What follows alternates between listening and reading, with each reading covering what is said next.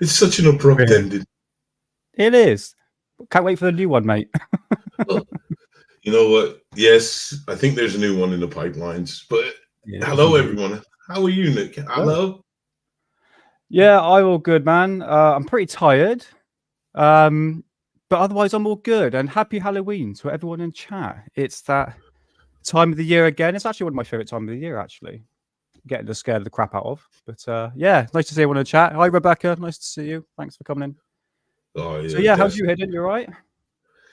Been a bit hectic today. I Mm. apologize. I wasn't able to attend the premiere of the video, so I don't know how terrible it was. That's perfect, mate. It was all good. It was all good. But yeah, so um, we were supposed to have documentary director Jamie Mitchell joining us. Unfortunately, due to his scheduling, he couldn't make it tonight. But please, we're going to do a show because really, don't you think it's a good thing in a way? Everything is a blessing in disguise because Yeah. I think this guy truly deserves his own show. Hi John. Nice to see you, mate. Yeah. Mr. Bell himself. So Yeah, I mean, we've got plenty of content to go through. I mean, ghosts, as we are the topic of the paranormal and ghosts today, there is plenty of footage. Saying that hidden, right? Leaving me to get all the material out there. I don't really mind, but I have to admit, I've stopped at a time period when it comes to about 2010 because I'm just coming across so much fake footage oh, in indeed. terms of like even like UFOs as well, but ghosts. It's oh my god! I thought I'll have to go back in time here just to see Well, I anything decent. how I kind of see things. I think the ghost footage or ghost photographs were Mm, probably the first things that were being faked or doctored. yeah, sure. I've got some photographs from very vintage photographs I'm going to go through today, and yeah, it's just a bit of experiment. Plus, we're going to have my ghost photo, which is 100% genuine, which is a world famous class of yeah, this is going to be something special. But we're going to wait. We're going to wait. We're going to sort of let the people come in. And oh, well done, John. Round of applause, Mike. Round of Well done. applause. Well done. Well done. That's Champion. Now you can be messed with YouTube like the rest of us get messed with. Welcome to Welcome the to the club. yeah. So Cheat yeah, show. it's going to be a very interesting episode today because we haven't really touched on ghosts. It's all been aliens and UFOs and stuff like that. Obviously we had the shadow people on the last one. Rotary, how's it going, mate? Thanks for being there, bruv. So Which yeah, it's going to be interesting. which was quite interesting because like the shadow this I think with the shadow people, they kind of verge into all realms of this conspiracy. Are they aliens? Are they phantoms? Are they interdimensional beings? Are they even figments of our imagination? Mm. It's a very But good point. I mean, I think it all connects in together, even like aliens and UFOs and even the paranormal. I'm going to put Bigfoot in there as well. So I think it's all more or less sort of connected in together yeah, well, as I sort of expand looking into it. you're pretty much there because if memory serves me right, at the lower end when Bigfoot sightings were going on, you Mm. know, certainly like the big buffer with the what is it, the Patterson footage? Am I saying it right? Oh yeah, the Patterson, the 1960s footage when the Bigfoot's walking, like the famous one we're talking about, isn't it? Yeah. But a lot of sightings around that time, they used to say that there was objects in the sky as well. Oh really? Ah, what balls of light? I'm guessing. I can't What? remember back there, but I know they were trying to how do you say add the Bigfoot sightings along with UFO sightings, saying there's a correlation. There possibly could be a correlation. Let's use the right words Yeah. here. I used to poo-poo that idea years ago, but actually coming to think about it, you spend more time researching, going down the rabbit hole, one would say, and you start to go, actually, no, something is connected. I think we should probably look into that at some point, Hidden. Well, mean, that's a subject. that's the kind of thing about everything. Like when I was down the rabbit hole looking at harp, you scratch more off of that surface, and you see a lot more stuff what they're doing. But anyways, hang on, went back up a bit. So you're saying harp is connected to Bigfoot? no, I'm saying that like you stop messing with this old man. That's all I'm Just saying. throwing that out there. Hi, Ricky. How's it going, bruv? Thanks for coming in. Much love, much love. Let's see. Rebecca's got a good point. Rebecca loves horror movies. She's even getting the sick bag from Terrifier too. Oh, really? Nice. Finally saw Terrifier 3. What do you think? Believe the hype. Yeah. Believe the hype. My missus wants to watch it, but she's afraid of clowns. And I keep on hearing Terrifier. It's a franchise now, isn't it? If it's got the 3 movies, I think is probably worth seeing. Oh yeah. Oh yeah. There's actually there's actually 4 movies. The Terrifier itself is 3 movies, but there's actually 4. There's another one called All Hallows Eve. All Hallows Eve. Okay.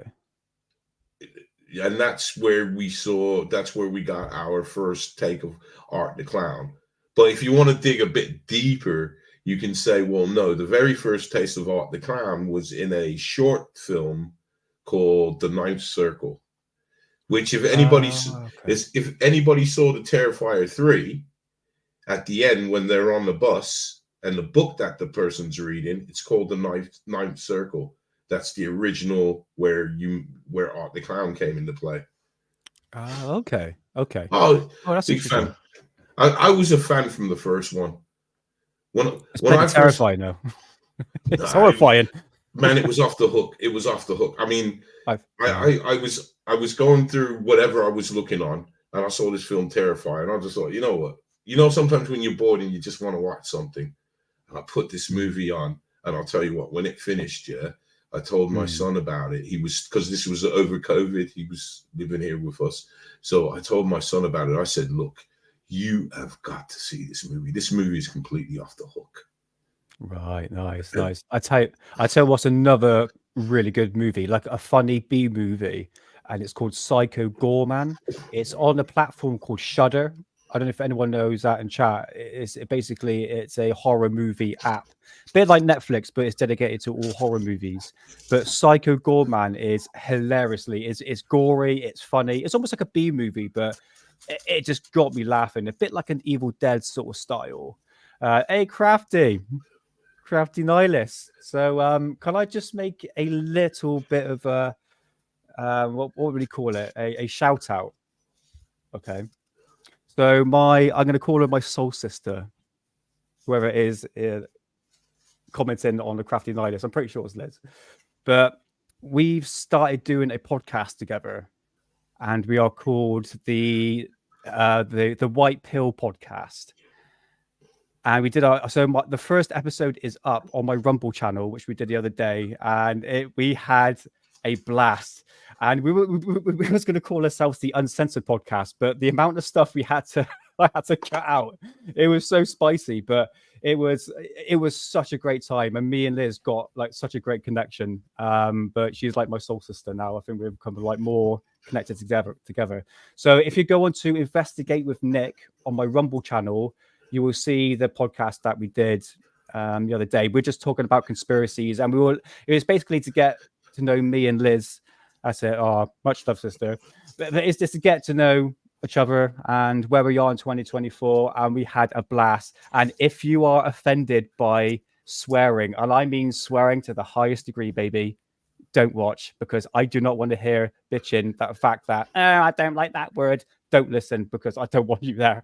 But man, no, that's fine. Yeah, don't listen, Hidden, because if we swear like the old Southwest as we do, we so it's part of our culture. But yeah, go check it out. Go check it out. Investigate with Nick. There you go. Nice. Well, since we're doing shout outs, man, that's a nice segue, because I do want to give a shout out to a couple of people. First of all, my friends Nina and Steve. Thanks for a good time tonight. You made me late. But also, no, I made myself late. I'm playing. But also, I'd like to give a shout out to Eat a Rap Daily. Now, I don't know if you're on here, but if you are, thank you for keeping the meme pages alive, man. You know, when I get, oh, never mind. But when I get back to where I want to be and need to be, I'm going back to work, and hopefully next week. So that's all. So that's it, man. Because I haven't been putting out videos, and I know I'm trying. I'm trying, my friends. Trust me. Thank you. Hey, how's it going? Thank you. That's my It is a missus nice and kid. pumpkin. My missus It's a and nice kid did pumpkin. that. Awesome. It did very well. If it was me, I would probably put a penis into the pumpkin myself. I'm that no, immature. I'm glad you got your own podcast. you can feel free to have your Tourette's moments over there. yeah, it's absolutely fine. Like we say, we are PG-13, and we are like totally X-rated on our one, especially the bit we have to cut out. Woo! So yeah, I mean, it's good. The thing is, it's good to sort of let go a little bit, you know, to sort of say it like it is, like how you feel. Because on YouTube we're restricted, but it's your channel, bruv. I totally understand that. So I'm taking a step back a little bit. I'm like, okay, let's just. But no, the podcast that we did, woo! But yeah, Rebecca, you're right. There are too many snowflakes out there. He's left. No, I'm not going there. Yeah. See, you gotta watch it, man. You gotta watch it. You gotta watch it. No, I agree. It's me. It's personal. I mean, like, after a while, doesn't it get a bit boring? No, like, not with me and Liz. Oh no, I think we're on fire, baby. Woo! I like to find other vocabulary words to tell somebody to F off. Sometimes I know sometimes you have to be direct because they don't understand what you're saying. That's fair enough. But I like the word. It's not a rude word. Well, I'm not going to say it. Go on. Twat waffle. I love that word. You got it out your system. You got it out your system. Hey, it's out my system now. We're supposed to be doing ghost videos. Ghost talking. Yeah. Yeah. Well, I tell you what. Let's get on with the show and let's bring up some old vintage photographs of supposedly ghosts and not cardboard cutouts. Bring me up, Hidden. Zap me up.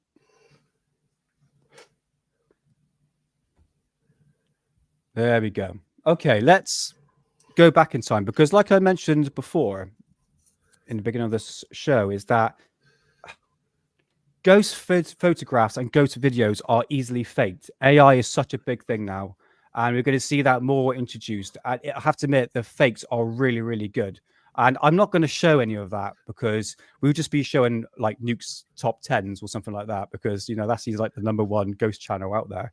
So I thought, let's go back in time and let's go throughout the decades and then we can work up to my stuff, which is like the mind-blown stuff, the real stuff and not the fake stuff.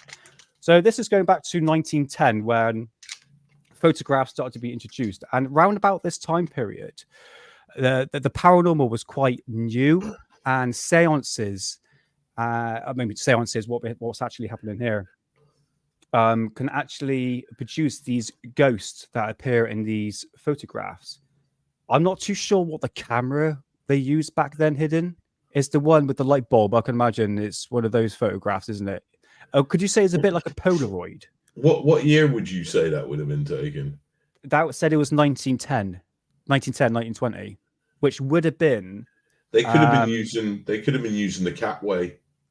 You know, where they release the cap, they have to sit for a while, and then they release the cap, and then the light etches the image on. Yes. That's what I think. Right. Is that they call that Yeah, sorry. No. That's cool. I mean, you see a lot of photographs of like dead people when they're like up in the upright position. Oh, that's what they used to do back in the days. That's what you used to do back in the day because they needed the body to be still. So I think you are right on that one. But this what would normally show up. Now, obviously, well, that shouldn't show up. That shouldn't show up in that kind of technique unless put it back exposure. Yeah, well, the only way that would show up in that technique would be if they stood there for a little bit and then walked off. That's how come you got this, because even though it's managed to etch some in, it hasn't etched in the full body. It's the only way you could have. You'd have to be in on it. I don't know. That face is too picture perfect, bruv. It's Look at too it. it's too different. No, I get that. Yeah, you have to admit that a lot of these photographs and practically Because all the of them might be face, faked. the face, yeah. You know. Let's move on to this guy. It looks like what's it looks like Nikola Tesla, doesn't it? Looks like he's got a scarf on his head. It is, isn't it? Yeah, or wig, like Jimmy Savile's head. Right. So yeah, again. You let that Okay, one right. slide. This is hilarious. this is hilarious. Okay. That's got to be I fake. think. No, this is real, bruv. What are you talking about? That is definitely not paper mache with A picture stuck to it. God's sake. Do you know what? There was a famous medium in Scotland. I can't remember her name. I know Ben the Jail Porter's done a video on her, and I think I've got a photograph somewhere, which in regards of ectoplasm, this is it. Could you remember these photographs from back in the day? You can see like all these ectoplasms coming out of the nose and the ears and the mouth and stuff like this. Not that one. Not that one. I do. Yeah, I do remember it, but that one looks highly suspicious. It's too good. I think it's too good to be true. Look, you even got like a badass skull in there. Look at that. You know what I mean? You've got a multitude. It looks like a cloth, doesn't it? That's just ridiculous. You see what I mean? Again, but at this time period, Hidden, people thought this was real because it's like, how can you easily fake this? This is almost going back to the Billy Meyer stuff and his photographs and his footage. Now we're in 2024 and it's been 40 odd years later. We're going, oh God, that's clearly a model on a string. Now we're looking at this stuff. We're going, oh, well, that's clearly a cloth. You know, double exposure can easily be done back then. It's very, very good. So you can see how photographs can easily be related. Oh, that's it. Yeah. Helena. Oh my God. Duncan. That's it. I've got the thing popped up there. Yeah, that's it. Duncan. Helena Duncan. Was it Helena? No, Helene Duncan. So yeah, she was a famous medium, which I think she's full of shit, to be honest with you. I swore I didn't. I do apologize. But yeah, if you want more information on Helene Duncan, go check out Ben the J.R. Porter. He's done a whole video on her and her basic experiences and her jail time, all that sort of stuff, all the fakery and BS that goes with it. So moving on, yeah, this looks like she's choking on some like chicken wing, like raw. I cannot take these photographs seriously. I'm sorry. What kind it's a cloth. But what kind of interests me, like when you see that kind of stuff, it always reminds me of, you remember spiritual surgery? Do you know that phenomenon? No, remind me. Where they just can touch in, but some of these people seem to be able to go inside your body and remove things from you. That's interesting. I've never heard of that one before. I think I personally think it's a scam, but a lot of things is. This guy looks like he's blowing out some hella smoke there. That's what I'm saying, bruv. Like, he's just taken a massive hit from a bong. He's like, I'm sitting back here and relaxing, bro. I'm chilling out. I'm taking it easy, man. This is a exactly. That's 420, exactly. Man. That's look. If you zoom in on his nose, ain't that the roach? my man's going hardcore, man. That's some like 1940s bong system, man. Get you a whitey on that one. Yeah, man, he's absolutely getting creamed on this one. But you can see the ganja smoke here is clearly a cloth. Okay, let's just be honest here. Yeah, see, he remembers that one. Thank you, Mark. I'm not remembering things from an alternate universe. I think psychic surgery, it's called. Yeah, psychic surgery. Right. Okay, I've heard about that. Yeah, psychic surgery. Yeah. The old thumb trick. See, with that, if I could speak with someone that underwent it and they backed it up with medical, like, oh yeah, there was a tumor there, and then a month later the tumor had gone. Yeah, you know what I mean. And no way in this time that it could shrink on its own or disappear. There's no way. I've heard stories of that. Yeah. Yeah, that's Well, amazing. if I could speak to somebody that says, look, I had the spiritual surgery and that's what happened, and they can back it up with medical proof, I'm all for it. I just always thought the same as you. The old thumb trick. That's how they played it. They had like they put their thumb down, then they had a fake thumb there. So when they're doing that, they pull out like would it be like chicken livers? Oh, right. Then they'll hold up the chicken liver, and that would be like the tumor. Oh, right. Oh, I didn't know that. Oh, bloody hell. That's interesting. So Yeah, any footage of that? Some people, there probably is, but it's going to be old footage. I don't know if it still goes on because I haven't heard of it. And it's something I heard of way back when. Okay. Psychic surgery. Seems like an old technique. Let's move on. So we're going to, where was this taken? 1930s, 40s. So we're going like 20 years ahead. This is a very famous photograph. I have no idea where it's taken. That shows how much I've done research on this. But you can see this. If you put best photographs of ghosts or best ghost photographs, this will come up 100% as like the first image you will see. It was taken in an old manor, which I can't remember. I think it was in Sharhampton. This was taken in England. And this is a very famous photograph of a clear apparition figure. So when I say apparition, it's a human figure, isn't it, Hidden? If you want to correct me on that, if I've got that wrong. You go as far as it's called that full body. Yeah, full body apparition. That's it. Yeah, I'm seeing the image of the Virgin Mary. It is, isn't it? Actually, you mentioned that. Let's zoom in a little bit. Let's zoom in. I like that. I've always liked that picture, even if it's fake. I still would always like it. It is. I have to admit, I think a lot of these old photographs are fake, and there's one of them I'm going to go into a little bit later. That's quite famous. But in regards of this, again, it's too good to be true. You know what I mean? I don't understand how we cannot take an old camera that was used back then and try and at least try and take some ghost photos, sort of, you know, for instance, go back to the same place of where this was taken and try and capture the same apparition with the same camera. Do you know what I mean? You know, if we've got the technology, you know, to get the camera back then, I'm pretty sure we can replicate it now. But at the moment, it's too much AI stuff. You know what I mean? Yeah. Right, let's move on. This was another one. I like this one. As a tattoo, I think that looked pretty cool if that was done properly. I remember this one as well. This no idea where it was taken. Yeah, that looks like it's too good to be true. That looks like that should be on a Led Zeppelin album cover. Or Black Sabbath. I think a Black Sabbath would definitely suit that more. Hell yeah. Right, moving on. Okay, so this is fake. And I don't have the debunk of it because I'm an idiot. I didn't do my research properly. But this was actually taken from a postcard. So this apparition that you can see here, and this was a burnt out building. It's like a factory. And this was basically inserted. Now, this girl here was from a postcard. And I should have put the postcard here, but it was basically cropped in to make it look like there's a ghost apparition there. And that has been debunked. So if you want to go have a look for that, go ahead. But it's still good, isn't it? Yeah, I like it. I like it. That's good. Just with children, it creeps me out.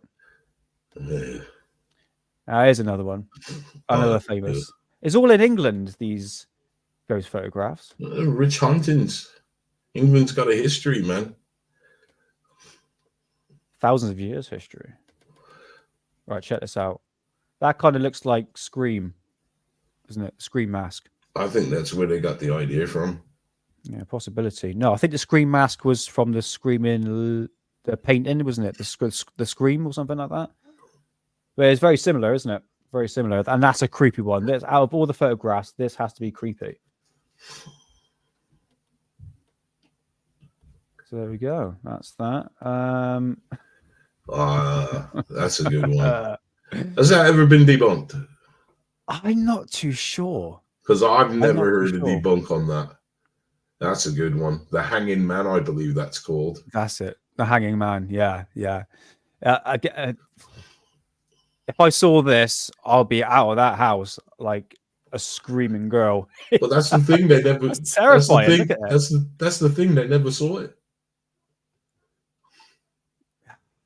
I don't know what to say. I have no idea if this was debunked or not. Probably someone in chat might know. I don't think it ever was.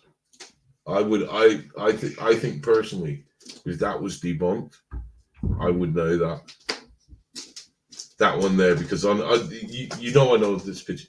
Oh, thank you. I know of this picture because I could tell you what it's called, what we call it now in this paranormal thing. But that to me is what I would expect to see in a dark manifestation. Definitely, as it's a very black and white photograph. You can see it's been contrast bit. Well, that would be from the lighting, probably coming off the candles. But look at the arms. Look at the head. I mean, I don't know if that's shadowing, but especially the hands. That looks like it's still forming. Like there's smoke there. It looks like it's moving, isn't it? It's like the arms is distorted, almost like it's like, moving side to side.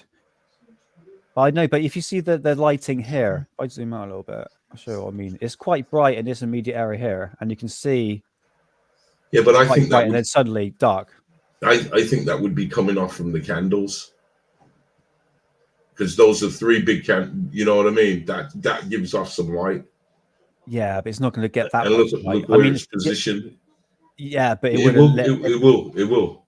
Those 3 candles can light a room. You get what I'm saying? Yeah, I understand. Yeah. That's it. But if it was a real person now, you can clearly those candles would have lit up the head here. You can see. I don't know if that's really you. So, but anyways. It's good. It nevertheless is scary. Right. I don't find that picture scary. Go back to that one, because I'll tell you what, really, that is one of my favorite ghost pictures of all time. Oh, this one, the hanging man. Yeah, that's what is on here. It's the most creepiest one. It really is. Good night. Oh, we've got a guest, have we? We've got a guest. See. No, okay, fine. All right, moving on. Right. So this was taken from a very old documentary back in the 90s. I was trying to find it and I couldn't find it on Google. It was like the world's most scariest ghost footage or something like that, and probably from like the early 2000s. And this is called The Golden Lady. I haven't seen this one. You haven't seen this one? Okay, well, don't worry, because let's bring up some video footage of them actually. Yes, don't worry. I've got everything. Let's see. Oh, I'm going to divert, but I'm just... Is that really it? Because I'm not sure, but we'll leave it at that. What's that? Nothing. There you go. I divert. Okay, all right. Okay, all right, fair enough. So I can't do 2 things at once. I can swear a lot and do other things, but no, I can't do. This is PG-13, my friend. Yeah, I know, bro. I know, brother. I know. Right. Bring this up and let's have a look. At also, lady. While his mic is breaking up, I also just want to say to you guys, if you guys got any scary stories, I know, John, I'll be sending you the link soon if you're still here. I should have said that at the beginning. But if you guys got any scary stories and you want to come up and tell us if you had any experiences, but that's towards the end, so think about that, yeah? And what do we have here? We have the Golden Lady, right? Hold on to your hats. Golden Lady. This sounds like a Chinese takeaway. It does, isn't it? I'm going to say golden showers then, but let's play. This weird tale begins with these 2 men, Guy Winters and Terry Lambert. He looks like the guy from the For years, Guy and Terry have heard rumors about a haunted mansion on the outskirts of town. People would see a ghost of a female, an apparition that would drift down the lane that led to this old house. Intrigued, the men decide to investigate the deserted house with their own cameras. This is the actual videotape from that unforgettable night. It was probably around midnight. The storm was going, lightning crashing. Lightning like I've never seen. It was like dripping plastic out of the sky. Really strange. And in the clump of trees there was this big 2-story old brick mansion, abandoned, kind of dilapidated looking. Unaware of what awaits them, Guy and Terry go inside. Everything throwing shadows through the house, so it was pretty eerie. And basically, we took a series of pictures all through the house, upstairs, downstairs, stairwells. Terry claims that he then ventured back outside to take more photos. I took a series of 3 pictures of an upstairs window. And after I took that series of pictures, I went around to the back of the home and I took a picture of a doorway. Still in the house, Guy continues his investigation, but suddenly he feels that he's no longer alone. I felt this presence come over me, and the smell was like sulfur and roses. Real strong smell. Hear that? Heartbeat. Bump, bump, bump, bump. And this heartbeat was in my head, but it wasn't my own heartbeat. I really felt like I was dying. This feeling of anxiety was just overwhelming. And I was afraid I wasn't going to make it out of there. Guy and Terry run from the house, afraid to stop until they reach the safety of their van. But this ghost story is far from over. It's just one of the things. When Terry develops the film from his still camera, What's that, mate? What's that? No, never mind. Did this fly over his head? he's shocked by what he It's sees. probably best to. It's probably best to 3 stop it. consecutive pictures of what appears to be a woman. So was that, mate? I was going to say it's probably best just to stop it anyways for copyrights and then play it again. Yeah, I was going to say that. No, fair enough. Woman glowing in a pink light, floating in the 2nd-story window. Another pink shape is captured at the back door. Pretty much, it blew me away, I have to say. I've never seen anything like that on film. This looks like something like The Exorcist, doesn't it? It's bloody scary. But if I saw my that, knowledge. if I saw that on my phone, I'll be gone. Russ, but it's what you see. I wouldn't be me personally, because if I was in that position that I'm a hunter, you don't run when you find what you're looking for.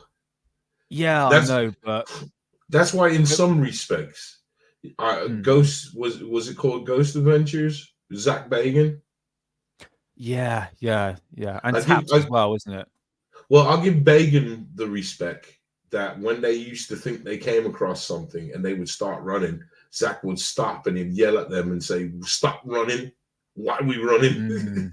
Because I understand. You're finding what you're looking for. I like Taps because Taps went in as debunkers.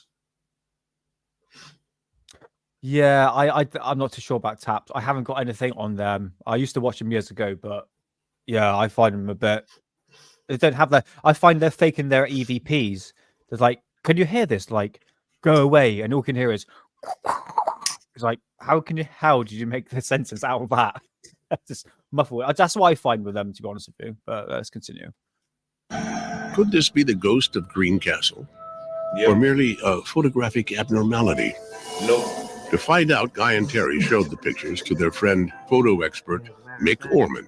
All I can tell you is that what is in the picture came from the negatives. It's very interesting and a little unnerving. Next, these mysterious images were analyzed by computer graphics expert Sean Dempsey. It's during Sean's high-tech examination that the photograph reveals another startling secret. And then I tried something called bas relief, which basically takes the light and dark parts of the picture and emphasizes them. And I got the creepiest thing from this one photo. Her face, and I don't know how else to describe it, but that to me just looks like a skull. I've got to be honest. It's either... It does, but he's adding, a certain layers of effects to this photograph. No, but sometimes you have to do things like that to pull the image out. It's perfectly understandable. Yeah, but the thing is possibility. Not saying I'm a debunker in this photograph. I'm saying, but it's given the illusion Much love. this effect. Sorry, who's giving Yeah. best love? Hey, Tara. Yeah. But I'm glad you're stating that, because I had to come into defense on that, because I've had to do that with pictures that I've done myself. It's not that you manipulate them, but you have to bring out what's there, because when you look at just a normal picture, it's flat and you can't see what you want the people to see. I understand. But there's a possibility as he's laying this effect onto this photograph, you can see it's almost given the illusion as a skull. It does look like that. That's a way. But in one of the regular pictures, I saw that it looked like it was taking a shape. And see, what I found weird with that story, or should I wait till the end? Yeah, wait till the end. Yeah, do you want to carry on? There's only a few minutes left. Yes. A real photo of a ghost, or it was done with a photographic technique that I don't know about. With experts at a loss for answers, if Guy you're and sure, Terry then do have it. their own theory. They now believe they photographed a real ghost. But if this is true, then whose spirit is it? Guy believes that the Pink Lady is a woman who lived and died here in the early 20th century. Her name, Irene O'Hare, the same name that they found scratched under one of the bedroom walls. Guy and Terry make more trips to the mansion, but the ghost of Greencastle does not reappear. However, the men capture two other images that are just as difficult to explain. The first is this photograph of what appears to be a woman in a flowing gown. Due to her intense color, she is known as the Gold Ghost. The second strange event occurs while Guy takes pictures of the mansion. Suddenly, three cloud-like shapes fly by. I remember this. Is this merely fog or some type of mist? If so, it would need a strong breeze to travel this fast, but Guy's clothes and hair never move, indicating that no wind is blowing. Unfortunately, these and other questions may never be answered, because the mansion was destroyed to make way for this cornfield. But the memories of the Greencastle mansion live on with Guy and Terry, who may have done the unthinkable, capturing images of visitors from the other side. Fake. No, but it's intriguing, isn't it? I have to admit, I put this one on the show because it's one of those photographs that was taken by a film camera. And I'm not too sure if that film footage of those two guys there was when they were actually taking the photographs. But nevertheless, it's really good, isn't it? It's good. It's a good one. It's a good one. It is. And he's coming with, like, what I liked is how he introduced the smell. Like, he told you he smelled brimstone. Well, that's never good. That's never good. But then also the rose. That was it, wasn't it? There was a rose scent. Yeah. So yeah. There is something going on there with good and evil. Seeing nobody ever focused on the other picture with the one with the person at the back door. Oh, I see. Yeah, it's like there's almost like separate entities that's involved. Okay, right. Where are we at? Let's bring the photograph up. Right. Okay. So yeah, this is the still photographs that was taken. I have to admit, it's really, really good, especially the bottom one here. But that's just freaking creepy. Right. Moving on to I saw this. I remember this one. Anything with ghosts and children is bloody terrifying. I remember this one. Yeah. I think this is like a pretty recent date, isn't it? This one. Yeah. I think this was out from South America. It was actually caught in their city hall. Hi, Tamin. This hello. Was it 2 again? I know this was in one of the Latin American countries. This was Okay, caught. okay. This was caught on their surveillance CCTV camera. It's the only still that it appears in, but there was a glitch that made him look at it. But there's supposed to be legends, like always. Whenever there's one ghost, there's a big story about something or the other. Yeah. So I do remember this picture. As soon as you put it up, I was like, yeah, I remember that. Nevertheless, it's bloody terrifying. Right. Moving on. Okay. We're going to move away from the old photographs and we're going to move on to my photographs. So everything you're going to see here onwards, which are fake. Which are fake. 100% fake. I'm a total Allegedly. No, total show. If one offered me £500,000 to lie, I would. That's how far I would go. Joking, by the way. So, what I'm about to show you is going to be balls of light known as orbs, some apparitions, and one photograph I'm going to leave at the end. Okay. I must stress, so the photographs have been taken from. Is me and my mum used to go to trips like to Cardiff. We saw Def Leppard one time. We saw Def Leppard and Slipknot as well was the other one. So we've been to various locations, and one of the apparitions I'm going to show you, I haven't been in years, so it's going to be a one-off. And I can't remember where it was. So these were taken in a cemetery. And we're starting off by orbs anyway. So I'll be good to hear the people in chat, your theories on orbs. People say, oh, it's pollution, it's a bit of dust and all that. Okay, I'm not ruling out that dust and even like mist and pollution can create, balls of light in a camera. But I found some of them through my research that big balls, you like big balls, don't you, Midden? Especially the ones that flash. I'll kill the person. I'll kill the person who told you that. That's my secret. But this is quite a. Hi, Lulu. Thanks for being there. This is quite. It's quite broad, isn't it? It's quite bright and very solid. Oh, sorry. So I'm not too sure, really. I'm really not too sure. I'm just going to throw it out there. Okay. So the next one is also taken outside into a cemetery. And notice the shapes and patterns inside this orb here. Can almost make out a face, eyes, nose, and a mouth. Like Thomas the Tank Engine. The shocked Thomas Tank Engine. No. But Jonesy. Yeah. Looks like he's saying, I haven't got the cold, man. Yeah.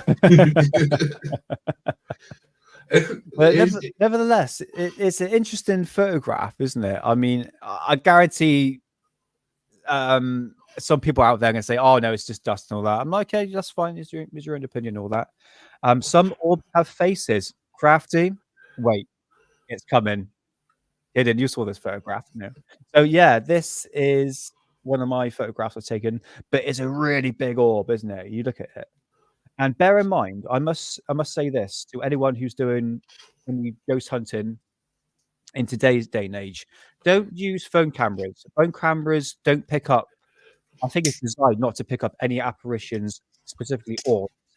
Go get yourself a camera from like the early 2000s.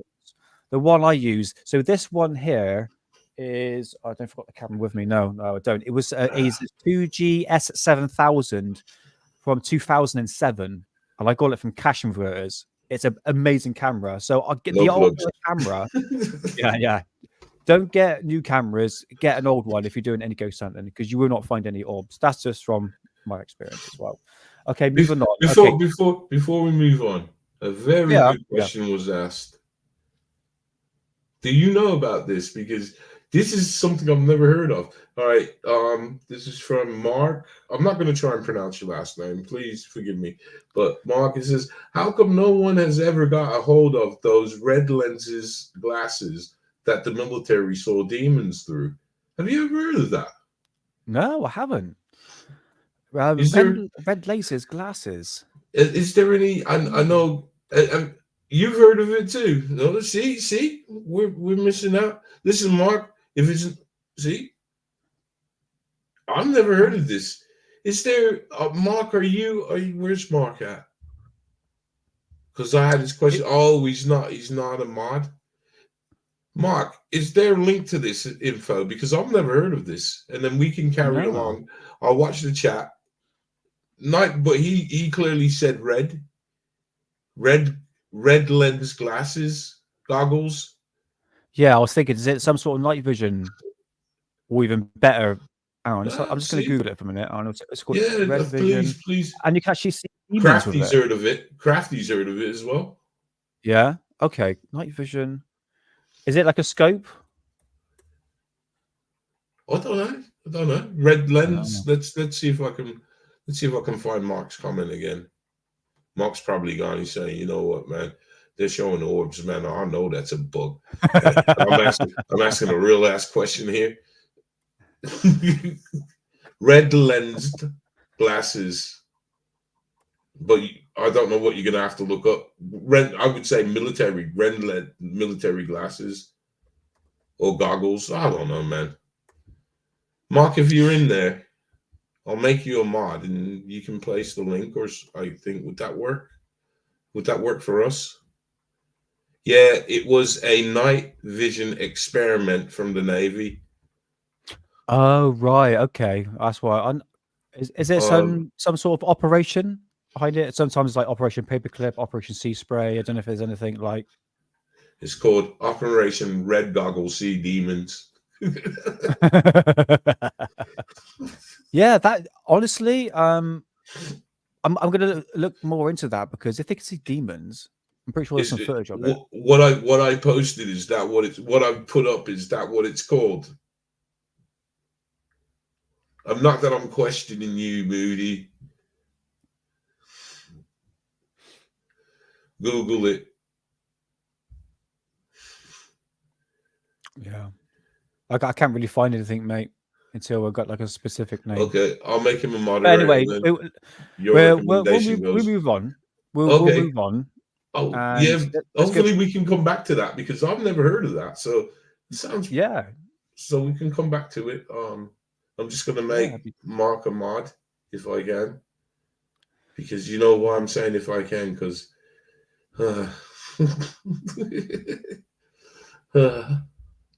right. Should we move on to some more balls of light? Okay, this one, pollution. Right, let's move on. Cheeky. I'm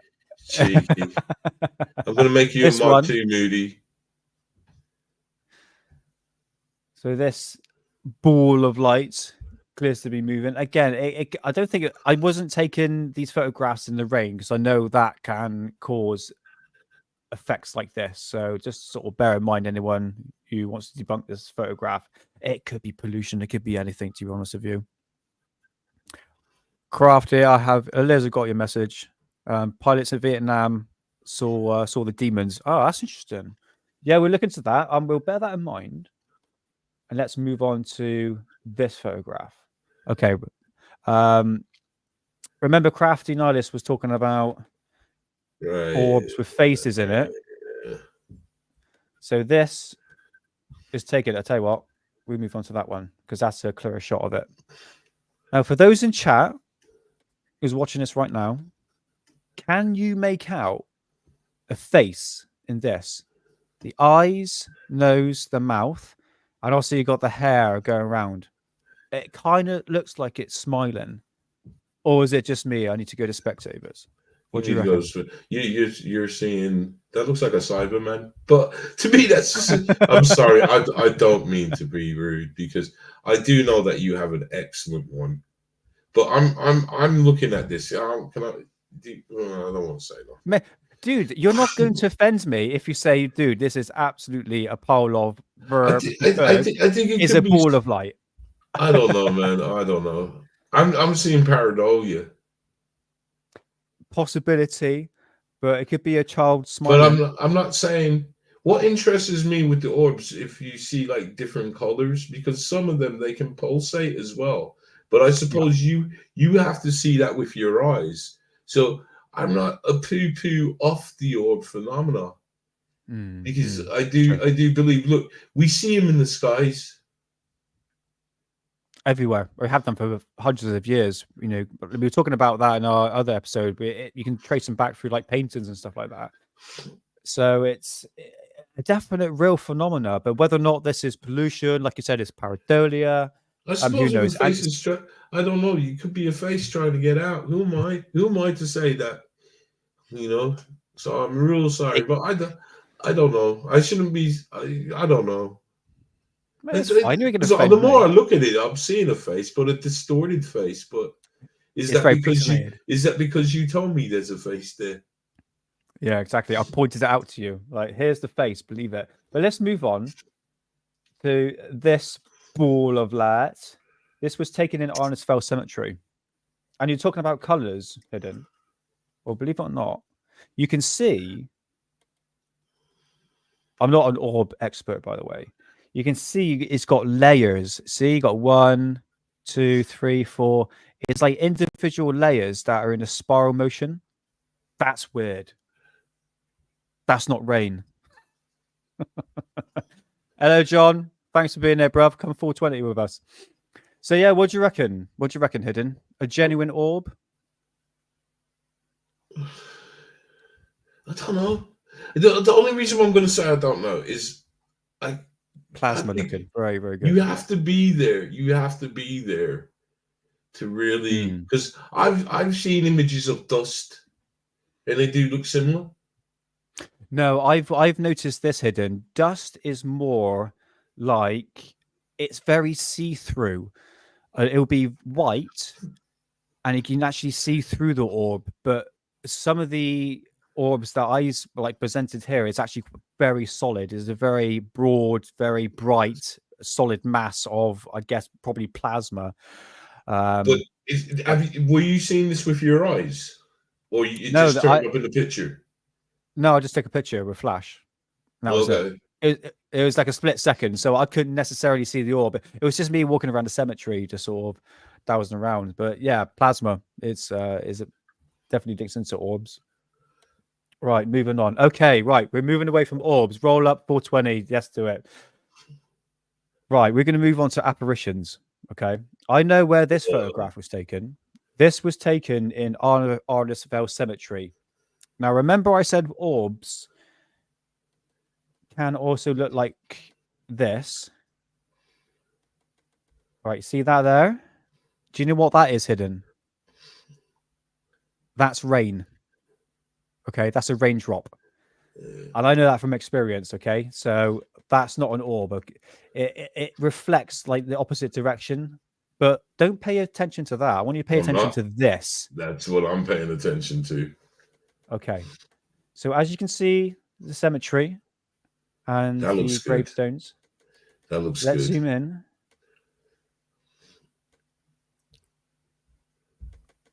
Okay. You're going in a bit too far, though. Yeah, there we go. Right, okay. Let's zoom out a little bit more. This apparition here is over the grave. Yeah. You can see this. Yeah, and it's one solid mass. That's why I wanted to see, because that's not bleed. You know about color bleed. Remind me. It's sometimes a basic effect where an object, because it's a bit brighter than what is initially being focused on, that object can bleed over the initial object, but that's not bleed. So you're saying what, out of focus? Is that? No, I'm saying that's good. That's good. Yeah, but it's like I could go with the statue of Mary. I could go with that, but now zoom out, because you can see that's not bleed. That's something in front. I'll tell you what I'm going to do, chat. I don't understand why the light is there. Okay. Yeah, this is it. I tell you what, this wasn't taken too far from where I live. So I'll tell you what I'll do. On our next episode, I will go to the same location, and I'll go to the exactly same place, because I want to go back to this place. It's huge. It's called Arnesfell Cemetery in Bristol, and it's massive. It's huge, and it's definitely got paranormal activity in there. But What's Sorry, this? Joe's got a question for Jose's got a question for you. He says, why do many times apparitions seem to have feet on their faces? Feet on the faces. Jose, what's going on, man? What's going on? You need to tell us some of them ghost stories. Feet on their faces? Ah, there we are. There we go. No, I was messing about. He just wants to know why do they have feet? Why do they not have feet or have faces? Same thing as like, why do ghosts have clothes? You know, it's a bit like, why should they have clothes? You know what I mean? It's a bit odd if they're apparitions. Just saying. And hey, green tea's in our chat. He's part of Crafty Knowledge crew. Green tea, how you doing? Thanks for being in chat. He's saying no. He's saying that's not the right answer. Yeah. Okay. But yes, anyways, we've had our fun and jokes. Thank you so much. But I don't think that's bleed. I think that's a pretty good picture. You took that? Okay. I took that. Yeah, that was myself. Yeah, that was taken by myself. So this one here. But what I'll do, I will go back to the original location. Yeah, thanks for being in here, Green Tea. It's nice to see you. So Yes, yeah, I'll go back you. to this original location and I will see whether or not it's a gravestone. But bear in mind, let me just go back a little bit. You can see, well, from my laptop, it's out of focus slightly. And if you have a look at the apparition, that's what I want to have a look at better, the cross next to it. It still doesn't know, because when you zoom in, you're losing resolution, but the cross looks good. I would still think that's not blade. That's the only explanation, in my opinion, that could be, and that's not it. So take the logical explanation off. Sorry. Yeah. No, that's cool. That's cool. I mean, what if there was an actual grave, what they call a gravestone behind it? I don't know until I go back there. Yeah. Because this was taken back in 2008, guys. This is how long we're going back. It's like Could 2008. you find that spot? Would you be able to find that spot? Yeah, absolutely. That's a good near idea. the entrance. That's a good idea. You know what? Take a picture, see what it is. We could come back to this picture, because I actually like that. It's good, isn't it? Yeah. and I'm going to defend it, but if I'm wrong, then I'll hold my hands up and say, well, look, I'm wrong, but I'm telling you that doesn't look like bleed to me. That looks good. That looks a good shot. And that's done in the daytime as well. Yeah, that's daytime as well. Yeah. If it's an apparition, you possibly caught one of the rarest apparitions. Oh, wait. A daytime apparition? No, a daytime apparition. A daytime apparition is very rare. It's not unheard of, but it's rare. It's true. It's rare. You never know what you're going to catch. You just got to go with the flow. You never, I mean, I've been doing ghost hunting for years. Yeah. That's what the seller said when he was on leave. You'll just never know what you're going to get. So let's move on. What does Moody has to say? Bring the comment back up again. He said, please don't show us no more orbs. I quickly tried to check it out. Okay. In order to appear in our world, these specters obviously have to leave their heads and feet on the other side. It makes sure that they come back to the other side. I see no evidence against it. That there is the best answer I've heard, man. Spot on, Moody. I just love how he ended it. I just love how he ended it. I see no evidence against this. Well done. Oh, well done. Well Moody. done. Well done. He's definitely got away with words. Definitely. If Nick didn't, you know what? If Nick didn't tell me to bring that back up, that would have just slipped under my radar. Yeah, that's why he's got away with words, Moody. This is why you got to bring his comment up. You always got to. Okay. Put away Moody's comment to the photograph. Not relevant no more, Moody. Sorry, Moody. Put away his comment. Just throw it in the bin like it's a piece of rubbish. So, if people in chat and people in the future is going to be watching this, You need to look at this photograph because this far in is the future? genuine. Like now, it has to be now. Otherwise, it's too late. But this photograph here is a 100% genuine, not fake. Okay. I have no idea where this was taken. I think it was, hi, Sonia. How's it going? I have no idea where this was taken. I think it was probably Cardiff or something like that. Okay. So what we have here, this is the original footage, which was taken in 2007. And I have, this is, like I said, the original one. I have all the details with it and everything. So what I want you to do is to pay attention. I can't really see it on this bit here, but this here is the stairwell leading up to the cemetery itself. Okay. But this bit here, I want you to have a look. I cannot explain what this is. Okay. I've seen this picture. So this is good. my laptop here looks different to what's on screen. So I'm judging what's on here. Okay. So this is a railing right here. And this is the stairs leading up.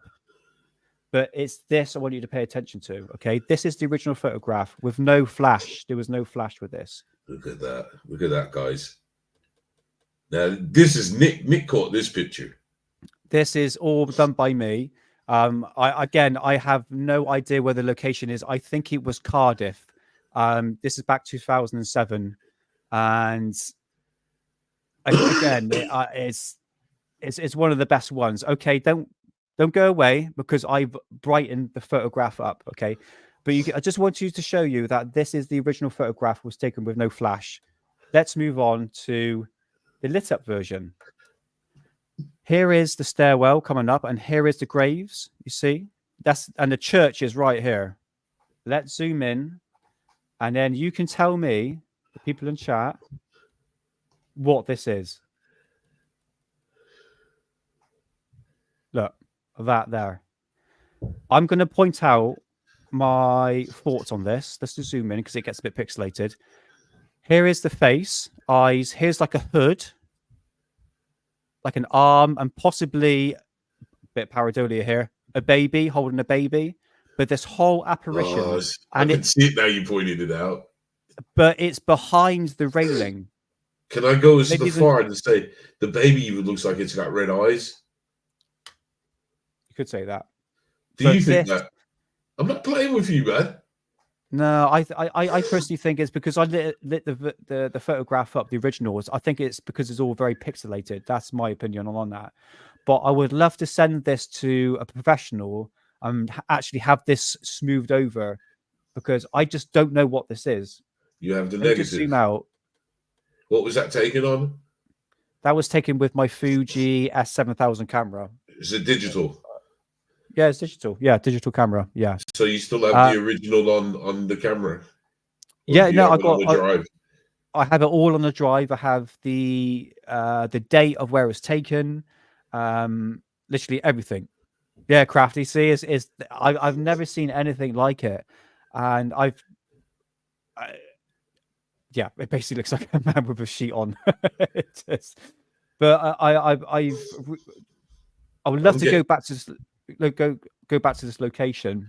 That's what I'm getting. That's what I'm seeing. I'm seeing a bald man.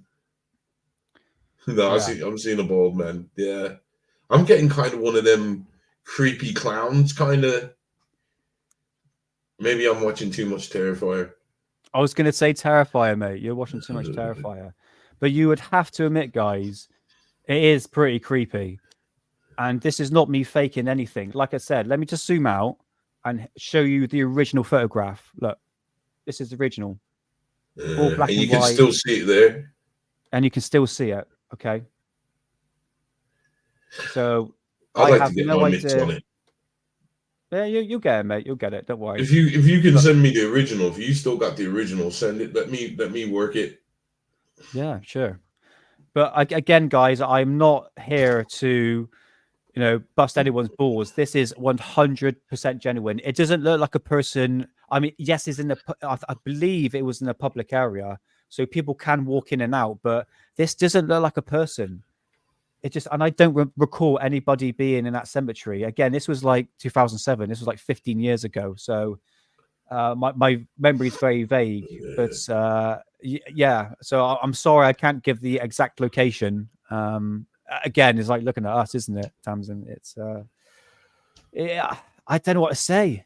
It's bizarre. It is odd. Yes. Green tea says it's fake. Green tea says it's fake. Anyone could say it's fake. Anyone could take for what it is, to be honest. So yeah, I'll just leave it there and see what anyone thinks. Yeah. But yeah, thanks, Tamsin. It's a good photo. Thank you. Really detailed face. Looks like ectoplasm.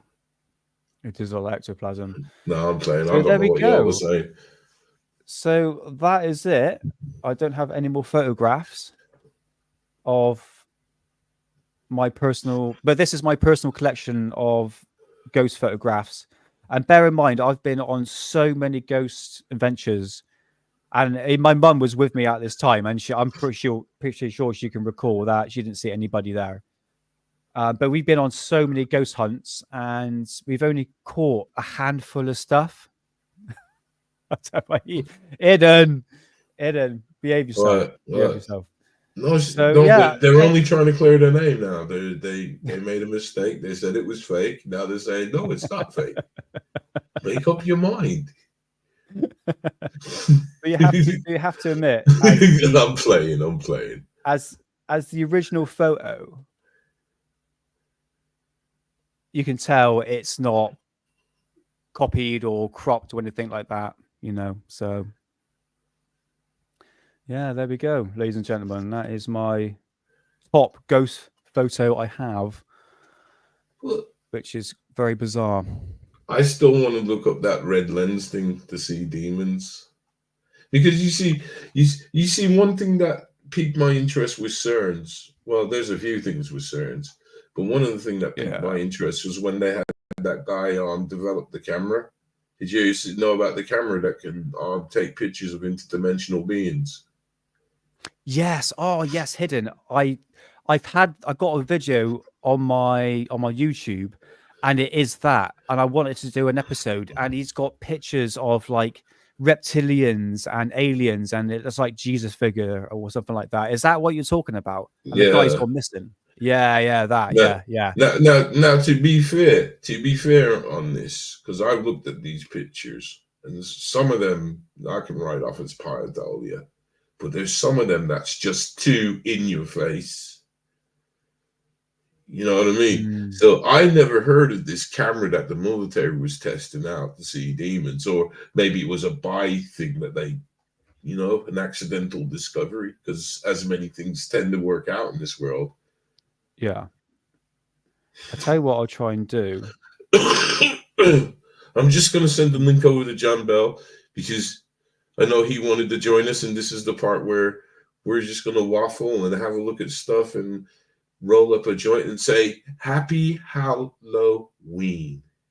Happy Halloween, everybody. Happy Halloween. Okay. Jose's got a question for you. While I send the invite over, and if anybody wants to come up, please come and say hello. Or more importantly, as it's Halloween, any scary stories that you may have experienced. Yeah, that'll be a good one for the people in chat. But let's get back to this question. That's it. How do you say the name, Hidden? I do apologize. Do you want to answer Joe's question? And I'll try and remember. Question.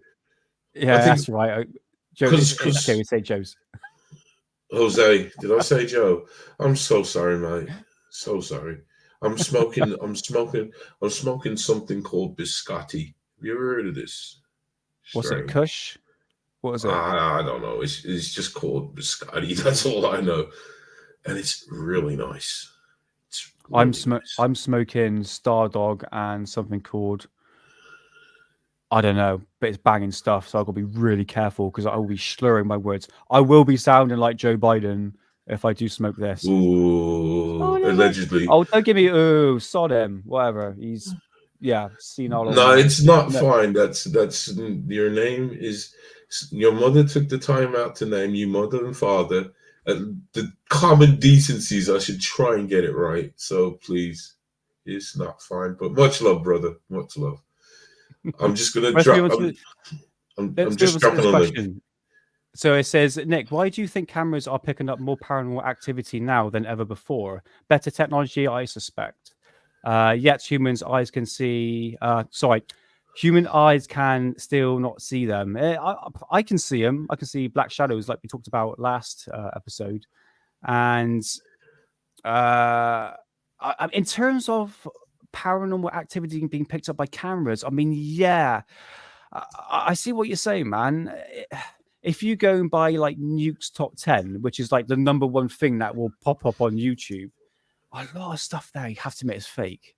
You have to admit hidden, isn't it? You know, with like modern day ghost photos and videos.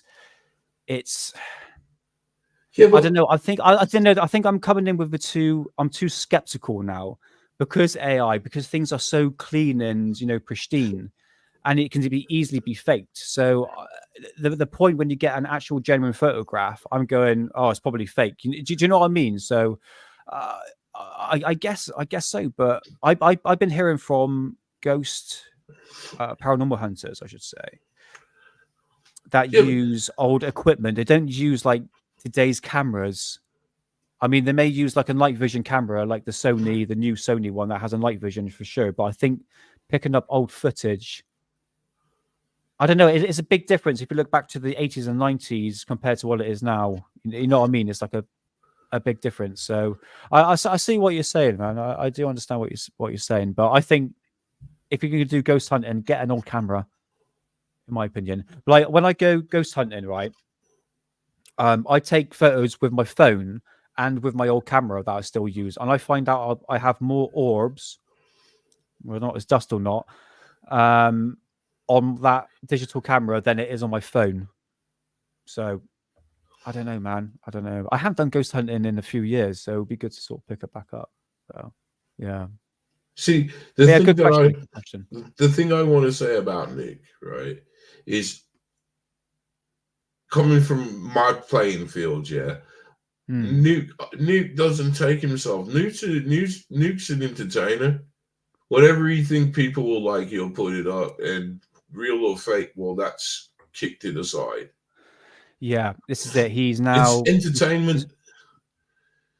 It is, bruv, isn't it? You know, when you look at Nukes, he's got over 4.4 million views. And see, the reality of ghost hunting, isn't it? It's quite boring, with sometimes nothing ever happening.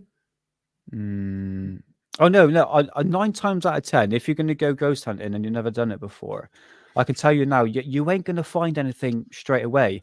The people that do find new footage and new ghost footage, it's just a bit of a fluke, isn't it? You just so happen to be in the right place at the right time when you look at it. So, it really depends. They might. The moon might can play effect into it, you know. I mean, it's different sort of. I mean, you might be more psychically sensitive to paranormal activities. So it's different one, man, isn't it? My neighbor, he does the ghost hunting. He's got some team together.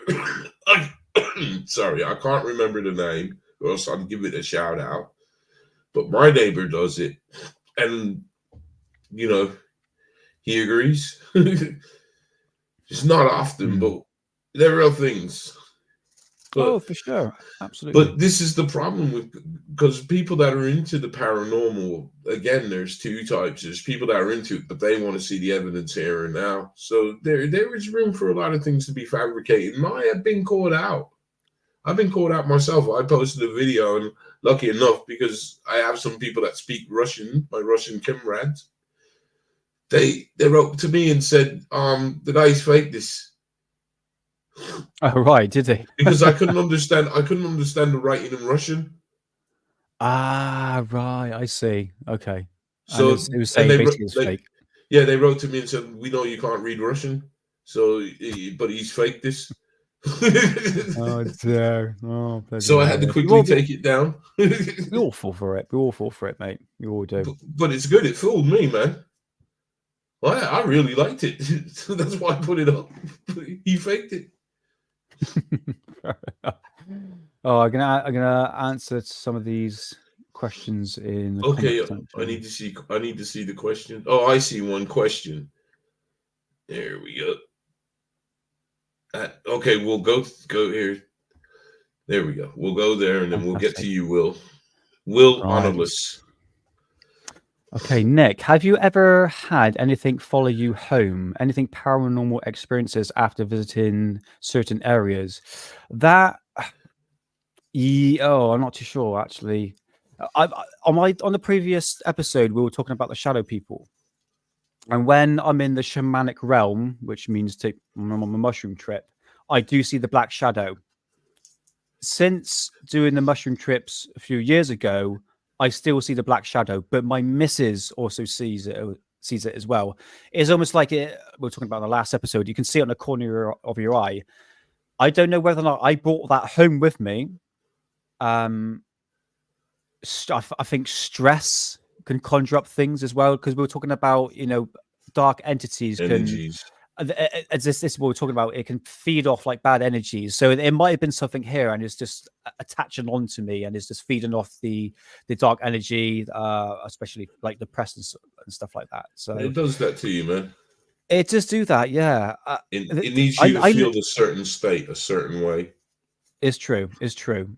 But bear in mind, going to your question, saying, has anything followed you home? I live next to a forest. I've brought a few people into this forest, and they said... And they never came out. No, people don't come out, mate. They don't come so, out. Hold on.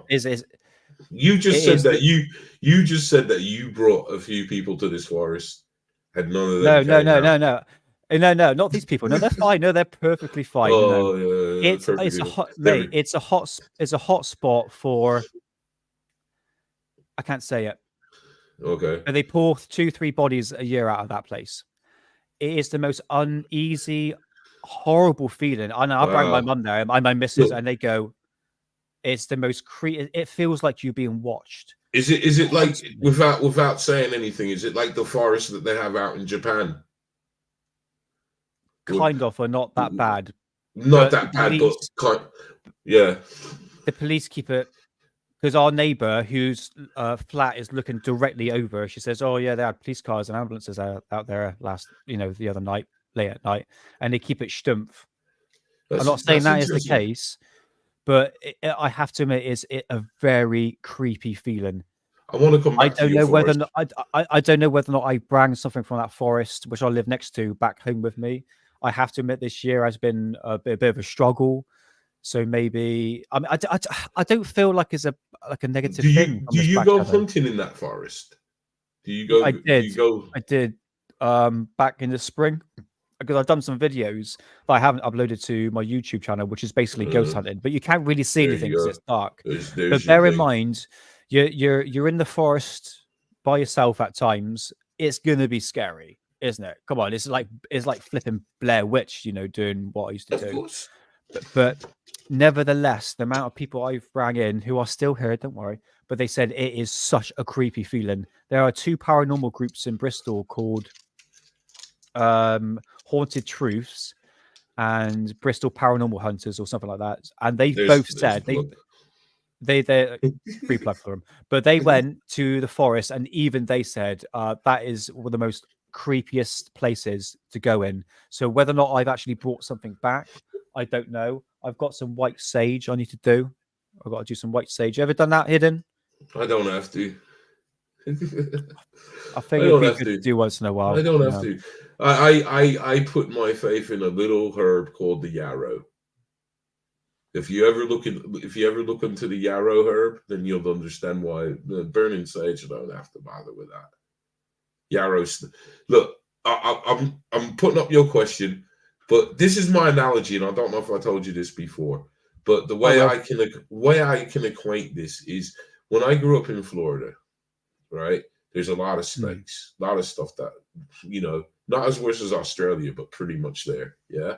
Yeah. And what we did was we kept a black snake in the yard. As long as, like, see, black snakes, they're very territorial. If they like where they are, they'll defend it.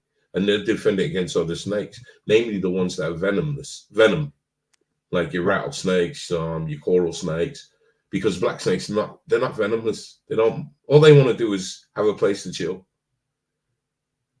Okay. So this is how I equate with the ghosts, because I understand that there's spirits out there. They don't mean no harm, you know. But there are other entities out there that are a lot different, and these are the things that the yarrow protect you from. Like, you know, like I look on it and I believe that sometimes my mom may want to come and look upon me from time to time, and I would like to be able to have that door open for her to come in. Now the yarrow ain't gonna go after her. Okay, I understand. And where can I get this yarrow? You can buy it offline. You can buy it online. I get it from a place in Scotland. Okay. You can buy it online, but look into the yarrow. It's a very interesting herb. So just look into it. You should always walk with it. Like, you know, if you do your ghost hunting, just put a little bit in your pocket. Just put enough. Just put enough. You know, like how you would say. Can you smoke it? No, you don't smoke it, man. You don't smoke it, but you just look into it. Just look into it. It'll explain. There's a lot of history about the yarrow. Okay. Well, I'm being very drawn to Glastonbury. I don't live too far from Glastonbury, and I went there a few weeks ago, and I'm pretty sure I'll have that herb in there. I'll bear that in mind, Hayden. I bear that in mind. But and always put a little bit in your pocket when you go on ghost hunting, because the thing is, and this is the key thing, when you are looking in the abyss, it looks into you. You understand? And if you're going in there and things are going on in your mind and stuff, and it sees a little way of eating at you or just turning you the way it wants, so like you're kind of a power plant for it, it's gonna do it. It will do it. It don't care about you, nobody. It don't care about your cats, nothing. It wants. Oh, I love my cats. Leave my cats alone. Should we get to this question? Yes. Question: what, in your opinion, is the biggest way to deter someone thinking they found something genuine, supernatural, and a fake? That, in this day and age, in 2024, is a difficult one, because I know we keep bringing up AI, but I was literally trying to find videos and like decent photographs, and finding whether or not something's actually genuine and something is actually fake. It's so difficult. If we're going back to the Billy Meyer stuff, it's like the UFO stuff. You can clearly see it's fake.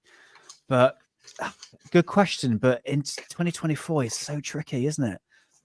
And how do you determine finding something is supernatural and fake? It's tricky, man. I think with data and proving that you're actually there, I think that does help, because a lot of photographs online, you see, oh, I've taken this photograph from somewhere, but you don't know what they were doing at the time. So having a crew of people filming, I guess that does help, being in a paranormal group. So, I mean, more than one eye is better than, none, if you see what I mean. So yeah. Well, that's what do you reckon, Hidden? What do you reckon on that one? I agree with some aspects. He says he loves giving headache questions. Yeah, I certainly do, especially when I'm 420 and I'm going, See, think on that one. I agree with some aspects, but I also agree with how I do this is I try and follow my gut, because that's all you can now. That's all it is, because you got to. But I feel sorry now, man, because this age is gone, and in this real, I feel that real stuff is going to be looked over, because everybody's going to start branding it as AI. Everything's going to be AI. I'm just looking. I think. Can you ban her? Sorry, never mind. Don't worry. I don't want it to interfere with the show, so I wasn't trying to bring any tension. I'm just looking for more questions. Oh, here we go. No, I just think, follow you got, and always just remember in this game we can have a bit of laugh. We can, so even if we do see a picture and may think it's fake, we could look at it in its creepiness. That's all I can say. Just try. But the way we can prove what's real is if we can talk to the people that were there who filmed it, get as much physical evidence as possible. You know, also a good thing is as well is to kind of measure like EMP spikes and all that. That's a really good indicator because you're looking for a source line of energy. Right. Me and Crafty, Nihilist, when we first met, we went to it was the Paranormal Society of Psychical Research or something. It was a conference in Bath, and it was talking about the paranormal and stuff like that. And there was this speaker, Crafty, you might have known, I can't remember his name, probably like Steve or something. And he was talking about paranormal equipment. Now, you mentioned not EVP, EMPs. You were talking about the frequencies, you know, the light that goes up and down on that device. Is that what you're talking about? Yeah. But Yeah, I'm not talking about that device. I'm talking that you can measure them anyways. I see. But if it just like, you know, the device you say, I can't remember what it's called, EMPs or something like that, EMF meters, I think that's what it's called. Yeah. In the conference, the guy was talking about how frequency is everywhere. You could pick up frequencies through a tree. You know, you could pick up radio signals. You know, put in a radio against a tree. You know, it's like a bit like an antenna. So that sort can. But yeah, he's not lying. Right. But the thing is, but it's not really a good source of evidence. Right. Here's how maybe this is how I look at it. You know, when they're testing athletes for drugs, when they're doing the drugs test on the athletes, they don't look for the drugs because it could be anywhere. What they look for is the blockers. Now, if you have this in your system, why do you have it? What are you blocking? That's how they look. They don't look for the drugs; they look for the blockers. Oh, is that an actual thing? Is it? Because who was the guy who did the French thingy? Luis, I can't remember. He was that French bicycle race. You know, when they Tour de Force. Yeah, Tour de Force is all that. What's it? I can't remember. There was a famous American athlete who was found out he was using steroids or enhancements drugs. But so there's actual blockers to actually block the tests to actually see. I didn't know that. They look for the. So when you're doing this thing, and everything is energy. Like the man says, there's frequencies everywhere, but they need energy.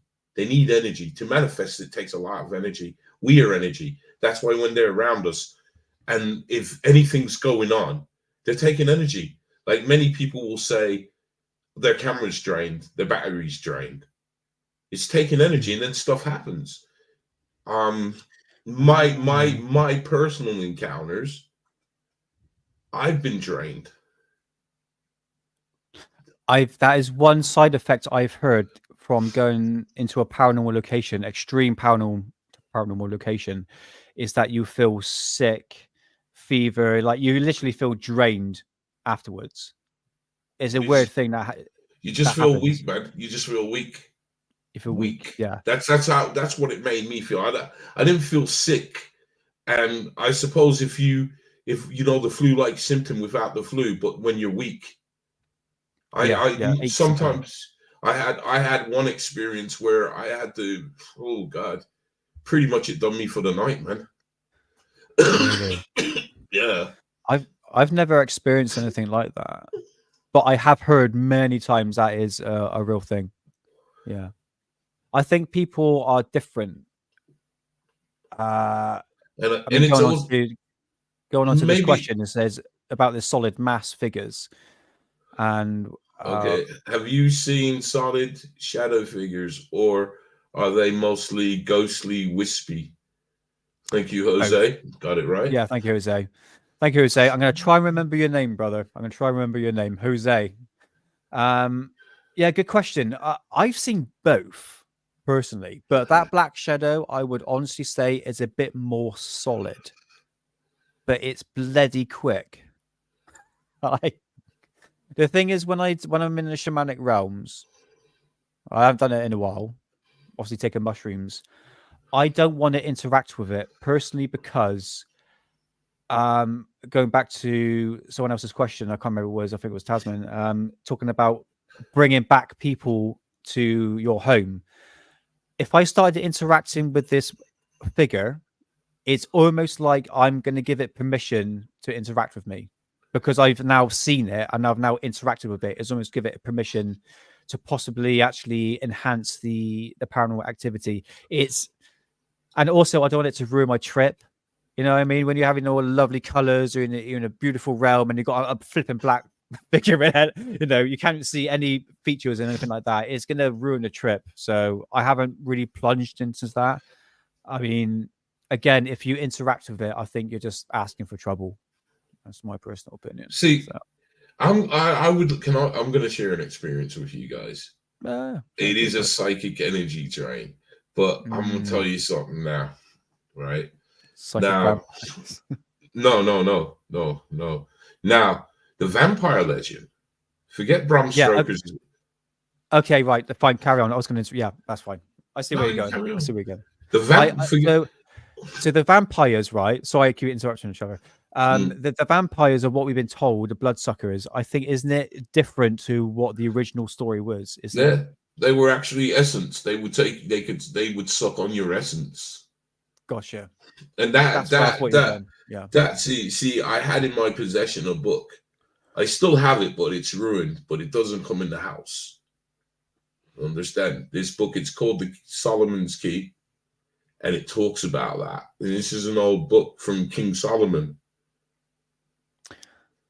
God, that's going back, isn't it? Yeah, it's an old book, man. Yeah. Solomon. See, the thing is, right? I see myself as a person of the light. I always will say that. But some people misunderstand me because I've delved into the dark side. But my only thing to say on that is that you have to know your enemy. If something's coming, I want to know what I'm facing. What is the potential here? You understand? And Solomon is Solomon's quite interesting. But anyways, Solomon talked about these essence vampires, where in some cases he would talk that whereas some people will, like somebody's sick, and as the other person's getting sick, this person's getting better. They're just taking their force, their energy. And here's my story that I wanted to say. Now, I knew about this, and it's not something I went out to look for. But I was in a flat visiting my friend. He lived in a tower block. And as I was down in the lobby waiting for the lift, this old guy came out. He looked homeless, disheveled old guy. He came out from the stairwell. And you know, like my spider senses went up, and I was just watching this guy. And the moment this guy looked me in my eye, I shit you not, I felt it. I felt it. He fed off of me. I felt it. Interesting. I felt it. Did he like communicate with you at all? Nah. Or you just felt his essence. You felt his presence. No, I felt him taking. I could feel it. I could feel it. Never had that before. And to me, that is your psychic vampire. He just looked at me. Not a word. Not a word. What did he look like? What did he look like? Like an old homeless guy.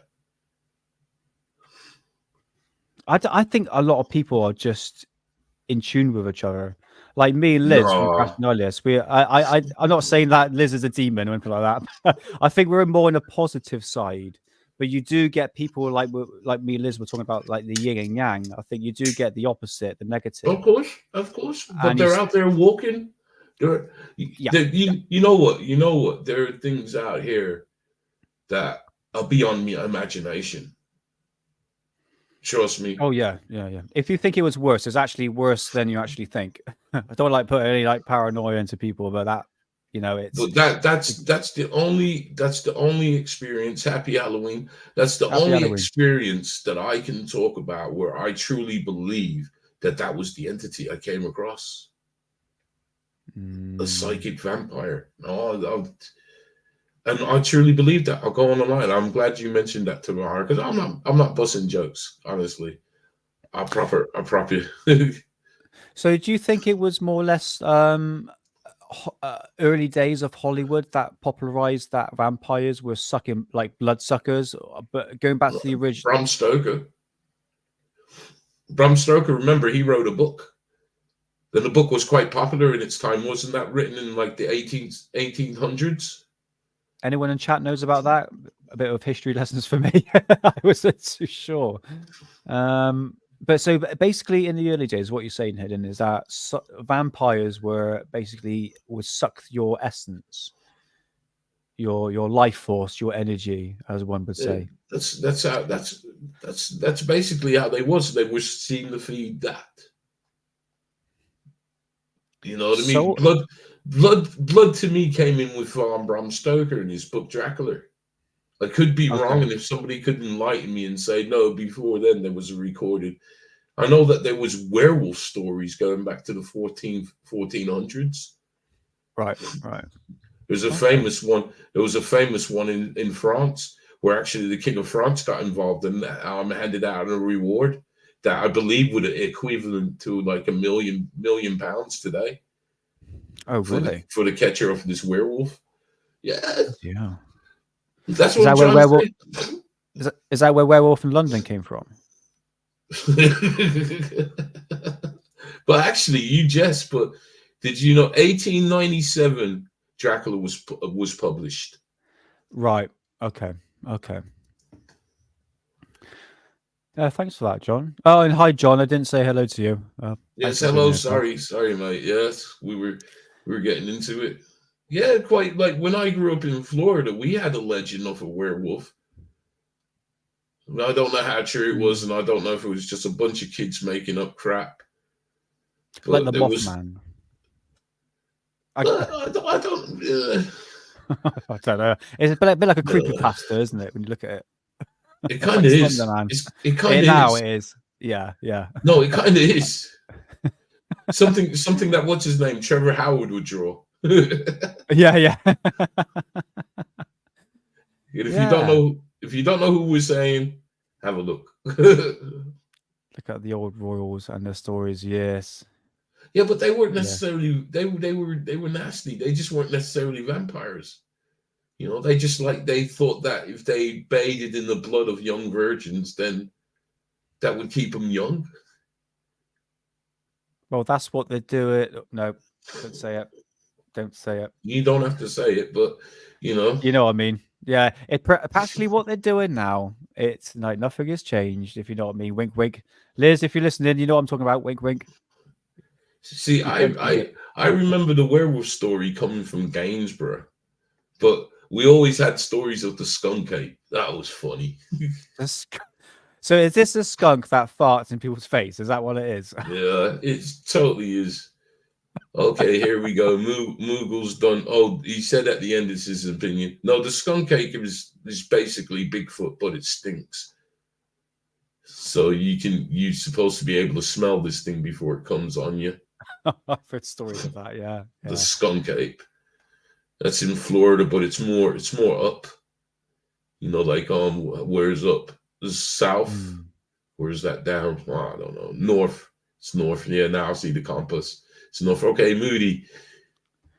The idea of vampires go back to pagan times in Europe mostly. They just weren't called vampires. They always appeared at times of strife or hardship. Look up vampire funerals, in my opinion. What do you mean? See, I'm gonna ask this. What do you mean by vampire funerals? Just a quick one. Is it like how they covered up the graves? Okay, let's see. Jose, well, werewolves might be based on Dogman or vice versa. Dogman may be real, just like Bigfoot. What do you think? I won't say it. You won't say what? You don't believe in a Dogman? No, forget about it. Oh, you believe in it? You're thinking of if Dogman and Bigfoot was to have a kid, would it be called Big Dog?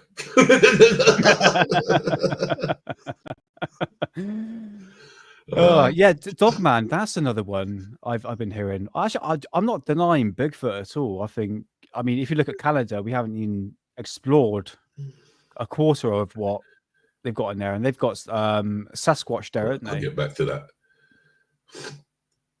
I think I think uh, I think that possibly they have a Bigfoot. Why not?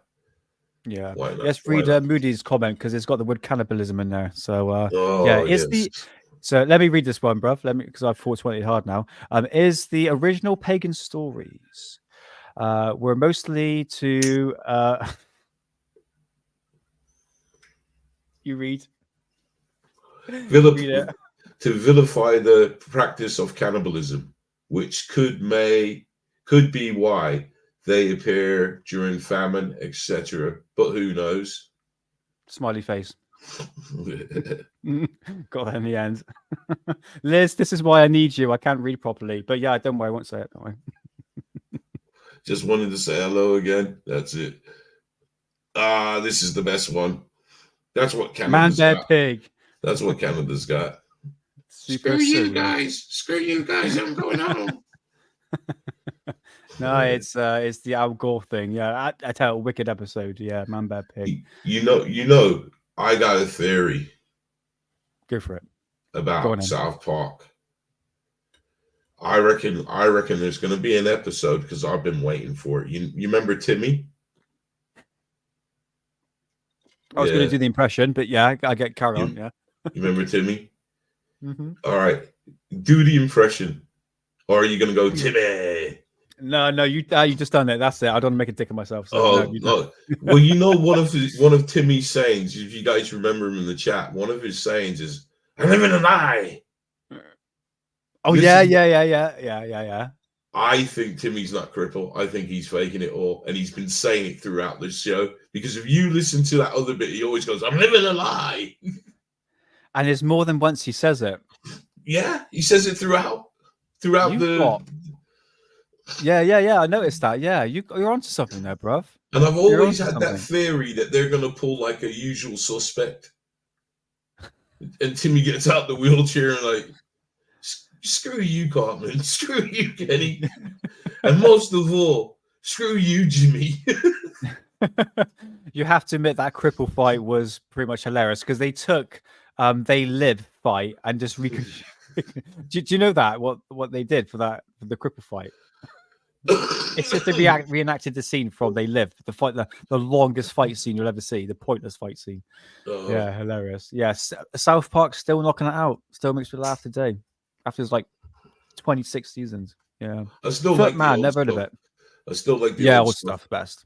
That's what would be. That's what Bigfoot and Dogman would. That's another term for the hybrid. Okay. It's a hybrid now. Okay. Skunk eggs, smaller and more reddish. Is that the meat? The meats were, because I reckon Jose's had one, slammed it on the barbecue.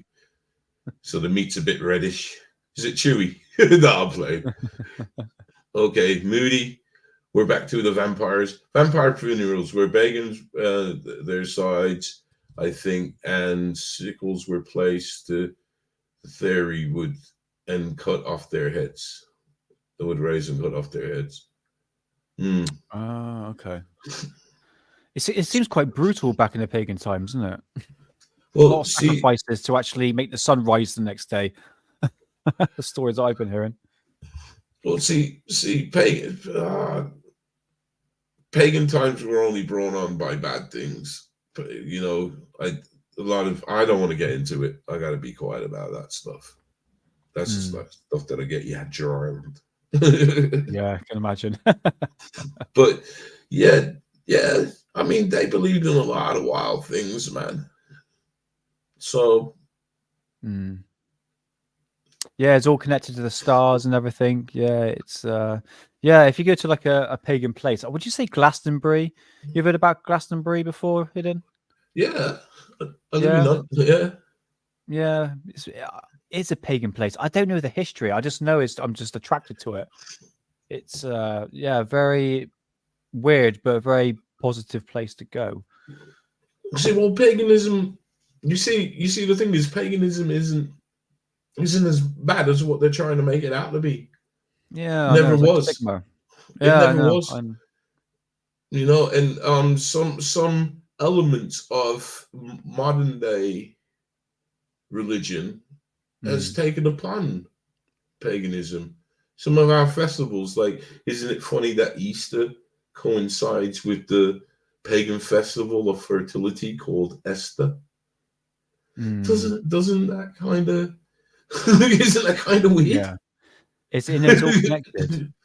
I mean, I was a big fan of like Jordan Maxwell, and I mean, people I know is a bit, I won't say controversial, but he says that all religions, even like paganism, is all linked up to the stars. Everything is based upon astrology to a certain degree. Again, another controversial topic. But but you think the pagans always looked up into the stars, isn't it? Yeah, but we look up anyways because we have this understanding that there's something that's looking over us. So just the fact that we look up, that's where Hidden. we stay No grounded. one. It's only me and a few other people are looking up. A lot of people are looking at their phones. They're looking down. It's like when they say, well, no, this is what I mean.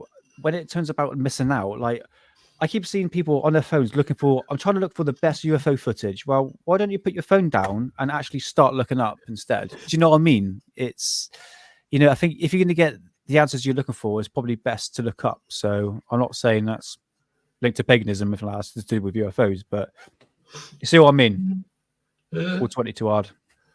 Yeah, I am too. But the thing that I like about paganism, now I'm not saying this is wrong, but what I like about paganism, they understand, kind of like they go into the elements and things like that.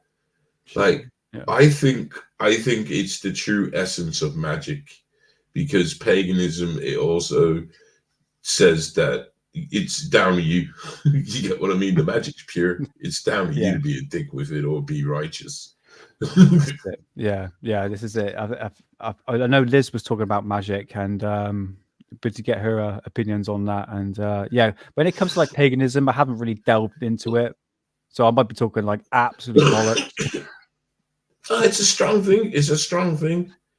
It's a strong piece of magic.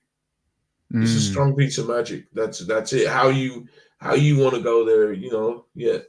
I don't know, but that's kind of not where we're at. We shouldn't, because I don't know. What's this? They say in 5 generations of humans born on the moon would be 10 feet tall and weigh less than 80 pounds. Can man in the high elevations become large and hairy? Are you still talking about Bigfoot, or are you looking for a date? No, I'm playing, man. I'm playing.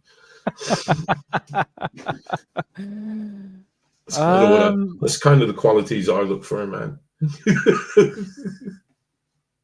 Wise choice. Very wise choice. I don't know. Why did I say that? Because we both 422 hard. This is it. We've gone nearly 2 hours, and it's part of that show where we slip up, interrupt each other. We've been doing that since the beginning of the episode. I know. So has anyone else got any more ghost stories? Anything to add? Before the Romans arrived, Britain was pre-Christian society. Britons were called Britons. Welsh were called pagans. Britons, and Welsh were called pagans as well. Oh, okay. This is good about chat. We can get like a history lesson. It's nice. It's like your own personal fact check. Go ahead, Hayden, you can read this. Sadly, the Romans made sure we don't know much about the pagan religions and rites. Most are a reconstruction. Other things guessed by looking at graves and rock carvings and etc. Yeah, that they haven't moved down to the history museum. Yeah. So everything's still preserved. I'm going to be honest with you. When I was in Oxford, right, when I saw David Icke with the Crafties, I went to the National History Museum. Hidden, and people on chat, everything was fake. Everything, 100% was fake. And they're saying, "Oh, this was taken from this area." I was like, "No, it's not. You can clearly see it's fake." But I understand you In need to what sort of aspect? preserve In what aspect plastic. do you mean Dude, everything was fake? yeah, they had literally dinosaur bones that were clearly faked. Clearly, there's no full size model of a dinosaur, and they had like a few of them floating around. I don't know if you've got any photographs on there. I don't think I do. But yeah, like they even had like these like ancient skulls, and they just look plastic. And I was like, everything is here is fake. Okay, they had a few bit of pottery and all that sort of boring stuff, but they did have a tortoise that had a head that looked like a penis. Yeah, that made up for it then. Dude, I looked at it, I thought, oh, it made me chuckle, I have to admit. And then I left and had a smoke. So yeah, that turtle had literally it was like a schlong. It was so perfect, and it was like, let's move on. Anyone got any more questions? I think there's one from Tams. Do you think there's a connection between spirit entities, whatever, and electricity? Oh, I guess whatever means anything. And electricity.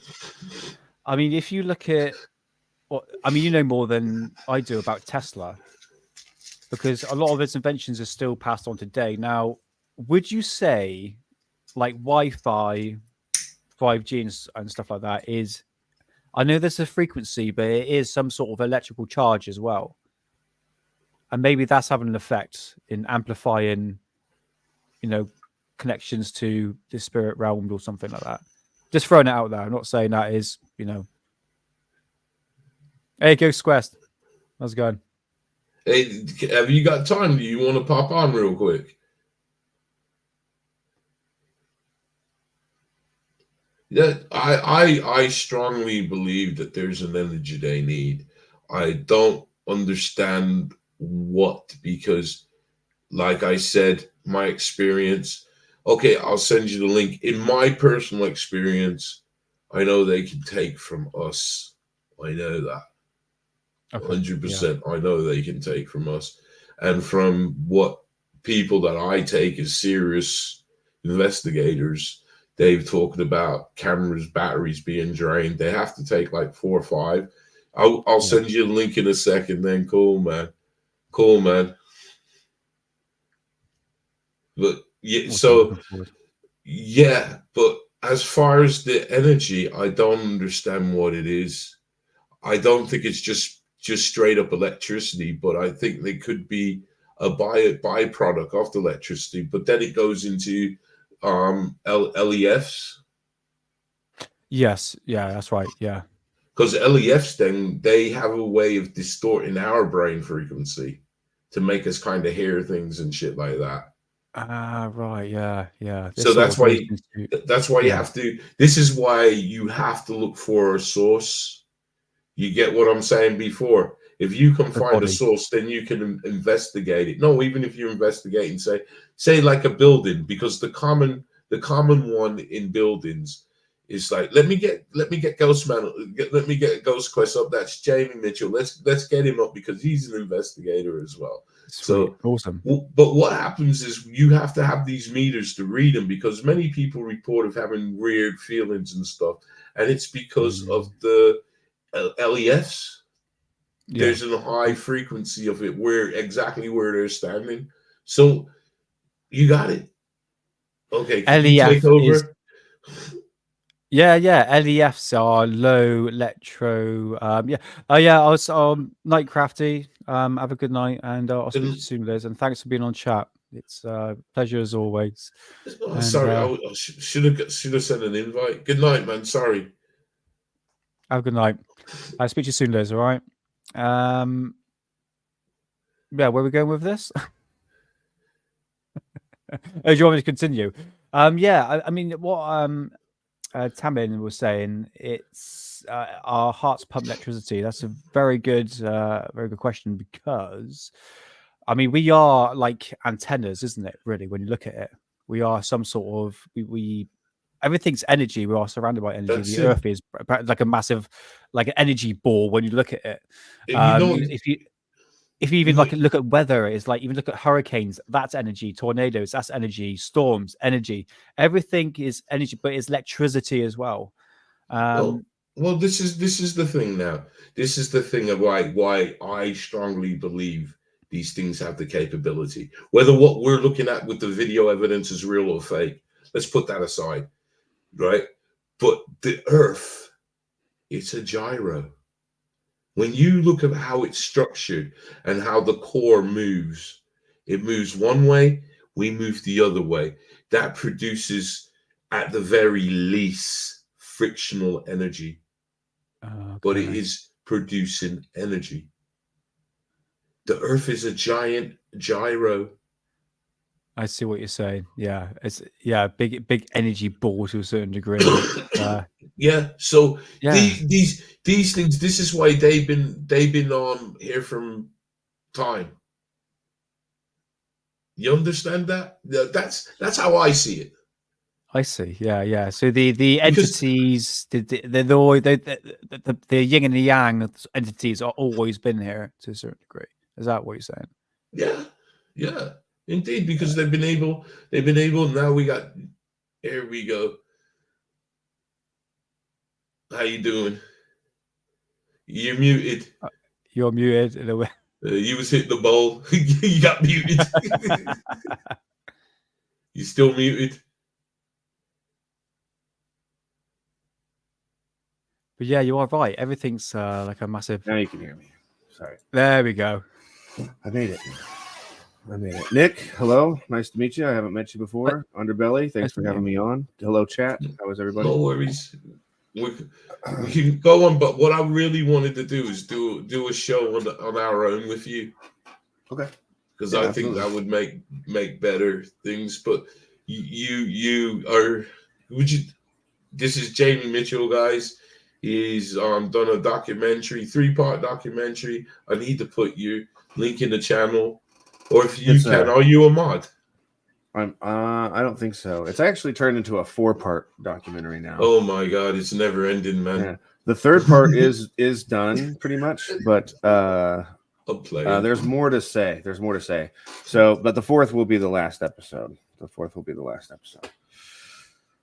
So yeah, we would like to. We really would like to have you on. Come on, because it's the ghost of Carmel, Maine, and I don't want to say too much. But is there anything you want to say about it? Because we ain't got no clips or anything to familiarize the people with what. Sure.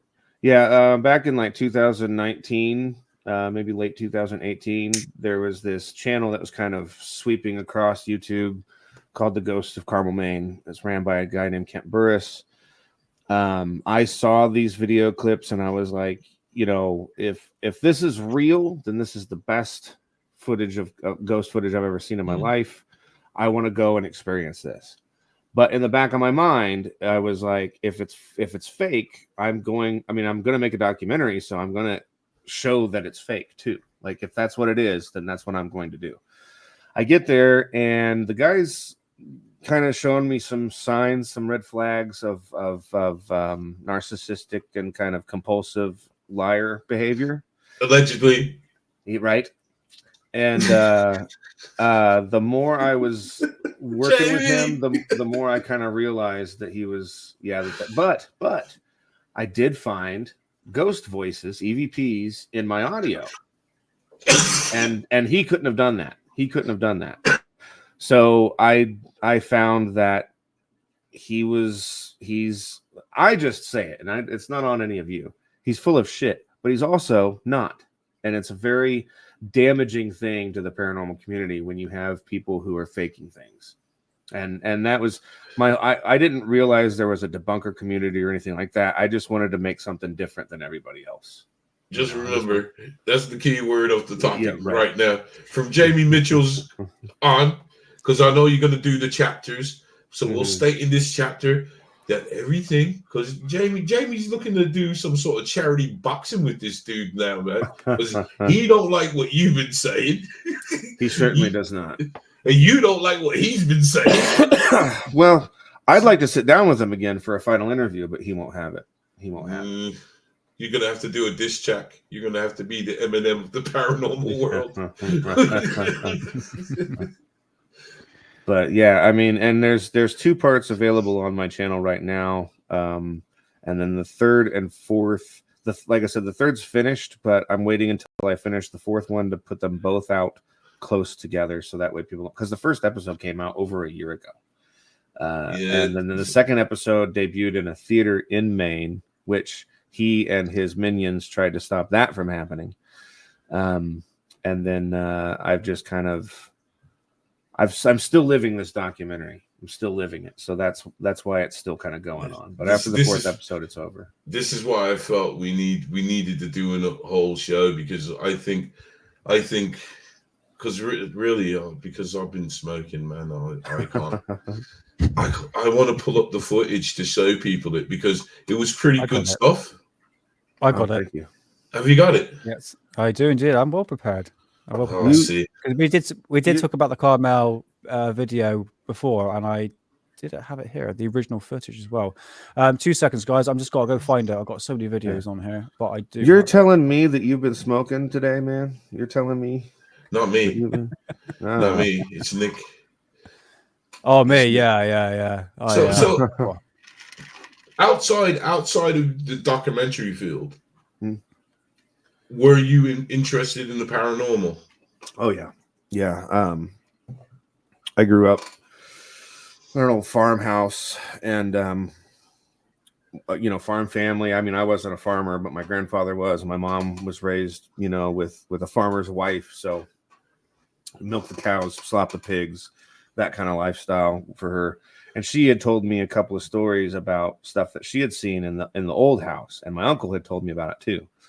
And these are not the kind of people that'll make stuff up, So I remember going to school, and I was like first grade. I remember going to school and telling my friends and my teacher, and they were like, ghosts aren't real, which what I heard was your mother and uncle are liars. And that kind of, it bothered me because I knew better, And then I had some experiences, throughout my life. I've had some things happen. What did you see anything to make you go to these people and tell you, for them to tell you ghosts ain't real? Or was no, it I just I don't remember what the circumstance has been. So I was like in first grade, so I would have been like 7. I just remembered, telling my friends and my teacher that my uncle and my mom had told me about these ghosts that they had seen or whatever, and the class snickered and laughed at me, and that, I think, kind of, it definitely, it stuck with me, obviously, and I think then I like, as I grew older and I make these friends, my friend Luke, whose father passed away when he was young, and that's really why he started searching for paranormal evidence. And then once I started learning that there were actually meaningful reasons why people get interested in this stuff, so they're looking for, their moments of weakness, vulnerability. Some people were just drawn to it. There's all kinds of walks of life, right? And I had been watching people like Omar Gosh and Mindseed TV and CJ Faison and all these channels that are entertainment and horse shit. It's not real. None of it's real. I hate to burst anybody's bubble who likes those channels, but they're not real. And I was fooled. I thought that it was real, and it bothered me. And so my thing was, if I can stop one person from faking things, or at least get the message out there as to why fake paranormal evidence damages, what the legit people are looking for, then I would feel like I've done something, some sort of contribution to the paranormal field. So that's kind of, that's kind of where it all came from. That's an interesting story. I'm almost like the same sort of path. It's such a. I mean, I grew up in a paranormal home, and I've had experience. Yeah. I mean, it was so long ago. I have vague memories of it, but I know it did scare me, and I know I did see something. And from that interest, it just grows. and Right. the curiosity gets the best of you, and you want to find the truth, and it's like an ever-ending journey. I don't know if you've seen the photographs I've taken myself. I don't know if you're more than welcome to like go back and have a little look. I mean, these are like proper genuine photographs of full-on apparitions. Mm-hmm. So it's I love the subject. I've always been like into like UFOs and aliens, but the paranormal is something that's close to my heart, I should say. Yeah. I've always been in. I mean, ever since I was little, I was always kind of drawn to it. I remember watching like Unsolved Mysteries when Robert Stack was the guy, and Sightings and Beyond Belief and all these shows that were on in the early 90s. And I loved the ghost stuff. I loved the Bigfoot and Loch Ness Monster and New Jersey Devil and all this stuff. I was way into all of that when I was a kid. It just, I guess I was just drawn in that, that direction. And UFOs, I think it's really interesting the time we're in now, when it comes to UFOs compared to what it was like. I'm 43, so I don't know how old I don't know how old either of you are, but obviously I would think you're both born before the millennium, so you remember what it was like. I'm 24, man. I've had a hard life. But yeah, now what it's like now with UFOs, you're a lot less ridiculed, it seems like, whenever you talk about this kind of thing. But I don't trust any of the whistleblowers. I'll tell you that. I don't trust any of them. I don't. I've been saying that for years. I mean, look at David Grush. I mean, it's 40 whistleblowers that he promised and leaking all this information. It's just a cycle, a never-ending cycle, and it just gets boring now. And like false promises, it's like a nothing burger, isn't it? Yeah, right. So it's enjoy it. It's like enjoy was it Bill Cooper? Wasn't Bill Cooper the guy that he had been getting fed information from Richard Doty? We know who Richard Doty is, right? Yeah. So he was being fed, and I think it was Bill Cooper, and Bill Cooper was very, from what I understand, very I wouldn't say full of himself, but very proud. Very proud of himself, and they would never lie to me. They would never lie to me, and that kind of attitude. And what happened to him? Like, none of the stuff that he said came to fruition, just the same as with David Grush, or even with Greer, Stephen Greer, who I think is fighting a good fight, but I think I have all of these people from the military telling me blah, blah, blah, blah, blah. And it's like, why do you believe them? Why? How do you, they have a historical past that can be proven. They have lied to us. And yet this is different. Explain that. This is it. It's a bit like it's a bit like the ghost channels we're talking about. Ufology is an entertainment, is an industry, is a business. My favorite one, just to watch to see how they make people run around, was when Couthard gave that interview, and he said, "What if I told you they found an object so big that they couldn't move it, so they built a building over it?" And it sent the internet in a tizzy looking for this building. Hilarious, isn't it? It was, it's funny because at that time period, Hidden, me being on Alien Addict, UFOs was such a big thing.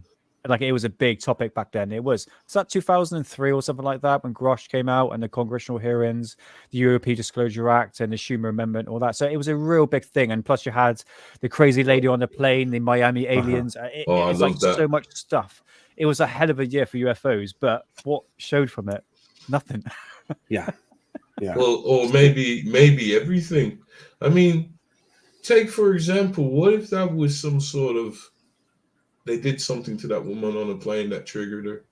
Yeah, maybe, I wonder about that. I wonder about that a lot. And that was just such to see how the public would react to it, because it is.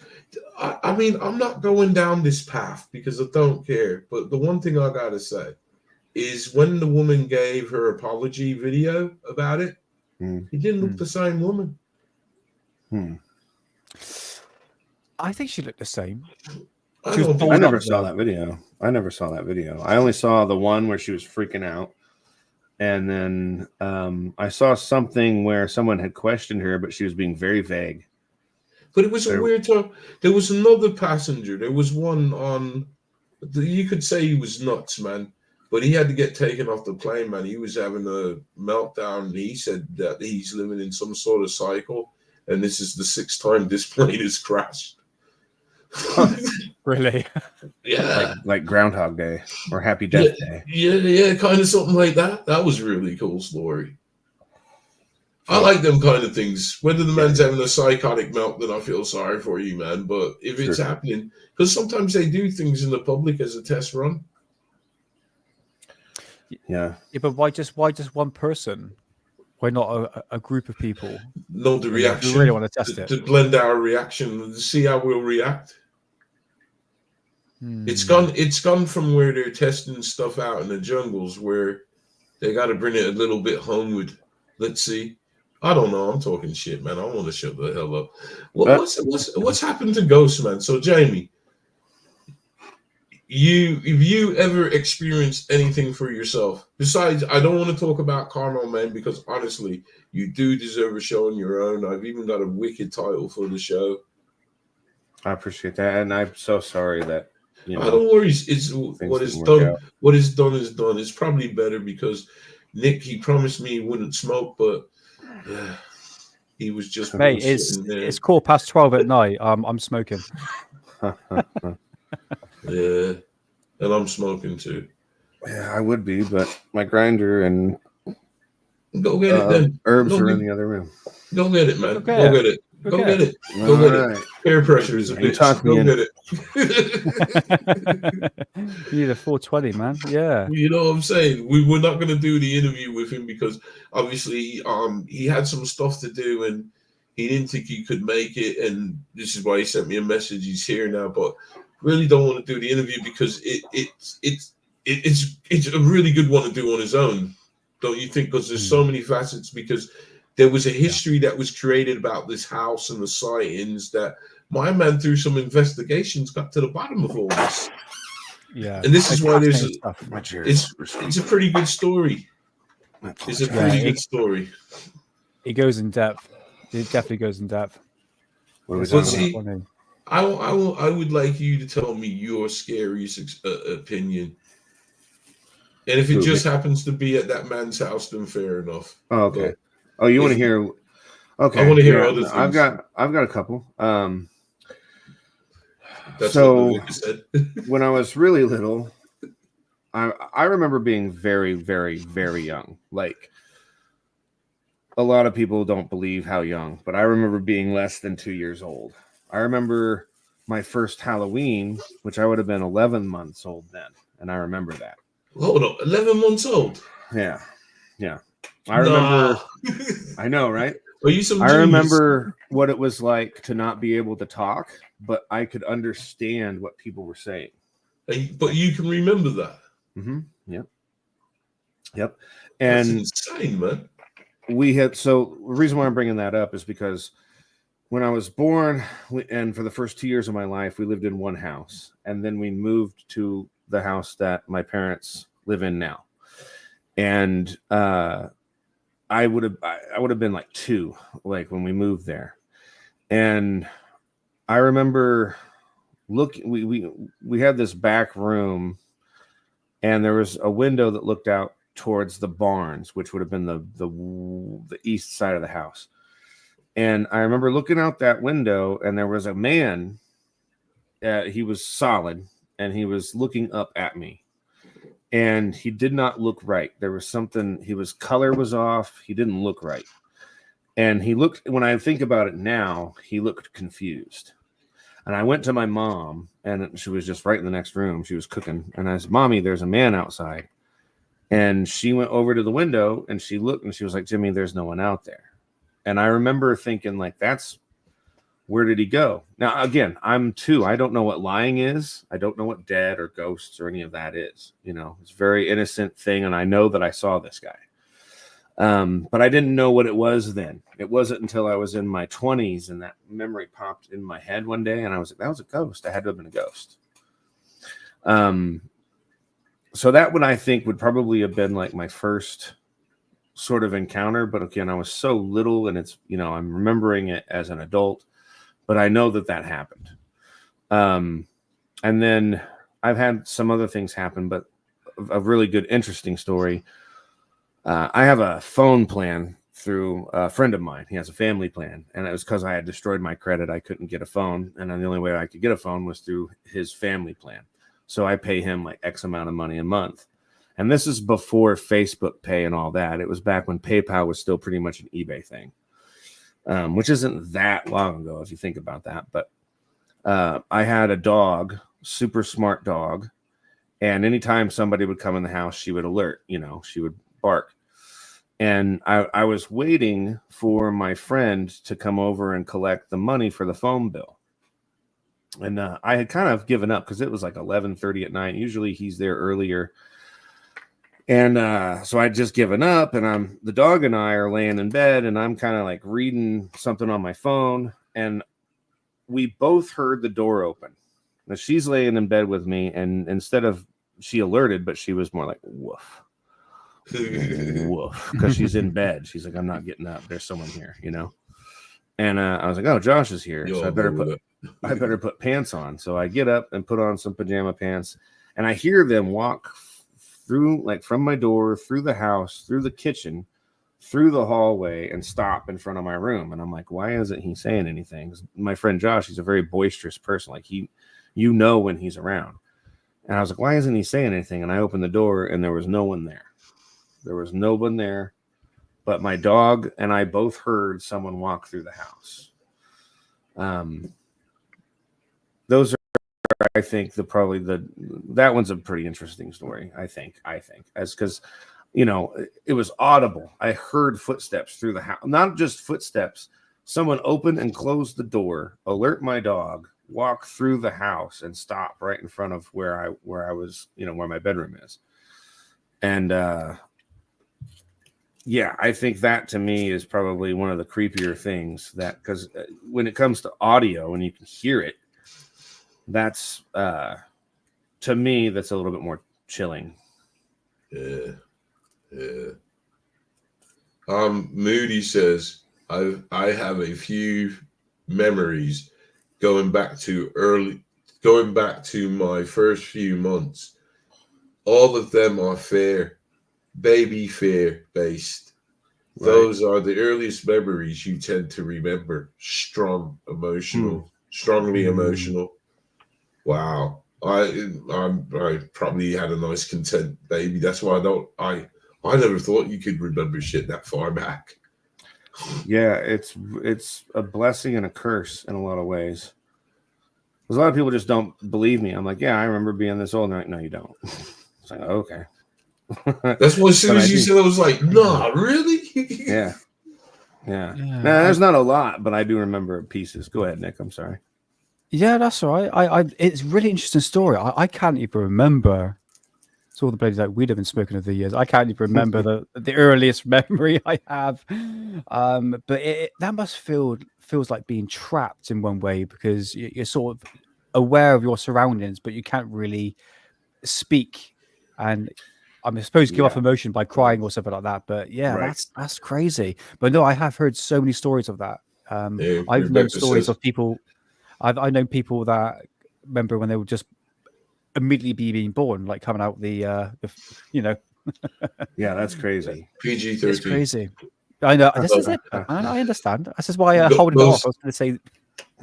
Rebecca says ghosts seem to want to interact with children as well as who.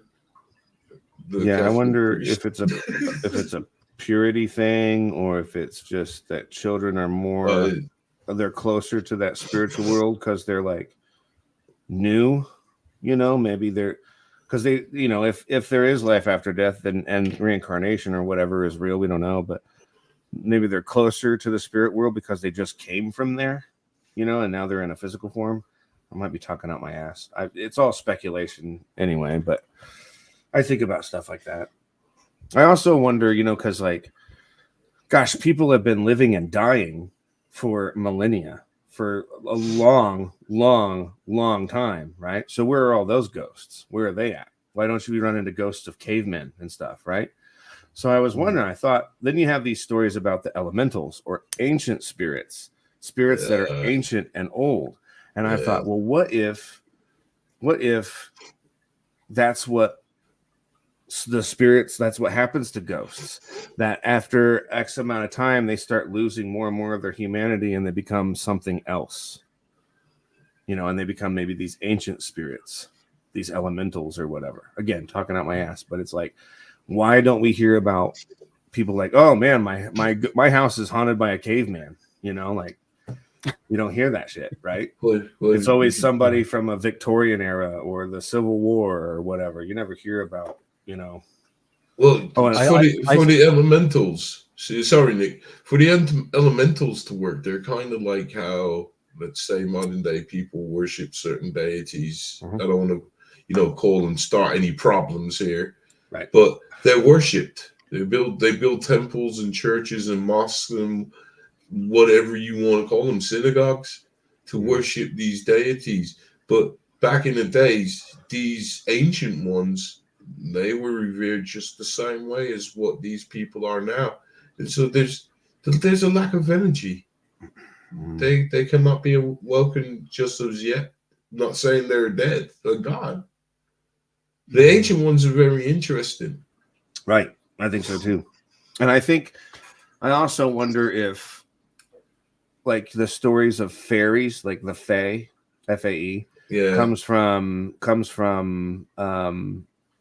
poltergeist and elemental kind of activity, or, you know, those kinds of spirits and stuff. And I also think that it's possible that, like, that's what people were depicting as angels back then too, because they talk about these balls of light that are like so big and they go all over the place and all this. Could that be what started the lore of fairies, that people were seeing these balls of light which seem to have some sort of intelligence to them? Yeah, they're alive, you know. I also wonder if certain UFOs aren't those beings, right? That, or if ghosts, what if ghosts aren't even the spirits of the dead?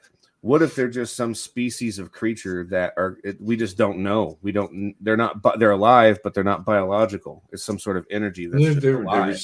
There's many facets to this, because there are people that believe in this. They believe in plasmatic matter that exists. I buy into a totally camouflaged animal up there, something like more like a bird or something. Okay. But I think there's something big up there that's camouflaged.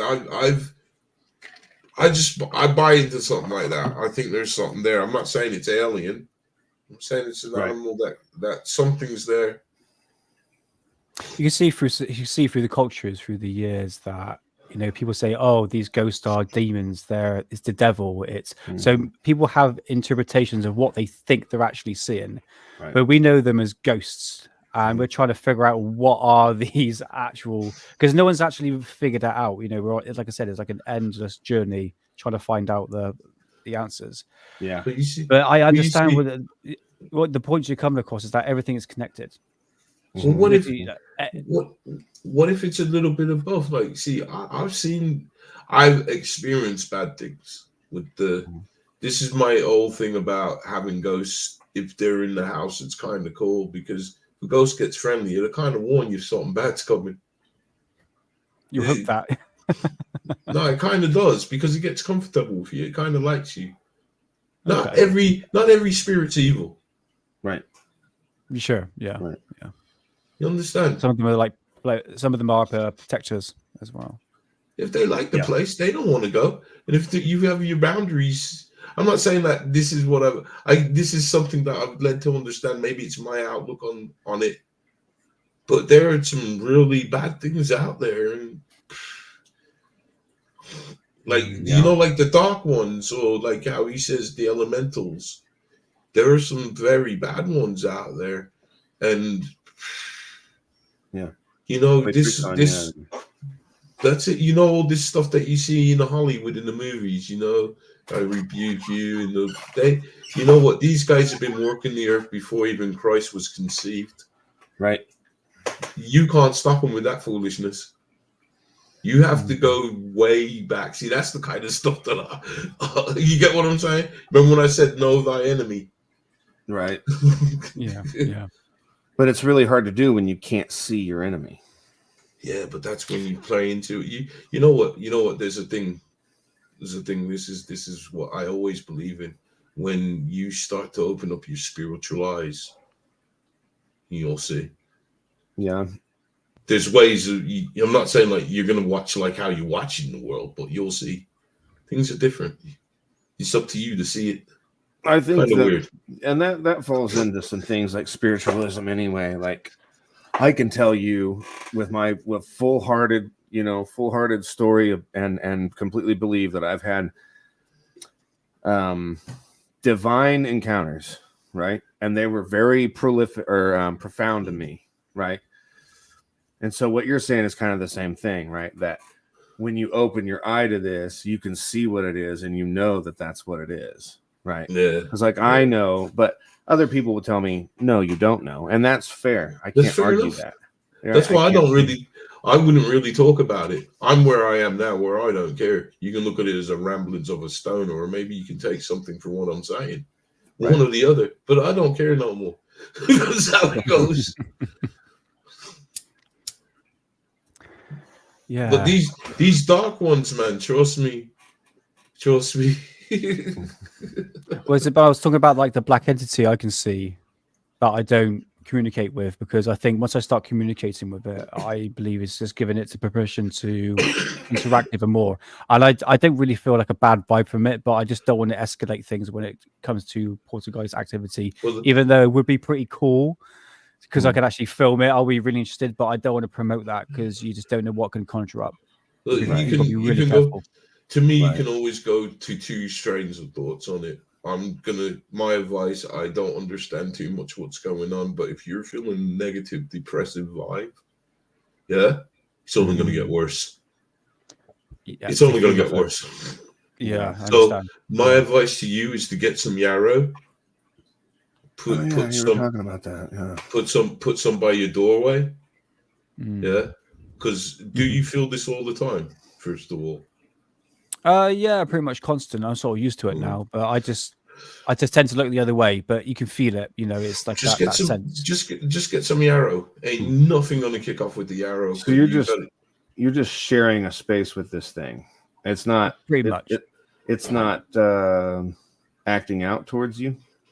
Not really. It's only when I'm in the shamanic realms, when I'm like on mushrooms, I can actually interact with it. But I haven't done because I don't want it to ruin my trip. But I can see it clear as day. And I am thinking about doing it again. But otherwise, I've rocked up to his place. And he's going, what are you doing in my place? Right. So I would like to find answers. But at the same time, I'll start to take spirituality a bit more seriously. And I think you can conjure up things if you don't practice it well. Absolutely. Like you said, Hidden, there's evil forces out there. And bear in mind, this year I haven't been too well, so that can feed off the negative energy. So I think at the moment I've got white sage here. You know what they say, you can white sage the place, and I can get rid of the entities and stuff like that, sort of purify your home. So I've got to do that. But in regards, I don't feel threatened by it. I don't feel threatened by this entity at all. But you was or whatever it is. Forgive me if I'm wrong, but didn't you say something about you feeling a bit depressed, or did I pick that up wrong? Yeah, no, I have, but I don't think it's to do. You're not with putting that. it down to that. Okay. I think it's just like the crap that's been going on, personal stuff and like that. But I was saying it could feed off the energy, if you know what I mean. Well, my advice, if it's not, I don't know, man. But if you're feeling bad about it, just get the yarrow. If it's something bad, it'll go. Yeah. I'll bear that in mind, Hidden. How long have you been dealing with this thing? Since I moved in about 3.5 years ago. Because even my missus is starting to see it. She says, "I'm not necessarily like the figure, like you can see in the corner of your eye." It's like, yeah, I've been seeing it for a while. You guys have kids? No kids, nothing like that. Okay. No marriage. Well, see, can you tell them the backstory? Because he picked it up. He picked this up from investigating a forest by him, where it's known where people go to go meet their maker without saying the word. You get what I'm saying? Oh, Fiji? No, not in Fiji. In England. Oh, okay. Yeah, where I live. Yeah, I live next to a forest where it's the most creepiest feeling. I've even had paranormal investigators go in there, and they said, "Look, this is something like you can tell something's looking at you. Even in the daytime, I feel the presence." And I knew about it before I moved into this place here. And I thought the first thing I did is went ghost hunting. And I don't know whether or not I conjured something back because, That's when it all like, again, started. it's a place where people, you know, they end it basically. Mm-hmm. But the mainstream media keep it stumped. But we know, because I know the rancher here, and he says, yeah, it is a common thing here. But he won't go into details though, which is fine. But they know they do pull, like a dog walker will find someone and all that. So it has that presence. It's so strong. I cannot tell you how strong it is. I've got to do a video on it. I just have to go to the restroom. Yeah, that's fine. But someone put a question earlier saying whether or not you can actually bring these entities back with you. Sure. Well, yeah, that's the thing, right? That maybe there's something about you that this thing it's either attracted to, or it feels like maybe you can help it, or maybe it just likes your vibe. Especially if it's not giving you trouble and it knows that you're kind of, you know, what your interests are. Chances are, if it can see you, it can see your angel. And I don't know if you believe in that stuff, but I tend to believe that everybody has an angel who is just like them. You know, I believe in God and the devil and all that. And if it's seeing you, it's seeing this thing too, and this thing's allowing it to stick around too, which is another. Of course, again, it's just my perspective on it. But yeah, I would think that if it didn't happen before you went to that forest, and now it's just kind of hanging out, obviously either it. I've seen some people in the comments say maybe it's feeding off of you, and that's. Of course, that's a possibility, but if you're not feeling drained, if you're not if you're not noticing any mood differences or temperament differences from when you first went out there, that's possibly not what it is. You know, I mean, you would think that if it was draining from you, that you would not be okay. Well, I'm not sleeping well. This year specifically, I think it's like personal stuff as well. You know, I think it's a mixture of things, but it's really hard to tell. I mean, I love to communicate with it. I really would. I like to sort of go back to the shamanic realms, but I always get nervous when I do. And again, I've had bad trips in the past because you've got to take a certain amount of mushrooms to actually see this entity, which is quite like they call it shamanic realms, which is about 5 grams, which is quite, it's quite a lot. I've done that many times. But it pushes you into this other realm, and this is where I started. I can even feel the presence when I'm on the shamanic realm because I've got to go through the hallway, which I see it, into the bathroom, which you know. So, and I always say I just don't really like this area, and I know it's there, I know it's watching, but I just don't want to communicate with it because, like I said, it's like giving it permission to say, right. You've got your attention now, so I'm gonna. You know, I don't want to amplify the activity, you know, just in case it might turn out bad. But I don't feel bad from it. I really don't. I don't know what the missus thinks about it.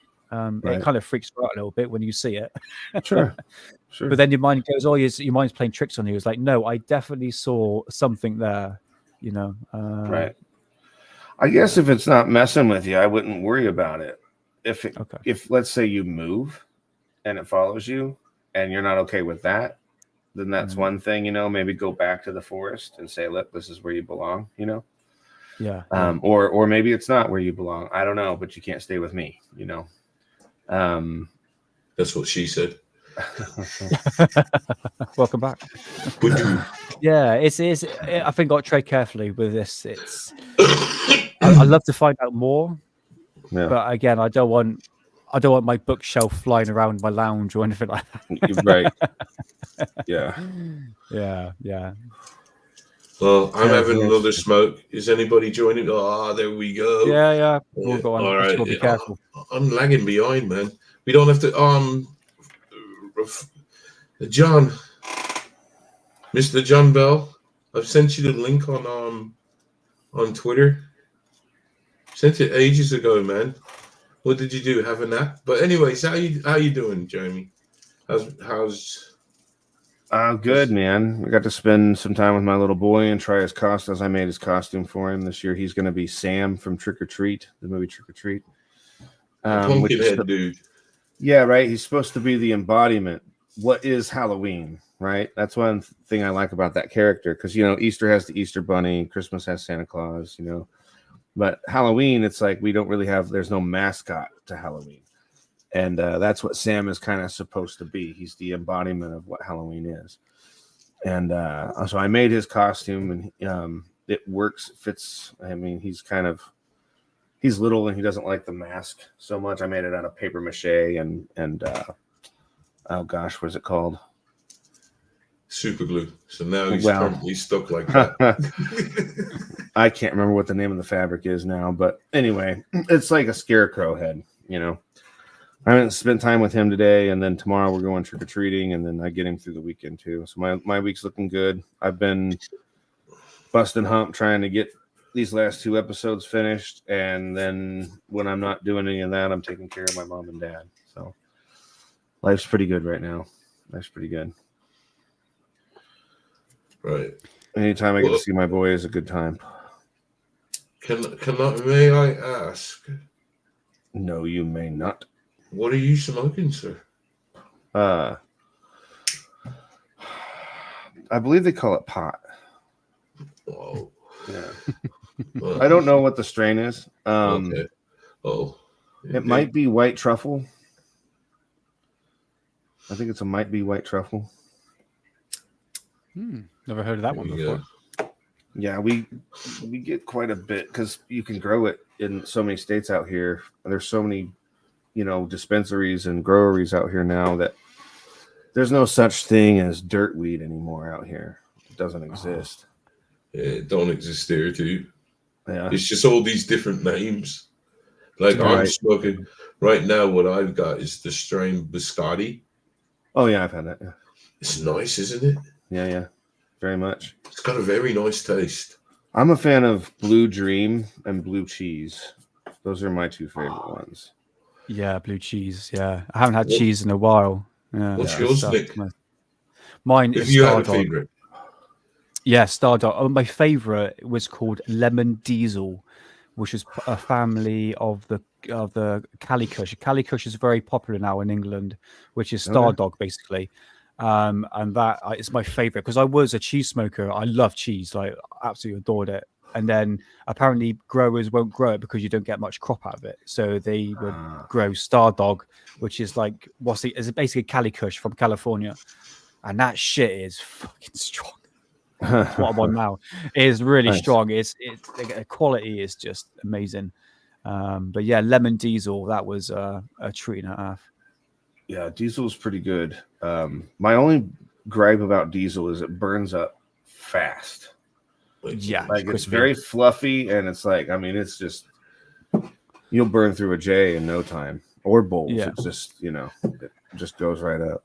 come on, John, jump up, man. Come and say hello. So, out of your experience, though, I wanted to hear your scariest one. What's the one that stands out that you saw, or was it just the doorstep one? Or well, the one that really scared me. I mean, it was more.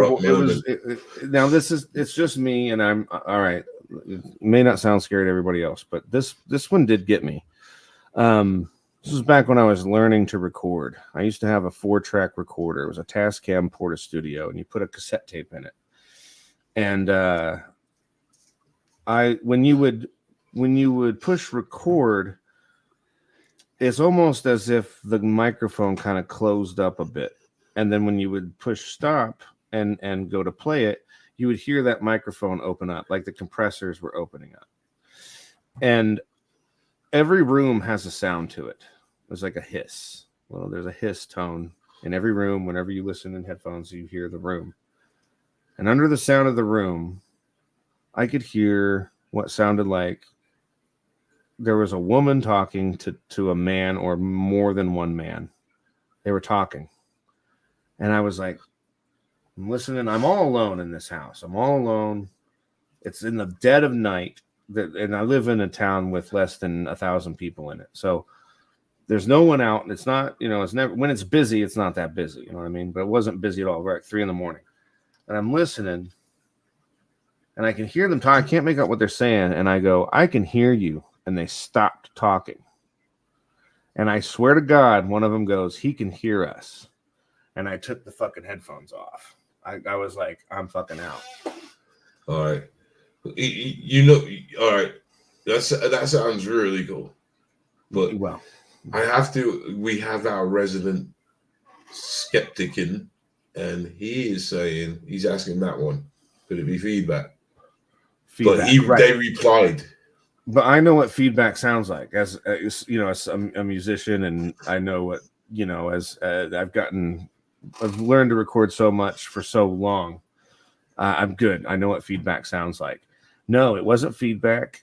If it was a radio, it wouldn't have said he can hear us. It was either the government or ghosts, man. It was one of the two. Okay. Before we go any further, I just want to say something out there. All right. You're more than welcome to come over here, but really and truly, please don't make this about Penny Bunny. This isn't about Penny Bunny. So you're welcome to come here, please. There's no need, and there's your opinions are your opinions about her. Just keep that to ourselves. Yeah. I do you get what I mean? There's too much bad energy. So please don't do that over here. But I appreciate you guys coming over. You get it, Rebecca. You get it, Rebecca. Okay, you're not talking. Come over because we're cool. Don't come over because you want to hear something. This ain't what it is. Okay. Now, the next debunk, because if you're answering that, frequency bounce. That's an interesting term. I don't know what that means, so I can't rebuttal on that. What is frequency bounce? Maybe I know it as something else. That's a good question. Spirit boxes. I'm very skeptical about that. What do you reckon about it? I think it's a fucking broken radio. Now, I will say, I've heard some interesting things come out of the spirit box, but maybe I was also priming myself to hear those things. I see. Because and in the documentary, there's a prime example. This, basically, he's saying he's calling out to one of the spirits by name, and he says, "You were killed. Do you know how you were killed?" And I heard what sounded like he used the gun. Actually, he said, "Do you know who killed you?" That's what he said. He said, "You were killed. Do you know who killed you?" And I heard he used the gun on the spirit box. When I listened, but was I priming myself for a response? You know, right? I see. I'm also around other people. We're in the moment. We're having, we're all experiencing emotions. I don't know if it was real or not, but I think when it comes down to the spirit box, it's definitely one of those things that I don't give credit to, but I have had some interesting things happen. Can I just introduce everybody to John Bell is here, the man, the myth, the living legend, the UFO magnet. Yeah, I didn't think you guys wanted me in here, and we had the church thing tonight, so we done did the dinner at the church and came back, and I was like, "Oh, there's a link now." So I just figured you forgot about me. It's all right. How could we? Nick might, but not me. Say that. Okay, Jose says something. We're talking about spirit boxes. Something similar happened to me. I heard murmuring next door, a warehouse I used to work at. Oh, okay. Was it more like a groan? So, you have any ghost stories, John? Man, I got a bunch of ghost stories. I don't know, man. I don't know where to start. Which one do you want to hear? The best one. Let's hear your.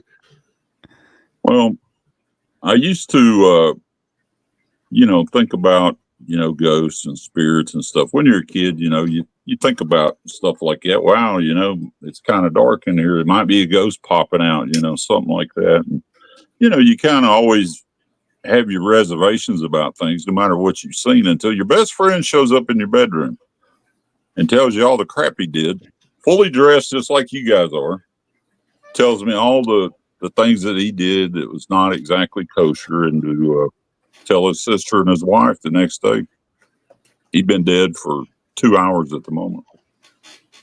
Wow. And the very next day, his wife called the house. She never called the house, and it was kind of sad, you know. But it was kind of good too that I got all this stuff off my chest, and I might have been the only one that could hear him, you know, for all I know.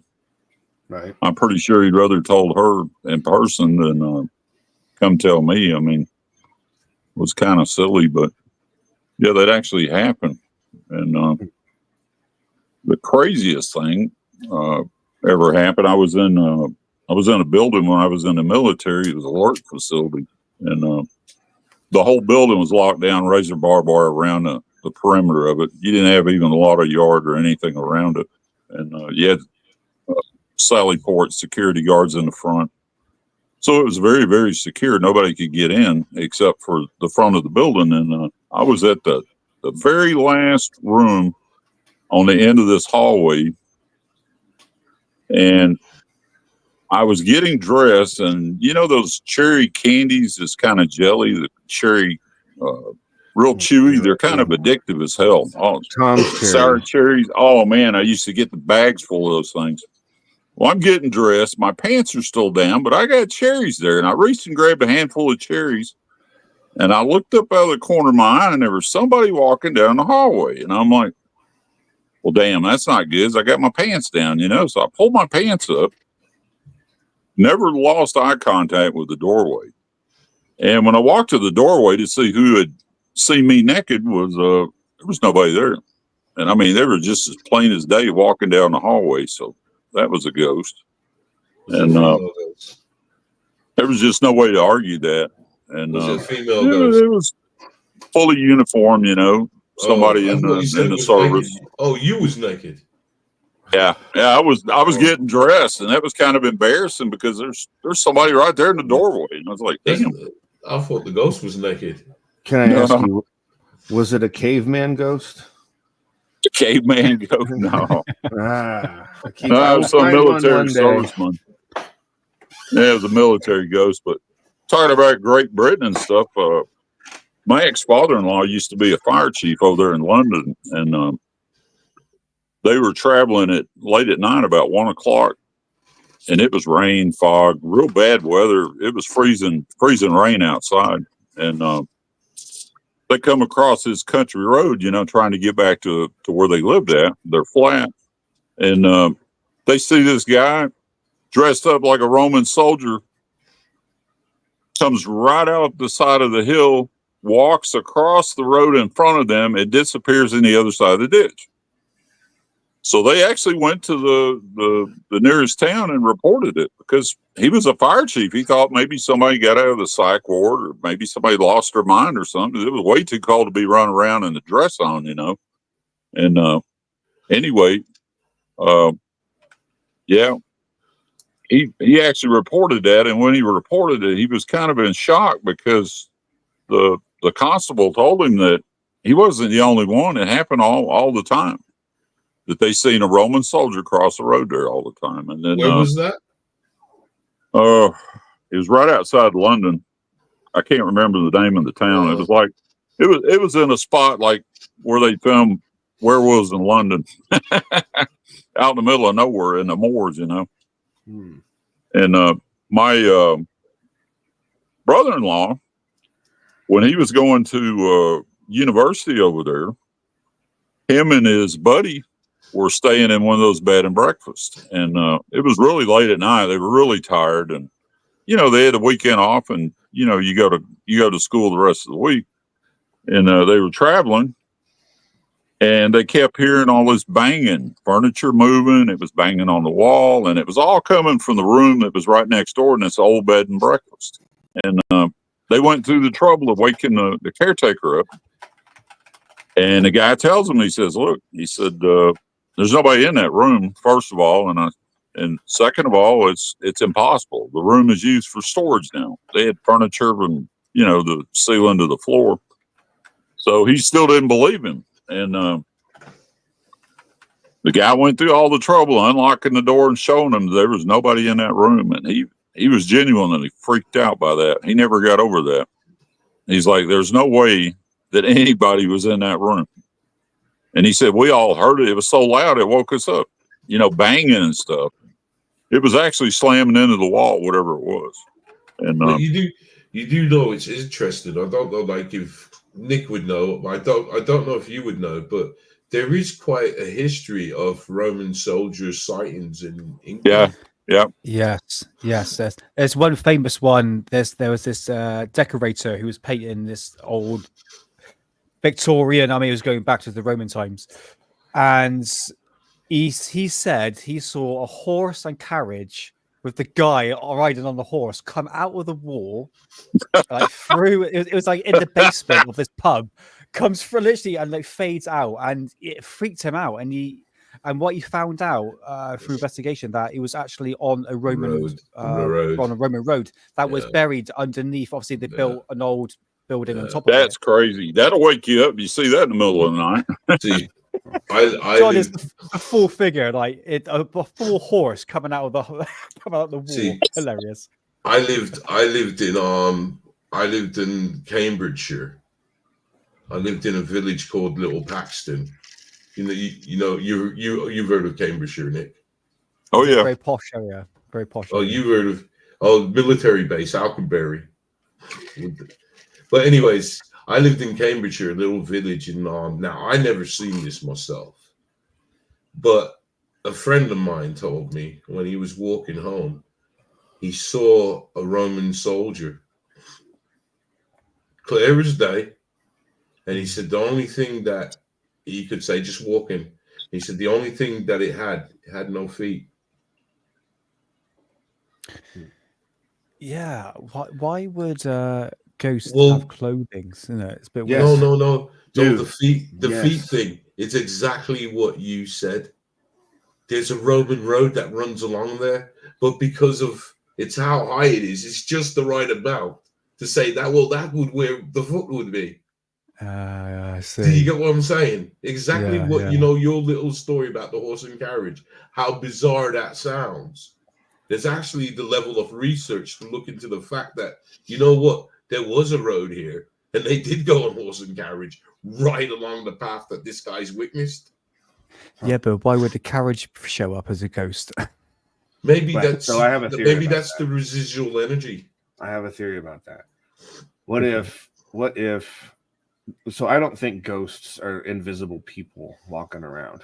I think that it's possible there's some sort of, I hate using this word, but it's like an energy hub, right? Like that's probably where the consciousness of this thing is, and it's probably sort of like an energy bubble of sorts, right? And perhaps what we're seeing when we're seeing ghosts is that this thing is projecting an image to you. It's projecting an image. So what you're seeing isn't actually the being itself. Once you think you'll be more comfortable in seeing, right? Or maybe it's a memory of what it is. Hence, going back to this is why in investigations you want to know. Like it's famous for walls in England. They got crystals in the walls. It's how they're built. Now these crystals, you understand energy. Right. This is why I say some things are residual energy. It's not actually a ghost, but it's the crystals remembering an event. Right. It recorded something, because that's the thing about crystals. I have nothing to do with them. My mom got big into them. I told her, keep that stuff away from me. You're talking about stone tape theory is what you're talking about. I don't know what they call it, man. I call it what I see. You know what I mean? I don't know. All I just know is that from my limited knowledge about crystals, I just rather stay the hell away from them. You can't trust them. They can't be trusted, mate. Anything that absorbs it they do. But this is what I think about residual energy. John's not buying none of this. He's like, what the hell are you guys talking about, man? But here's one. I saw a figure of a man in British Army clothing running upstairs. A figure of a woman who looked like a nun, as the house is built on land of an old convent. Oh man, that's where you want. That's where you want to have a seance, isn't it? You know, the funniest the funniest haunting I've ever seen, and I never was scared of it. I mean, I never was. I probably should have been, but I wasn't. I used to renovate houses for this investor, and anyway, we get in this house that's only 8 years old. You know, at the most 8 years old. Subdivision. The houses built on top of each other. The neighbor can see through the window of the other house that's right next to it. That they were that close, and I didn't think anything about it. I mean, you know, I worked on 1,000 houses. You know, you never expect something like that to be haunted like that. And the first time I noticed what was going on in the house, I had nailed on siding by myself. I took down the rotten wood and was putting the new wood up. And it was a Saturday, and it started to get cold. And I said, well, it's time to go to the house. And the door was completely screwed shut. The windows were all nailed shut in the whole house. All the windows, shades, all that stuff is gone out of the house. But I had put a new quickset key in the deadbolt in the front door. So I said, well, I'll just open up the door, put my compressor in there, which is really heavy. I'll be back tomorrow. As soon as I opened the door, half the house, the kitchen and the dining room had a fine line. And next to that line was fog. It was like fog. You couldn't see. It was like being in a haunted house with a smoker in it or something. Well, I went into the house looking for the source of that because I was working on the house. I'm wondering, is it dust? Is there a circuit breaker pop? What the hell's going on? And as soon as I walked through the kitchen into the dining room, the bulb behind me in the kitchen blew out and it left me in the dark.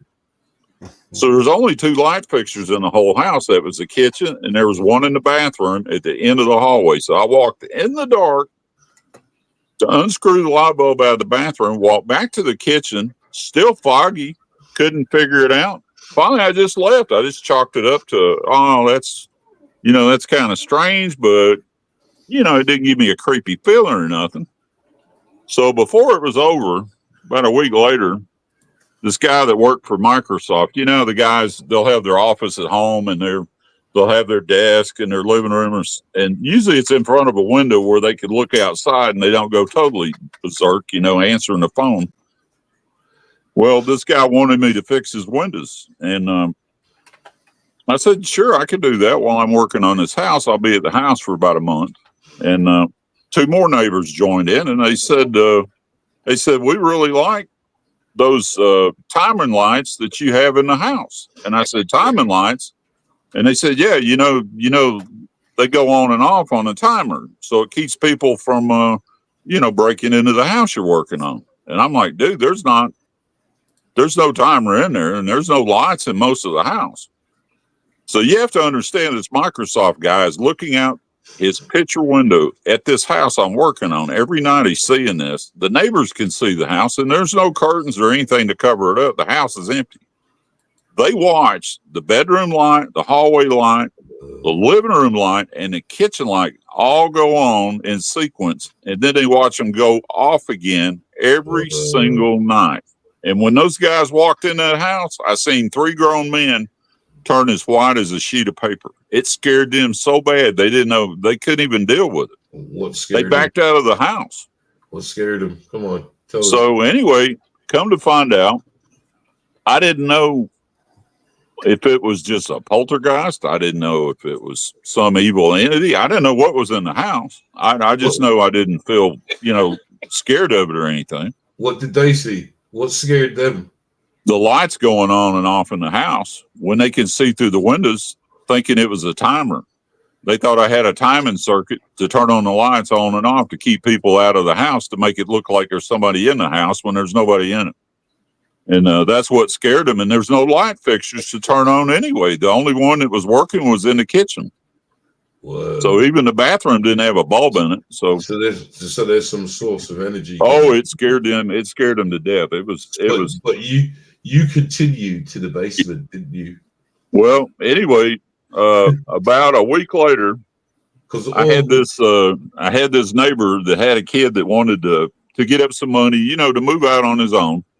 So I agreed to hire him. I hired him, to help me out with labor and stuff. And it was the afternoon. I had the kids were in school, so I sent them to to do their homework and stuff. And I decided to stay there. And then I just sent this kid, Matt, over to the house to sand a little sheetrock and put some primer on the wall. 45-minute drive over to this house from where we lived at. He lived across the street. Hour and a half later, his truck is in my driveway and he can't speak. He is so scared out of his mind, he can't talk. And he goes into the dining room to sand his sheetrock. And as soon as he starts, this old man pops out of the wall like he's walking straight through the wall, looks at him with an evil grin, and then walks through the other wall. And Matt's brain couldn't take it. I thought I was going to have to take him to the hospital. And I'm like, it took 10 minutes to find out what happened to him. He wouldn't even talk. He couldn't talk. He was stuttering. And he goes, finally, he said, I'm sorry, but I can't go to that house by myself ever again. I don't want to go there. And I was like, well, I don't blame you. I said, don't worry about it. I said, we'll go together, you know. So you know those old radios with the tuning string dial on it that takes forever to tune, these little Sony super woofers. Y'all familiar with those? I had one with a broken antenna in the garage playing while we were in this house. And the radio station I listened to was rock and roll. It was like 103 KDF was the station we listened to. And I learned if you start playing slow music or country music, everybody starts going to sleep, you know, especially after they eat some lunch and stuff. But if you play some rock and roll, everybody's still energized and keeps working, you know. So I kept it on the rock and roll. I could tell you about 7 or 8 songs in a row that had played on that radio station. All of a sudden, out of the blue, here's the Air Supply and all these songs that you would hear like you were sitting in the dentist office waiting to be seen. And I'm like, what in the hell has happened to my radio station? And about that time, the lady comes on the radio and she says, hello, this is B98.5. That guy had changed that radio station on that radio with the old time string dial. He went from 1053 KDF to B98.5 on a long string dial seamlessly while me and Matt were taking the floor out of the living room. There's nobody else in the house. You can't get in the house. We're standing in the only door that's the only way in there. And I finally went in the garage and I said, look, I think it's hilarious. I just, my hat's off to you, man. That's the coolest thing I've ever seen in my life. But I said, if you don't quit scaring my helpers, we're going to have the rap weekend right here, nonstop rap. I'm going to go get my stereo system. We're going to rock this place all weekend long. So for the most part, it kind of quit, but then the lights were still going on and off. And even the last day I was there, I was tiling the floor on the way out to the front door. The lights in the kitchen were still going on and off while we were doing that. And I had actually pulled the wire out of the kitchen circuit to check it. I thought maybe it's shorting out or something. No shorts. Put a brand new wire, brand new switch. It didn't matter. It was going on and on by itself. And it was hilarious because the switch wasn't changing position. It was changing itself. It was like a two-way switch. You could turn it on in one side of the kitchen. You could turn it on top of the sink. So I changed it. Do you know about the people who moved into this house? Because obviously you were doing it for someone. Did they experience anything? The people that bought the house, I never did ever get a chance to talk to them, but the investor guy, he was warning me. He's like, don't tell anybody this place is haunted. We'll never ever be able to sell the house. And I'm like, dude, you don't have to tell anybody. By now, the kids are videotaping the lights going on and off in his house. And it was crazy. That was the craziest house I'd ever worked on. And it's not that old either. And I couldn't figure out who the old guy was. And the old guy he had bought the house, lived there for 3 months, and died in the bedroom. That was where he died at. And he was an old veteran. He'd actually stormed the beach of Normandy and survived that. But he was having a lot of fun scaring the hell out of everybody in that house. And it was obvious he was trying to scare everybody to death. And me, the only thing I really, it started out with the fog, and I wasn't scared of it. And he probably was like, well, whatever, I'll try next time, but he really scared Matt to death.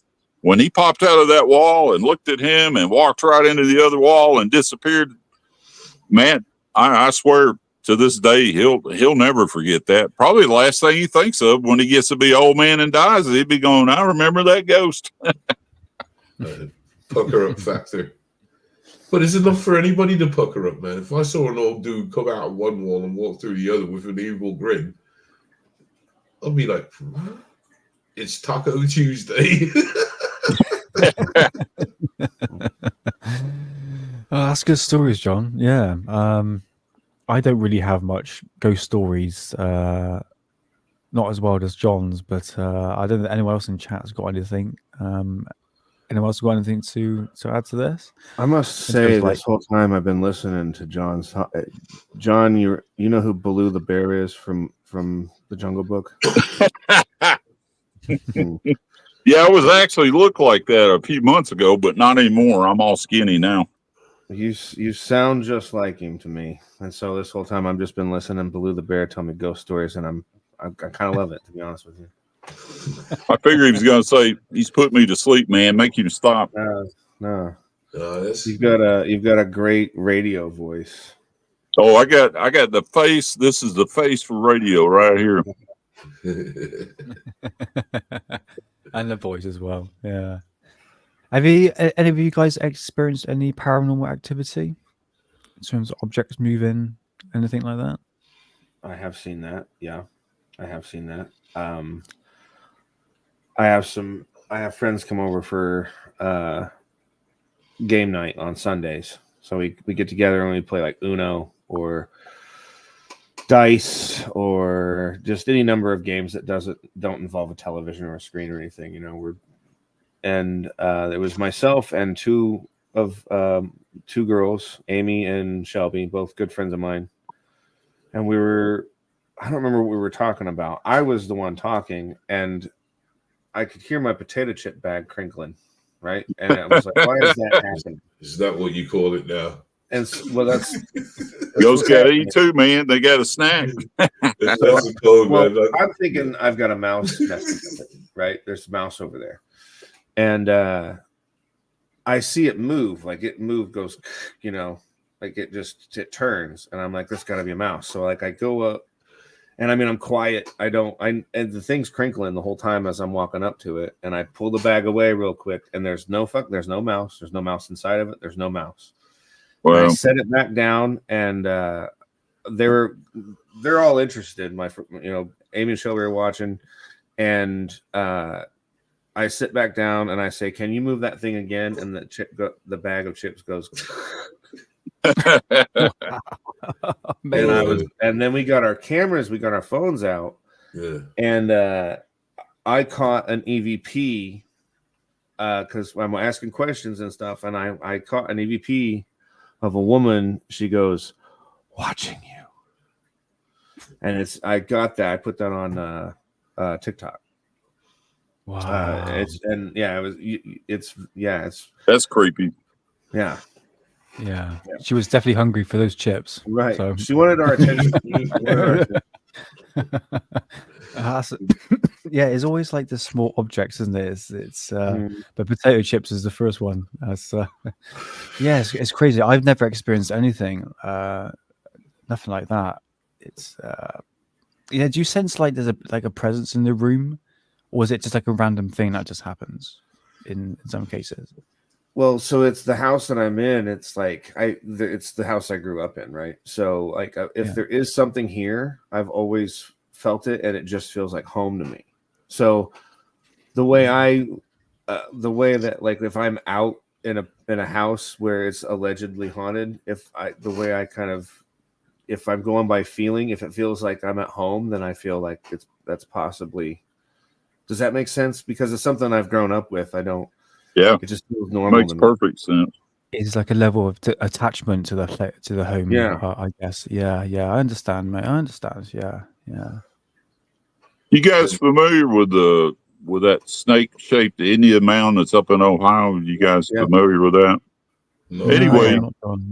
The neighbor before I was born built a lake down the street in Tennessee that I guess they didn't realize what they were doing, but they took out like part of one of those mounds that looked like that, and they used it and built up the levee of this lake. So anyway, I'm a little kid, and I'm fascinated with Indian artifacts. I'm just out in the field looking for, arrowheads and pottery and all this stuff. And I had a couple of relatives that were really into the artifact stuff. And I come across these really, really fine looking little war points, little tiny arrowheads. And because I'm young, I can see them in the dirt and they were easy to find. And I look and there's some little bones next to it. I'm like, oh, they must be squirrel bones, because it's kind of small. So I'm scientific, I'm 6 years old. I put them all in this little bag, a little sandwich bag, carry it back to the house, look at them, and I'm all proud, and I put it in the dresser. And about that time, our brand new house in Tennessee started having a stomping sound, like somebody was 300 pounds stomping as hard as they could in the floor. So I was getting ready to go to school one morning, and the dryer and the washing machine is in the kitchen in the corner over there. And I'm trying to get the wrinkles out of my Levi's. And while I'm running the dryer, the damn thing came into the kitchen, stomping the floor as hard as it could. And if I could have climbed inside that dryer and closed the door, I would have done that to get away from that thing. That scared the bejesus out of me. And about that time, Mom started noticing it. And then my grandma said something about it. And I had no idea it ran them out of the house on the front porch one time. Mom didn't tell me that story until last year. So anyway, she went in the bedroom, found those bones. And with her being a nurse, she's like, son, those are finger bones. I had to get those things out of the house. I had some poor Indian's finger bones in my dresser drawer. I guess he wanted them back. Yeah. But it was really loud. It was like if you ever watched the old episode of Lost in Space where they come across this alien and you can see the tracks and the stomping sound and there's nothing there, it's invisible. It was terrifying, just like that. And it was really, really loud. It was in the kitchen. I was the only one in the house. Everybody else had got over to the house to catch the school bus. My two brothers were gone, and my mom and dad, they get up, real early in the morning to go to work, and we would go next door to catch the school bus. And I was the last one in the house, and that thing scared the hell out of me. I tell you what, it really did. I never will forget that. But that was probably the funniest one, because I was literally thinking about crawling inside the clothes dryer to get away from them, because you couldn't see it, but you knew it was there, and it had me in a corner. There was nowhere to go, and I damn sure didn't want to run through it. Just a foreboding presence. You disturb something sacred. But yeah, after Mom got those bones out, there was no more sound like that in the house. It was a brand new house. The house was so new, we hadn't even finished putting the trim up yet. Yeah, I keep on hearing these old ancient sites in America, the Native Americans, I would call them. Yeah. As soon as you start disrupting the burial grounds, it's like a recipe waiting for it to happen. It's like there is a mass graveyard. They want to build a massive block of flats. I'm thinking, why are you doing that? It's not a good idea. It's not a good idea at all. And thank God it's all been revoked and cancelled. But it's like, you can't do that. You'll have to dig up thousands of graves. Yeah. And potentially leaving, some in there. I just thinking, you can't do that. I think that's so disrespectful. But when it comes to but it's a bit like when it comes to America with these ancient burial grounds, you just don't disturb it. Yeah, but it's I dated this girl in Atlanta one time, and anyway, her grandfather and her father had built this house basically the south side of Atlanta, and they used the old columns off a Civil War mansion, the old plantation columns. They actually used that to construct this new house out of it. And it was a brick house, wood floors, and it was all brand new. But here's all these real old Civil War era columns out on the front porch. I mean, it's a beautiful house. She said, well, I grew up here, and the guy that bought it lives next door. I would like to see my old house. And I said, well, sure, we can stop by there. We stopped by there, and the house had been the guy bought it to renovate it, you know, to redo the hardwood floors and paint the ceilings and, you know, to fix it up a little bit. And the owner comes out and he says, yeah, young lady, he said, you still got some childhood stuff here. If you want to pick it up, it's down there in the basement. Oh, that's and I'm cool. thinking, God, there's no, you But in still the got basement. toys and stuff in this house? You see where this is going, the basement. Soon as I walk into the house, the air is real thick. The hair on the back of my head stands up, and I can't wait to get the hell out of that house. My head is screaming. There's a voice in my head screaming, you need to get out of this damn house. Go in the basement. So I'm walking around, and the guy has not finished. The hardwood floors are not done. Part of it is done. It's never finished. The bathroom tile was funny. It was halfway up on the wall, and then they stopped tiling and stopped putting the sink in. And I'm thinking, what the hell's going on? This guy's been working on this thing for over 2 years. So I asked the guy, and the guy looks at me and he says, we can't keep any contractors in here. And I already knew the answer why. So her father died in the place. Her sister died in the place, and her sister was funny. Her sister was the bride to the Haverty furniture kid. The only child that the Haverty furniture kids or family has is one boy. Her sister married the son. Well, anyway, she died in that house too. And that house, I tell you what, I wouldn't have worked. You couldn't have paid me enough money to stay in that house. But did you ever go in it? Oh, come to find out, when they were clearing the property out before they built it, they found all these Indian burial mounds out there. And I'm like, are you kidding me? You guys built on that? So it's like Amityville Horror goes to hell in that house. And I bet right now that house is still not finished. I bet it's still not finished. They're not naturally big things as well. The burial mounds, they're not like what you think. They're not big things. They could be very, very small. Yeah. Could be in the middle of nowhere. We plowed up a lot of the campsites in Tennessee.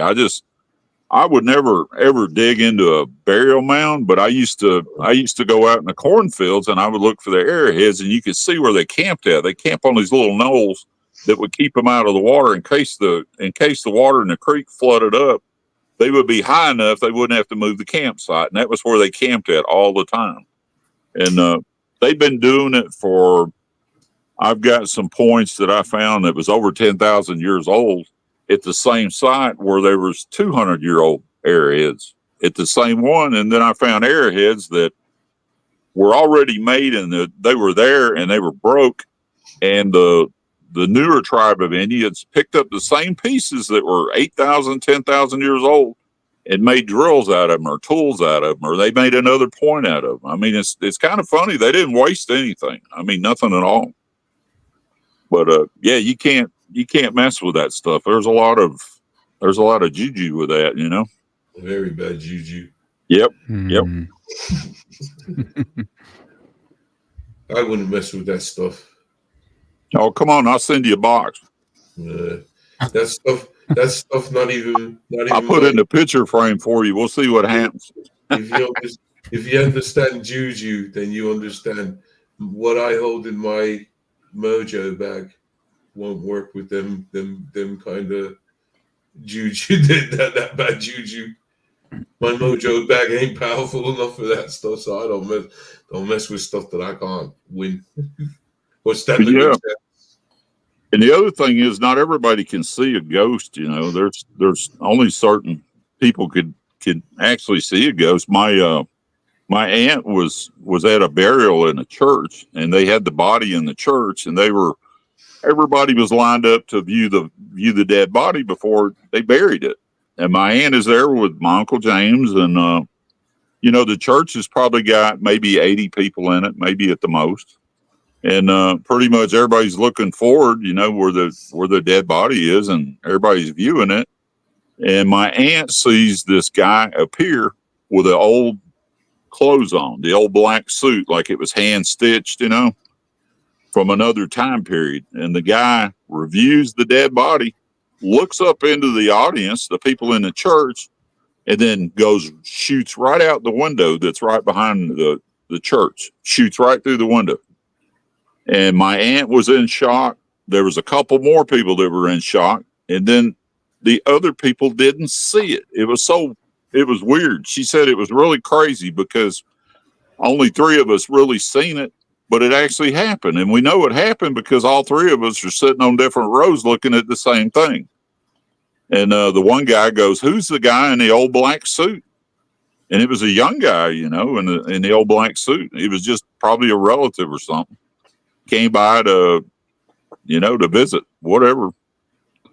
But that was kind of shocking that only 3 people could actually see it. And as dramatic as that was, I mean, the guy waited his turn in line, of all things, you know. He was in line to view the body. And Jamie says he wants to see photographic evidence. Hey, I got that on the UFOs, just not with the ghost. See what you. It's interesting that you're talking about the idea of only specific people being able to see spirits and stuff, because there's and I can't quote exactly where, but there's something like 12 gifts of the spirit or something like that, and one of them is being able to see them. Another one is being able to hear them and stuff like that. I don't know where that information comes from. It's just something that I had been told by a friend of mine who we talk a lot about God and stuff, and he's a little more familiar with the Bible than I am. And he was talking about like there are these gifts that we are given, gifts of the spirit like that. And what you're saying kind of falls along with that, especially that it was in a church. That's another thing. Yeah. But it's down to you now to try and figure out what the hell you're seeing. Well, no one's ever going to know, you know. No one's ever going to know what it is. Well, and like, even when you're taking pictures of spirits, like a lot of that's pareidolia, right? But I have seen some really interesting photos. Mm-hmm. I had a photo that was shared with me that was very unsettling, and I know it's not fake because I trust the source, and I don't trust people. I don't trust people. Did you see Nick's photo? I have not. Yeah, he's got a shadow man or something like that. That would creep me out seeing that. I'd be like, oh, shit. He's downplaying it, man. Do you want to bring it up? I can bring it up for you if you want. Yeah, I'd love to see it, yeah. Yeah, no worries. What's that? You don't want to see it? Why are you saying that? I'd love to. I'd love to. I'd love to see it. John doesn't want to see it. He's trying to turn off his camera. No worries, I'll bring it up. He's going to show it to you. Hold on. That's what John, she's where saying. are you from now? Florida. Okay. I live in Indiana. Yeah, I'm at a UFO airport here. I'm between both oceans and Space Force. Space Force is right on the east of me. So we get a lot of everything here, but they won't quit chasing after the UFOs. Right. So what I've got here, boys, is this is the original photograph that I taken myself. And what I want you to do is just pay attention to this object here. So what this is a graveyard, and what we have here is stairs leading up to the graveyard. We have a railing here. I'm just going to zoom in, and this is the original photo taken without flash. Okay. I'll just show you the original, and I'll show you the light up version in a minute. Okay, but this is the apparition. Okay, right. I just heard of EVP. Yeah. So here's the graveyard. You see all the graves, and here's the stairs leading up. Now look at this. It's a chicken nugget.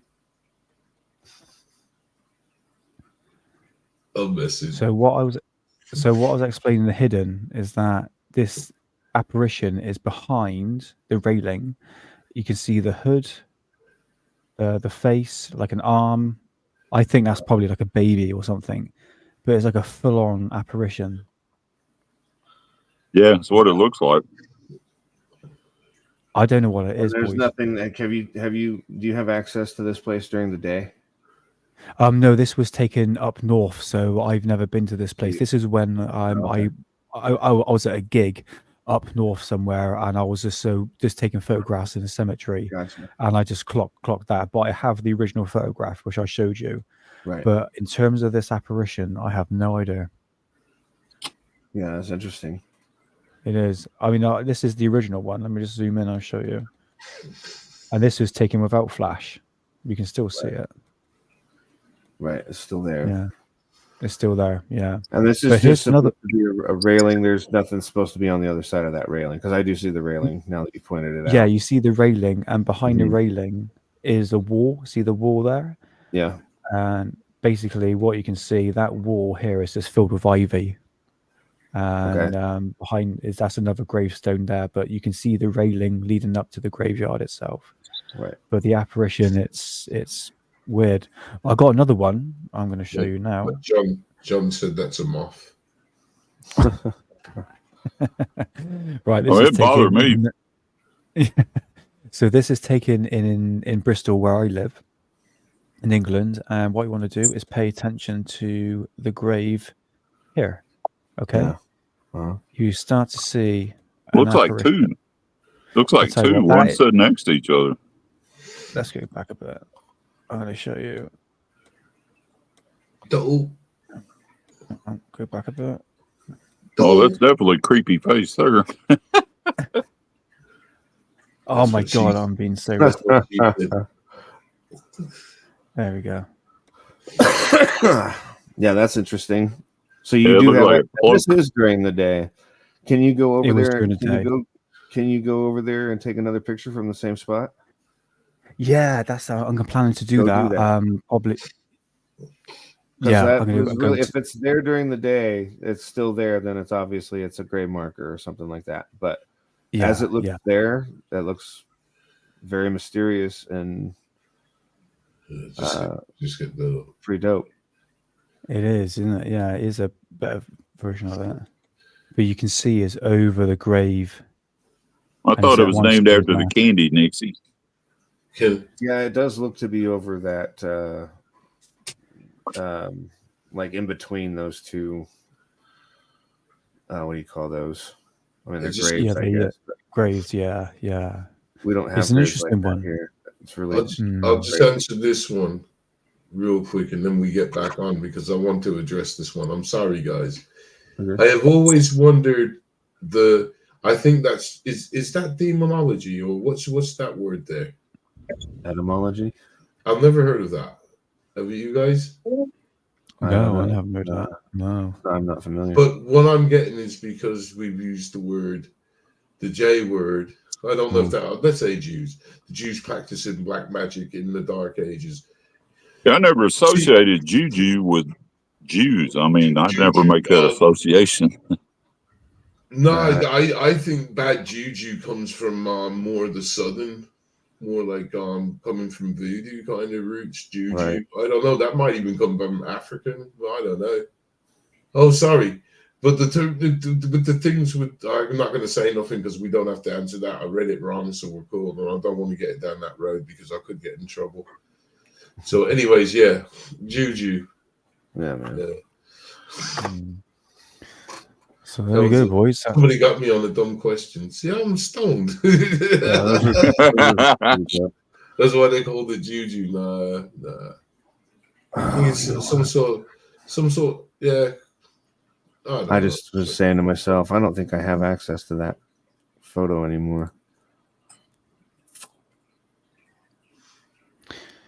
Yeah, it's always difficult trying to get an actual ghost photo. I mean, everyone gets orbs. It seems to be a very, very common thing, isn't it? I've showed my orb photos and all that, all the different colors, trying to find out what's pollution and what's dust and all that. But there are orbs out there that are just like very solid in mass, and that has a very geometric patterns inside. I think that's more spiritual, in my opinion. You know. Yeah, you need a pet orb. That's what you need. I'll send you an orb that'll cheer you right up. Yeah, please do, John. Etymology. We've learned something new today. Trust me, I'm not going to forget this one. Etymology, the study of the history and the origin of words. I've learned something today. Thank you very much. Thank you very much. Thank you very much for Nikki for using that word. Thank you. I thought it meant bugs or something. I thought entomology was bugs, the study of bugs. That's I thought- entomology. I thought it was somebody 420. I thought the same thing though. That shows I don't get out enough. Well, we pretty much wrapped it up because I'm at the halfway mark where I kind of, if I'm going to go any further, I'm going to have another joint. Or should we just call it a day? Is that I'm true, good for brother? whatever. I'm good for whatever, man. I'm good for whatever. I mean, is I'm anybody just in getting chat warmed got up. I anything? just got here, remember? Should we have one more joint and listen to John Bell's Tales of Woe on this Halloween night? What are we saying here? How about you guys in the chat? One final smoke. You down for it? No, I don't mind. Yeah, that's all good. All right. 420, let's rock it. You joining us, Jamie? Yes, sir. I've got my pipe here. So Nice. while I'm getting ready, then let me ask Nick. I want to ask Nick now. Mm. Just because you ain't got videos, this is story time. So just because you ain't got proof, let's hear the stories. There's a lot of stuff I said in the past. I have no proof. Yeah. It's trust me, bro. It's trust me. This is it. That is the term. Yeah. What's the question, bro? What is your most vivid experience you had? The first thing that would come to mind. I would say when I went to music college, I ended up working there, and the members of staff who were working were saying, "Look, there's something very strange in this place, like very odd." There was a certain section of a corridor where it just felt like something was watching you. And when I ended up working there, I used to like shut the place at night. And the last band that to play, I said, "Yeah, this place is haunted. There's something really weird." And they were interested in ghosts and all that. And as we were walking around, is anybody there? Can you communicate with me? One of the doors wasn't fully shut, and you needed to literally slam it down really hard to fully shut the door. And then suddenly we're in the hallway leading up to this, a very creepy bit. And I said, "Is anybody there? Could you give us a sign?" And suddenly the door pushed down, shut so hard it made a hell of a bang. And that literally shit us up. We were like, "Oh my God," because you had to put some force to literally shut that door closed, fully. And that was so vivid. And we had a ghost hunting team that came in, and these so-called psychics, I'll call them fake psychics. I'm sorry, but yeah.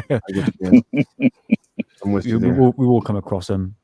But we did a Ouija board, and it turned out there was somebody from the 16th century that was still wandering around. I can't remember the name. We had it on video, which I sort of brought up today. But the thing is there was nothing to show. It was just like us walking around, doing like the typical ghost hunting thing that they do on TV, But that was the only thing.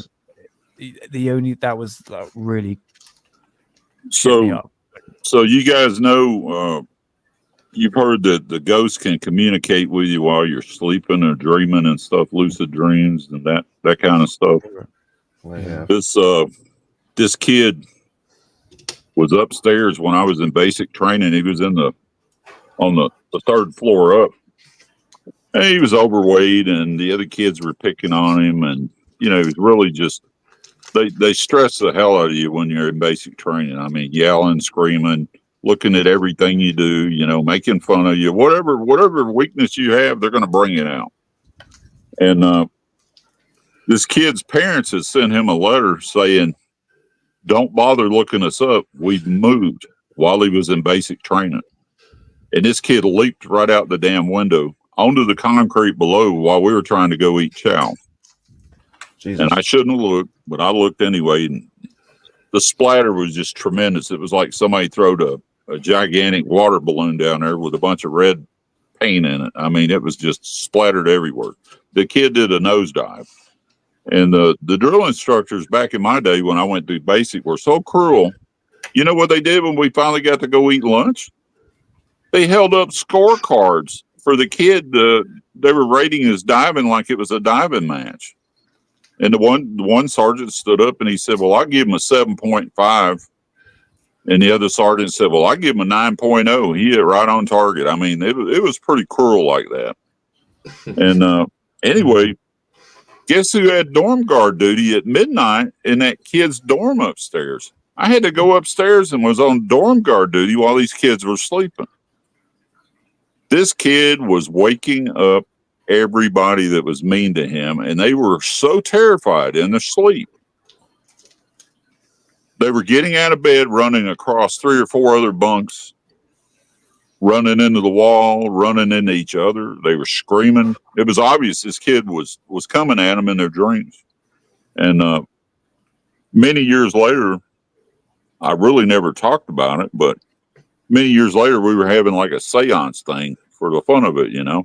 And the kid came through, and I knew all the information, all the details, why he jumped and all that stuff. And the kid came through in the seance, and it was actually him. He knew all the details, and that was the only reason I knew about the letter. But when I asked him, I said, well, I'm pretty sure I can find your parents, you know, online or something. Would you like me to contact him and give him a message? And he's like, hell no, none whatsoever. But it was funny because he was telling the rules of what you can do, you know, when you get into a seance, the dangers of it. And then all of a sudden he got cut off, and then he wasn't there anymore. And whatever took his place was not nice at all. But he was giving advice like you can't be drinking. You can't do it to put yourself in a weakened state. You know, you get possessed. And I didn't know anything about all that stuff. You know, I just thought, you know, that's just common sense. You're not gonna show up high and then start playing around with the Ouija board. No, but you would be surprised how many people actually do that. Yep. But yeah, that kid was the cleaner you are, yeah, the better you stand a chance. Yeah. That kid was definitely scaring the hell out of those kids in his barracks upstairs. I mean, they were coming out of a dead sleep, screaming and running full speed across the dorm. And we're talking about all these kids are asleep. You know, they're asleep. Everybody's exhausted. It's basic training.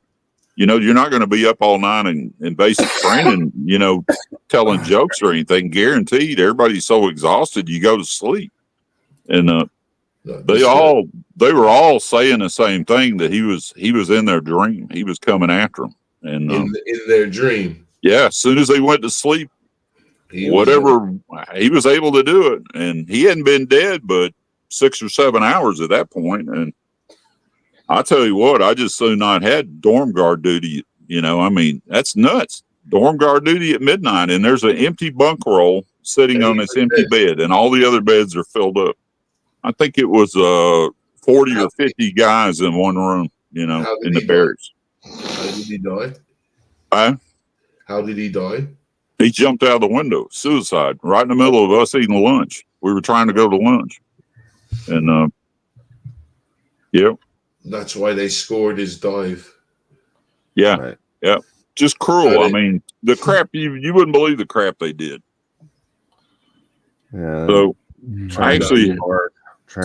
You have to be hard if you're in the military. So, well, I actually had a drill instructor that was trying to get me washed out. And when you're in basic training, you have no rank. I mean, you really don't. You're on probation, and it's up to the drill sergeant to guide you and to, you know, punish you or whatever they're going to do, and to recommend you to get you through basic training.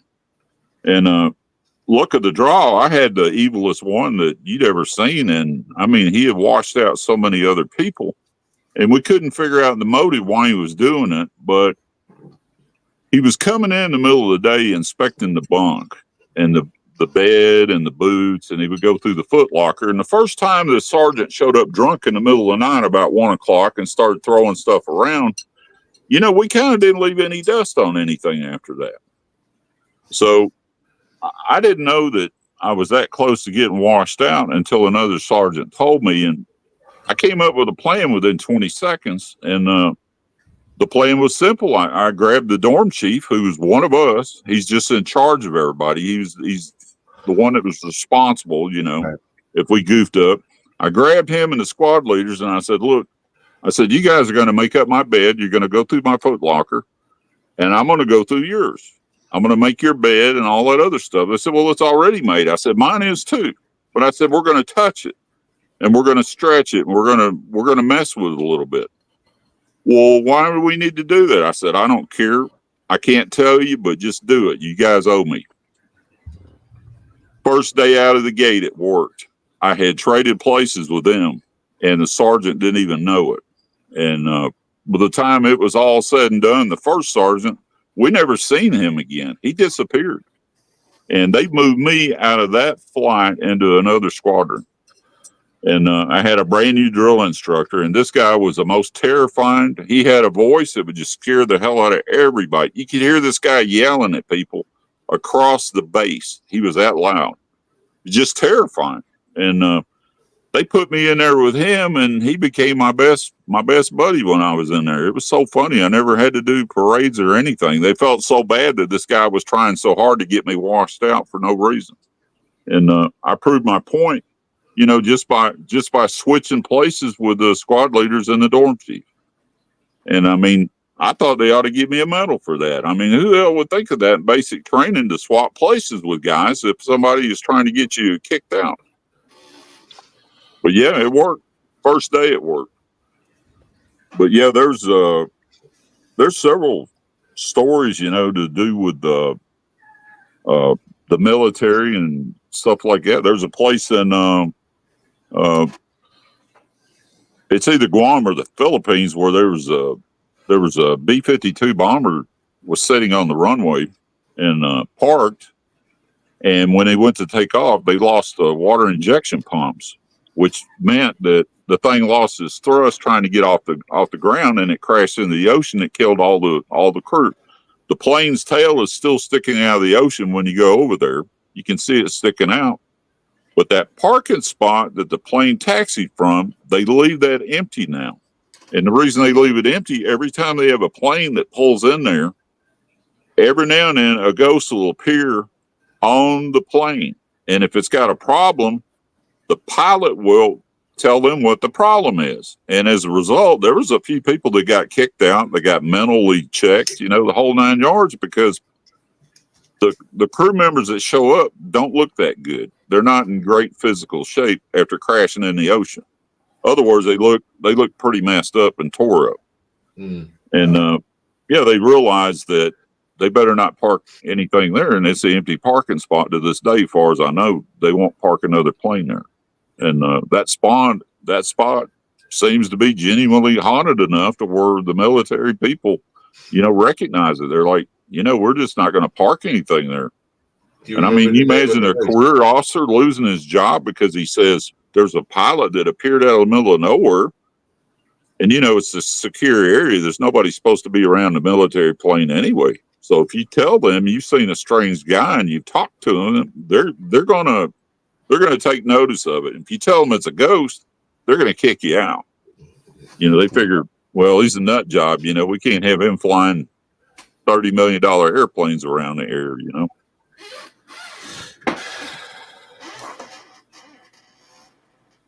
What's the name of this? What's the name of this base?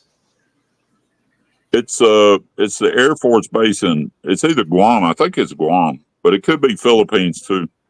Whatever the Air Force base is there. It was been documented, or is this something secret you're telling us? Yeah, you can Google it. It shows up. You can Google it and read about it. But sounds interesting, man. Yeah, they had there was a crew that I was in the service with that I got to talking to these guys, and a couple of them, I guess they were buddies. They've been in service a long time, and they got to talking about it. And their plane, they had flew over like towards Bermuda off Miami and stuff, training mission, you know, typical mission.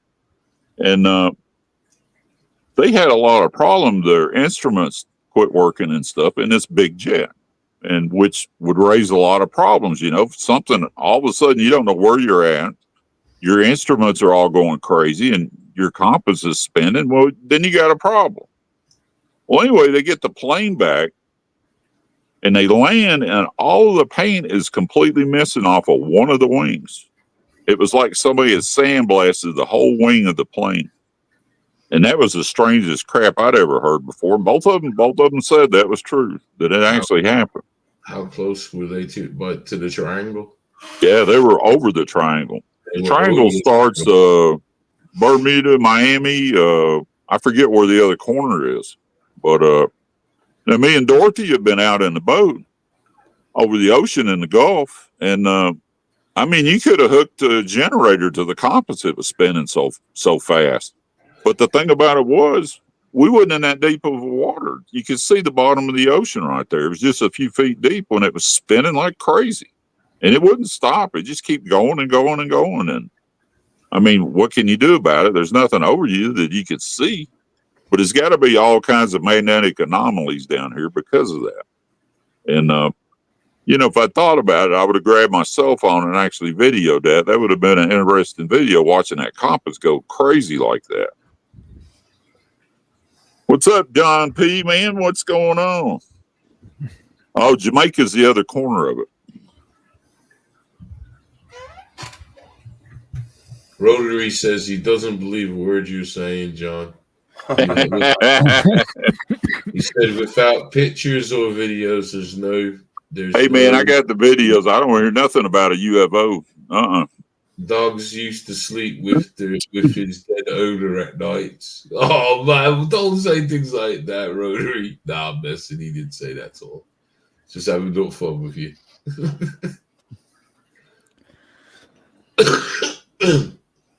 Bless you.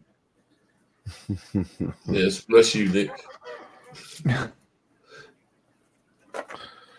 So, I don't know.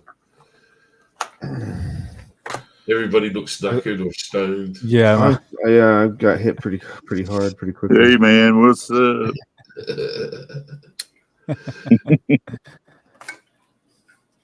So what do you want to do, Hidden? Well, I'm gonna go to movies now.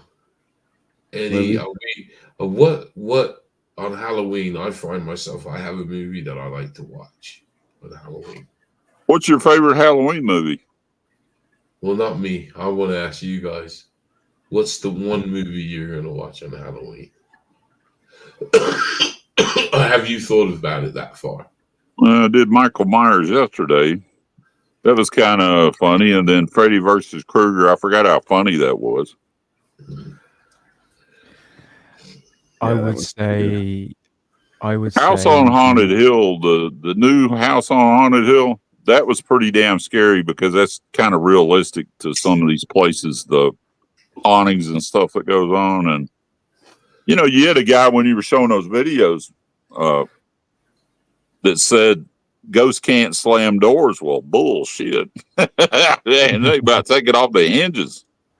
I mean, literally they slam every door in the house. I mean, and then keep going. Nothing to stop that at all. I had a house I was working on. It was habitat for cops where they were trying to move the police officers into some of these poor areas in Atlanta. So they would sell them a house real cheap. So I was there working late at night. Nobody lived in the house yet. They hadn't moved into the house. And I was using that mortar adhesive for the tiles. It's like a glue and a mortar mix together. So the tile really sticks, and I'm putting travertine on the wall. So I'm doing a foot at a time. I'm spreading it out with my spreader. And I've got the lightweight throwaway spreader that doesn't weigh anything. It's just disposable. When you get done with it, you don't worry about cleaning it because it only costs a couple of dollars. Well, I'm sticking it to the bucket and raking off the extra glue, which is sticking to the rim of the bucket. And it's like a 3-gallon bucket of this stuff. And I've been doing this for over an hour. I'm about halfway up with the travertine. And all of a sudden, which, you know, isn't uncommon for me to bump the trowel and knock it into the bucket of mud, but it's a mess. You got to clean it off the handle, or you'll get that glue all over you and all over the tile, and it's just a big mess. So I assumed that I had bumped the trowel and knocked it in the bucket. Well, within a span of about 15 minutes, the fifth time the bucket wound up wearing that trowel, the trowel fell in the bottom of the bucket. I was looking at it out of the corner of my eye, and I seen it get knocked into the bucket. And that was kind of, it pissed me off, but that was creepy. And I know that something was knocking my trowel off into that bucket of mud. And I'd get up and I'd wash it off, and I'd come back and I put 3 more trowel on it, look down, and my trowel is in that bucket again. But the last time I actually seen it, and it was physically flipped over into that bucket upside down. And at that point, I'm like, I don't know who the hell you are, but you need to stop. I'm really tired, and I ain't fooling around. I'll bring some sage and a few church people in there, and we'll take care of you. It never happened again, but that was kind of weird, poltergeist stuff that I seen. And then come to find out, this kid killed himself in that house. And I guess he was the one that was haunting it, that teenage kid, He probably thought it was funny as hell. He's like, watch this, But yeah, I would have never guessed that, something would have done something like that. But I actually seen that. And I haven't seen a lot of stuff, fly across the room or anything, but that I really remember that, because that, when you drop that trowel down onto the top of that bucket, it's stuck on there. You got to pull it off physically, and for it to be flipped upside down like that took a little bit of force to do that. So maybe he was in training, like that movie Ghost, where a guy in the subway was trying to teach him how to be a poltergeist. Maybe it was like that. He was in training or something, but he got it right. He did it 5 times in a row. I was like, crap. That's a good movie, Ghost. Nick, what was your favorite? What's the one you're going to watch? I would say, honestly, it'd be The Exorcist. I think that I'm not particularly religious. Oh, but you only like the pea soup. Yeah. You like that? I'm not religious, but I do respect people's beliefs, and they believe what they want to believe. But that has such a cultural impact, even on me, how well shot that movie is, but how deep it is. It's not one of those movies that scares you. It's a psychological movie that is still to this day is extremely well done.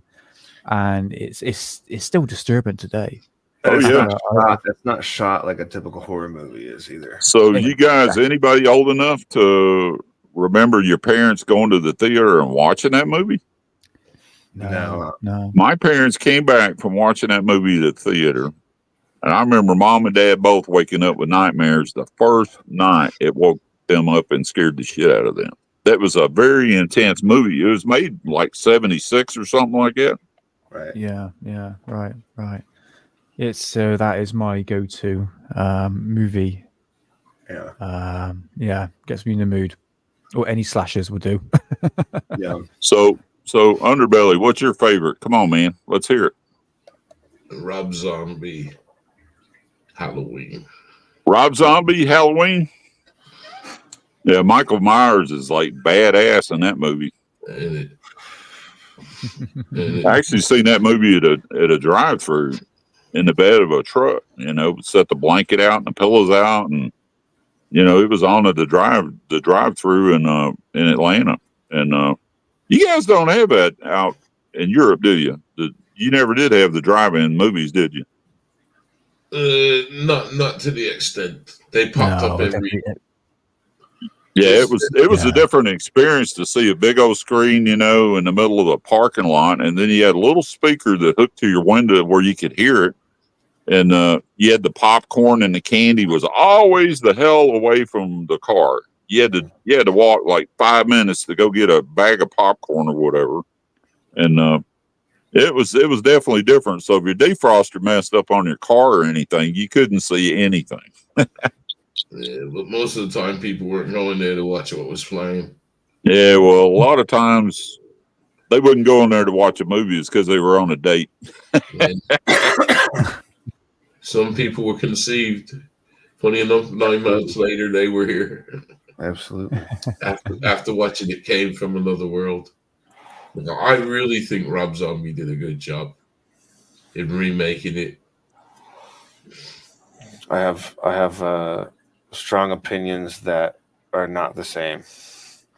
See, my movie, it's interesting because three of us here have basically, we're going with Michael Myers. I enjoy the original John Carpenter's Halloween. Oh, that was scary. That was scary. The original was scary. To me, real creepy. And I know I don't want to get this into a debate, but I just want to make a point that to me, Michael Myers doesn't need to be 12 feet fucking tall to be scary. He doesn't. No, he wouldn't. He wasn't quite 12 feet, but he was a big boy. He was definitely a big guy. He's played by either Tyler Mane Tyler Mane.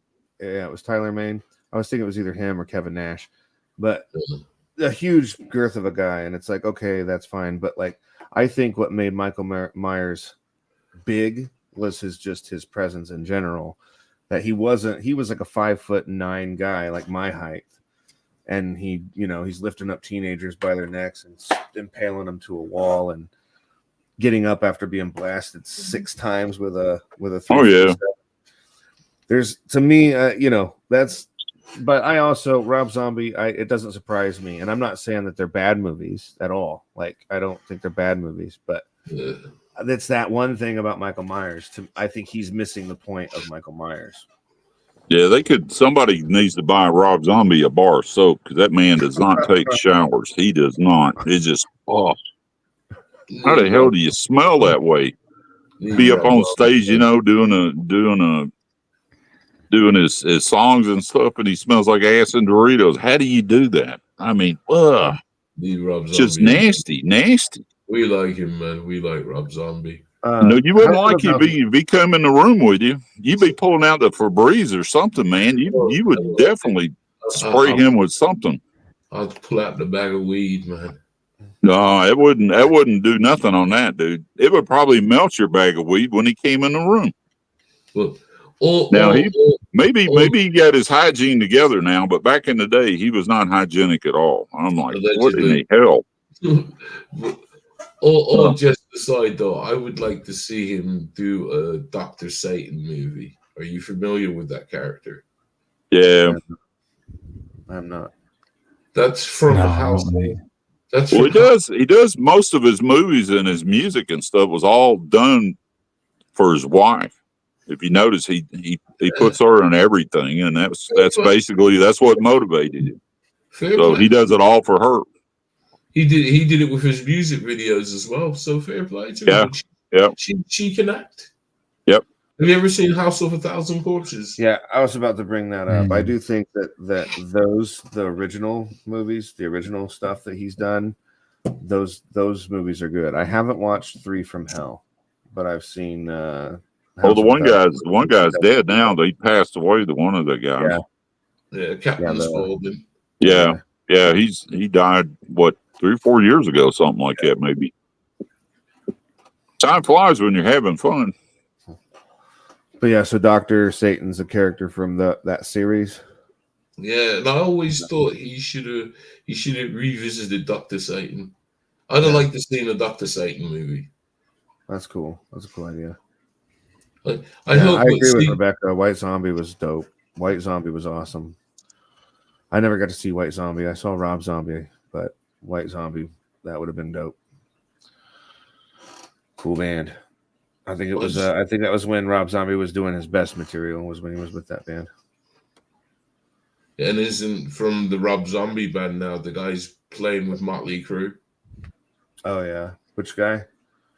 I don't know because I don't know. I just saw somebody from Rob Zombie because Motley Crue. I have a look in because I grew up when Motley Crue was big.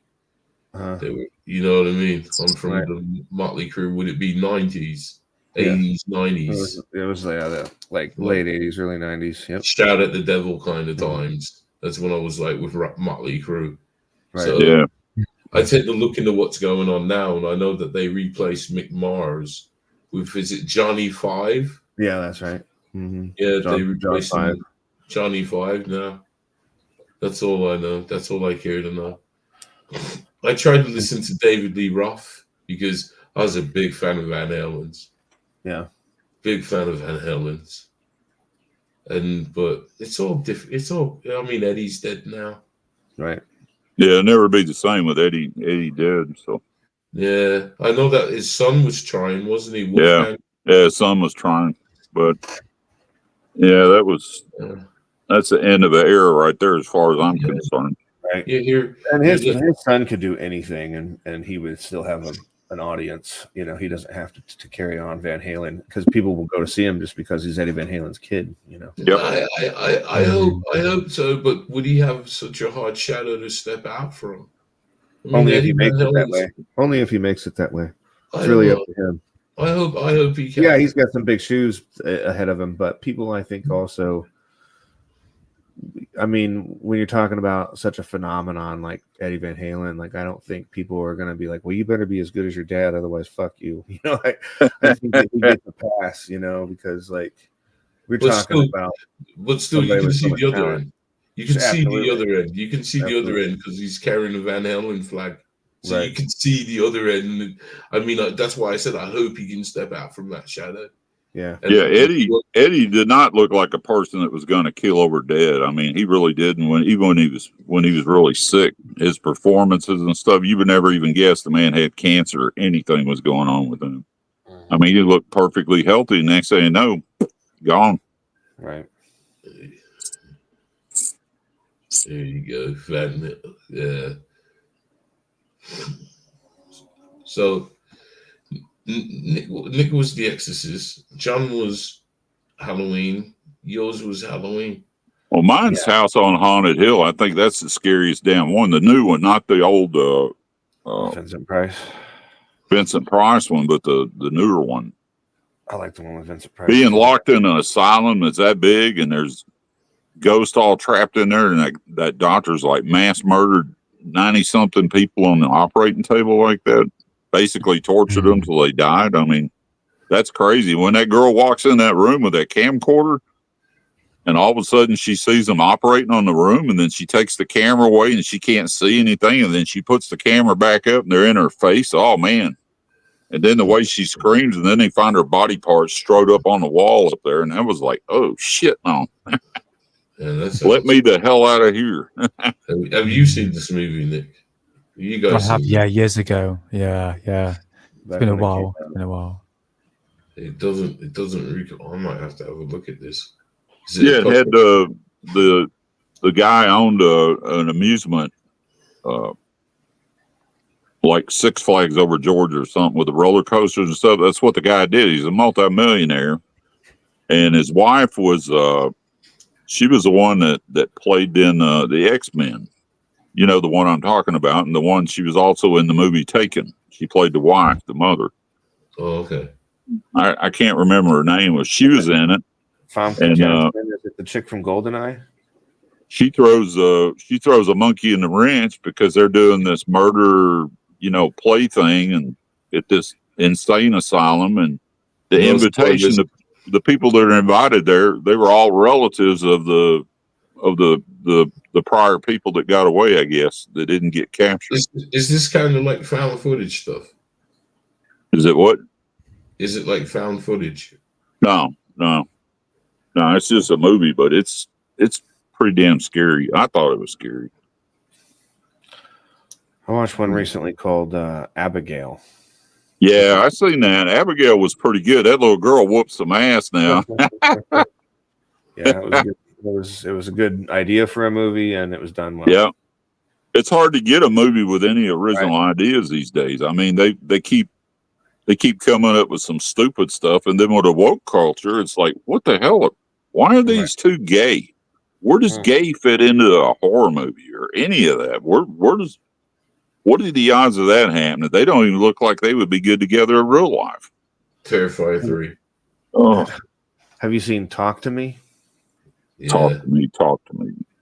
Who's in it? And nobody you would know. It's like completely independent, but A24 is the one that distributed it, and there's like this hand that apparently if you touch it, you can see dead people, you can talk to dead people and shit, kind of like a Ouija board, but you're way deeper than that.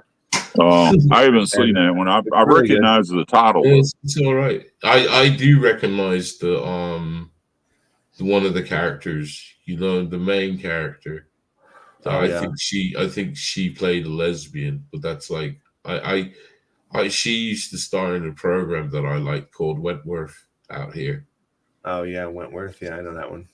Have She was you ever in that? watched it? Yes, yeah. I think she hooked up with Jackie. See, I stopped watching after like the 4th season, maybe. Well, you when B died. No, it was before that. They got rid of the awful chick that looked like Frank Langella. I can't. I liked it. I got hooked on it, man. Especially Ferguson, the freak. Fuck it. Oops, That's sorry. another Dracula with Frank Langella or Langella, however you pronounce it. Oh, that's who you're on about. Yeah, that's a great Dracula film. She came back. Oh, never mind. I ain't spoiling it anyways. It was a good show. It was a good show, Wentworth. I recommend it. Oh yeah. I just stopped watching it, but anyway, Let Me In or Not Let Me In. That's another good movie. Yeah, it is. I agree. Have you seen it, Nick? No, I haven't, mate. No. There's one I did watch recently that it's kind of weird. I watched 2 of them. But the one that I did like was called Oddity. It's crazy. Oddity? You heard of this? No. What are you gonna do? It's very strange. I think you could call it a horror, but it's more like a suspense one. But it's all right. It's kind of like things to do with like magic, and it's really cool. Oddity. Yeah, we got this haunted attraction down here that because Orlando and Universal and everywhere is so packed, this place made like a small town in the middle of the woods, and it's only open during Halloween time. And this one attraction you can get on a bus, and they give you these paintball guns, and you get to shoot zombies. Now imagine that. It's actors dressed up as zombies coming at you, and you get to shoot them. Now that's pretty funny. Who the hell ever thought of that? That's a great idea. Amazing. Get a little target practice in, but they always have good actors, and the props are really good. At this place, and you know me. What I would do, I'd get a big fat cigar and just stand there and just shoot these guys. I'd pay extra for more rounds. Oh, they'll sell them to you. I'm buying. I'll just take my money. I'll do like Peter Griffin. Here's my card. Would you do that, Nick? Would you pay money to shoot people? Be all that. It's just not. We're talking paintballing, isn't it?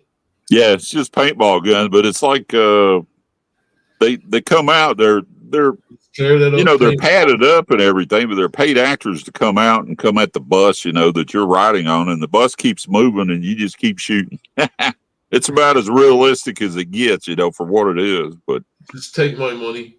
People love it, and they've got the attractions where you go through the door, and there's a bunch of damn clowns in there. And if you're terrified of clowns, these clowns will scare the hell out of you because they are all in there. It's like crap. Extra ammo. I don't care if I'm terrified. I'm shooting you. I paid to shoot you. I'm shooting you.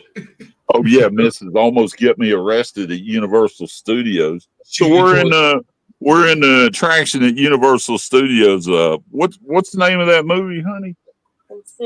Insidious. We're in the Insidious house, and we're downstairs where the woman ghost is sitting there with a shotgun that's blasting away at these people on the couch. I mean, they really did that prop.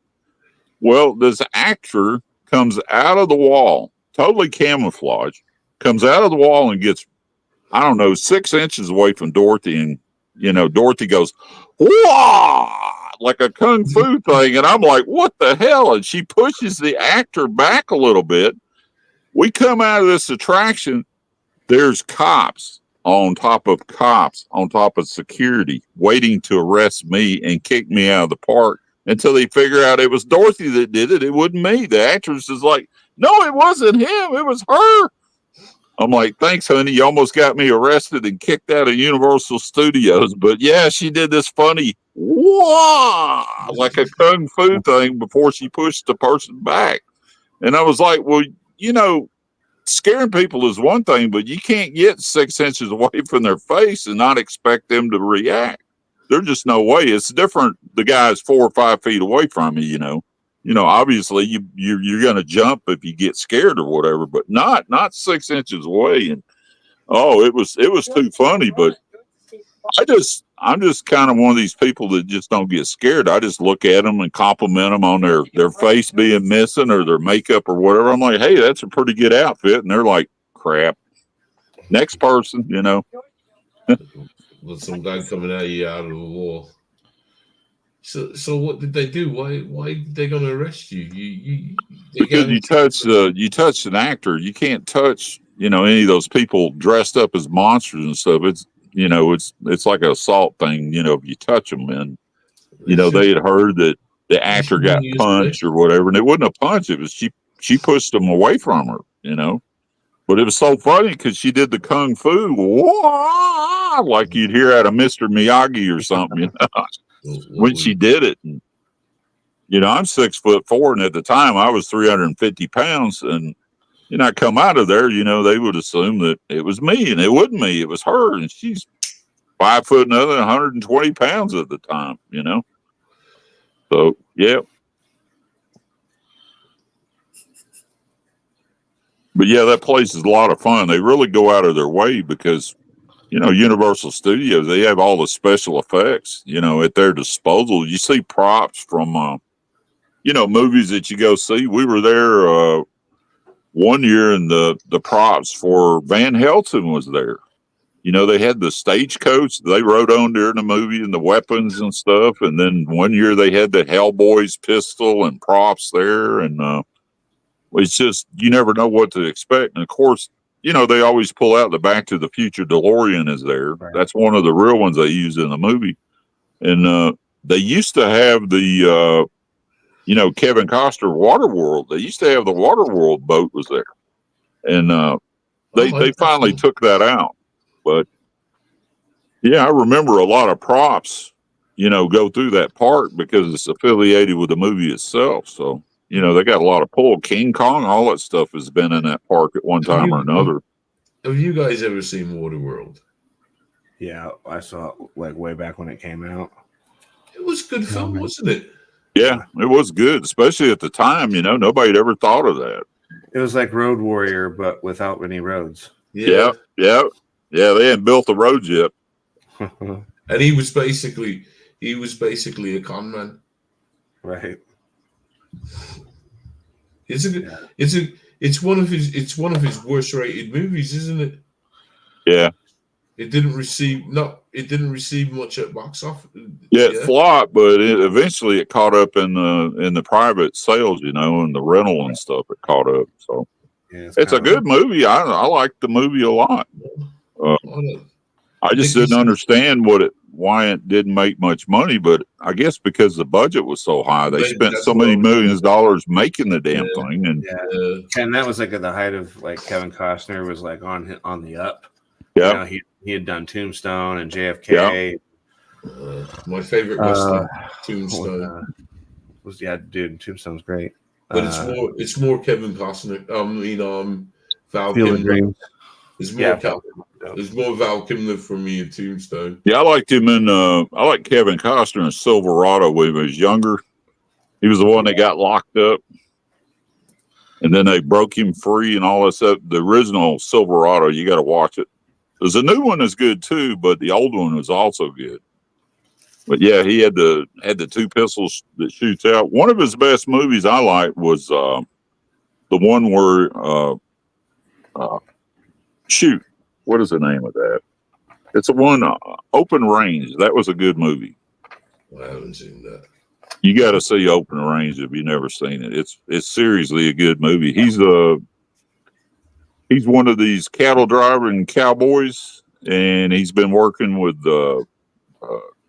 you know, his boss. What was his name? Good Lord, I'll think of it in a minute. Well, anyway, was it Joe? One of the it was a joke. So one of the, you know, they send the one guy the heavyset kid. They send him to town to get supplies, and he winds up getting thumped over the head. And they don't want any open grazers there. And I was like, man, that's just crazy. And then they wind up shooting the kid and killing that guy anyway. And that's when Kevin Costner, they didn't even know who he was, and he whips everybody's butt in that thing. And that's a realistic gunfight where everybody's missing and shooting and missing and shooting. It's none of this everybody's dead with one shot and one bullet, Deadpool kind of thing. More like the A-Team kind of thing. Yep. Anybody see the new Alien movie? I haven't yet. I really want to. No. Man, I haven't seen it either. I want to hear what somebody's take is on it before I've heard it's great. That's what I've been told. It's great. Well, I know this will be what, number 5, number 4 in a series? 5 or 6? I want killing. So how I worked it out is there's 4 of them that go on that ship. 2 of them die because of misadventure, which leaves 2 for the alien to kill. So there's not going to be much in it for me. I want to see murder.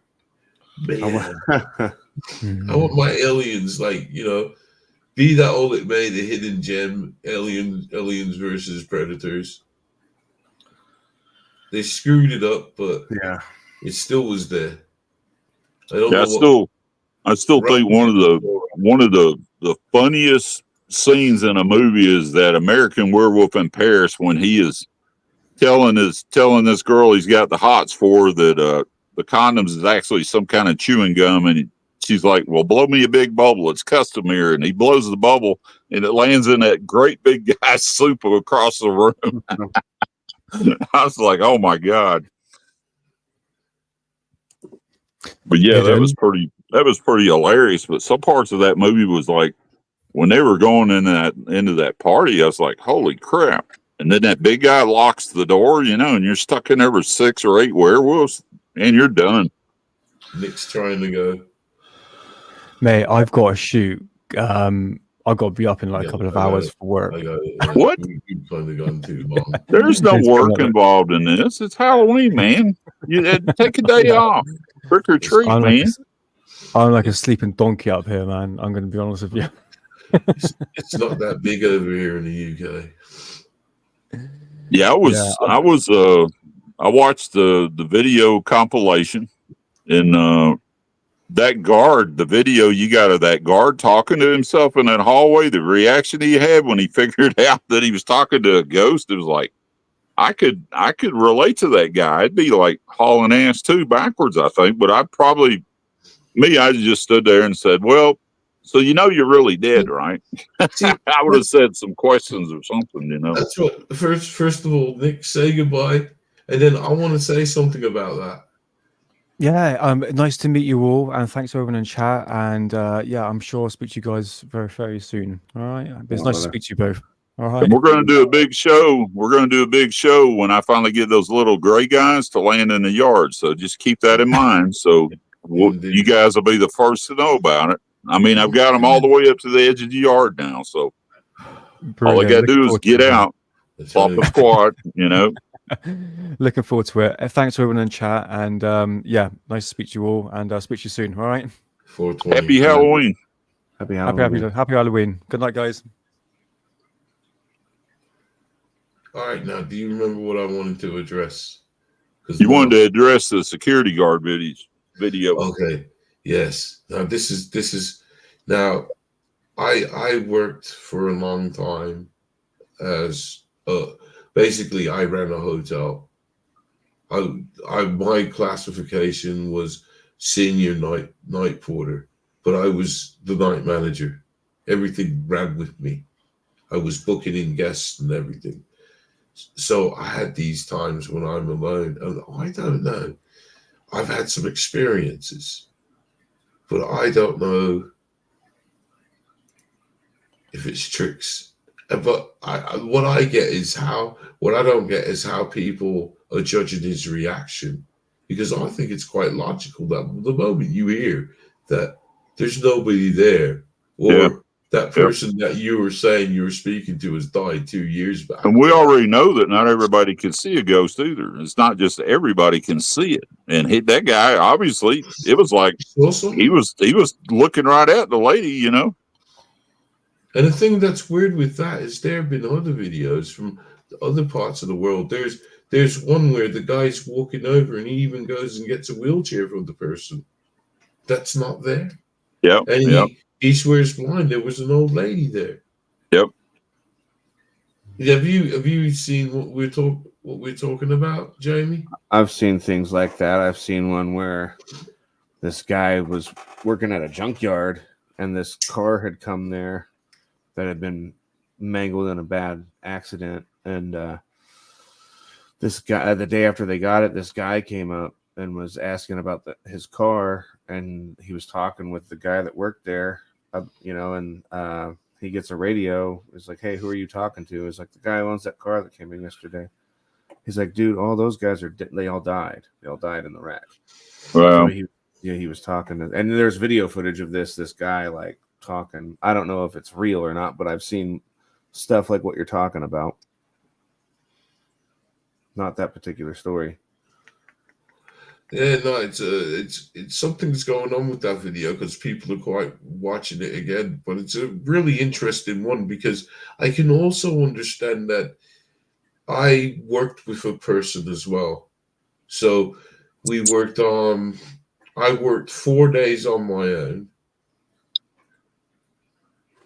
No, 3. I worked 3 days on my own. No, never mind. he would be there Wednesday, Thursday, Friday, and Saturday. Yeah. So he was with me for 4 days. Wow. So when you have, and don't forget, this is over like definitely 7-year period, closer to 8-year period. You build up a friendship with a work colleague. Sure. And if we were mindset, we could have probably pulled that off. You get what I'm trying to say? So it could easily be staged. Yeah. But working nights, I do know that I had the very weird sensation in the back of the hotel. There was a room and it's up the stairs, but it edges out to the back. It's where the kitchen is. But the hotel, it's had a life. It's got history. Mm. And the back towards that end is the most oldest part because it's done some renovations and things. But that's the old part. It was like an old coaching station back in the day. That building has seen people. A lot of history in that building. Yeah. So I'm up there, man, and I got this feeling, man. I got this feeling someone's watching me in this room. I mean, just I'm not going to say scared like crapping myself, but I was apprehensive, as you would be. And as I turned to face it, yeah, I heard the thing go down the stairs. Yeah,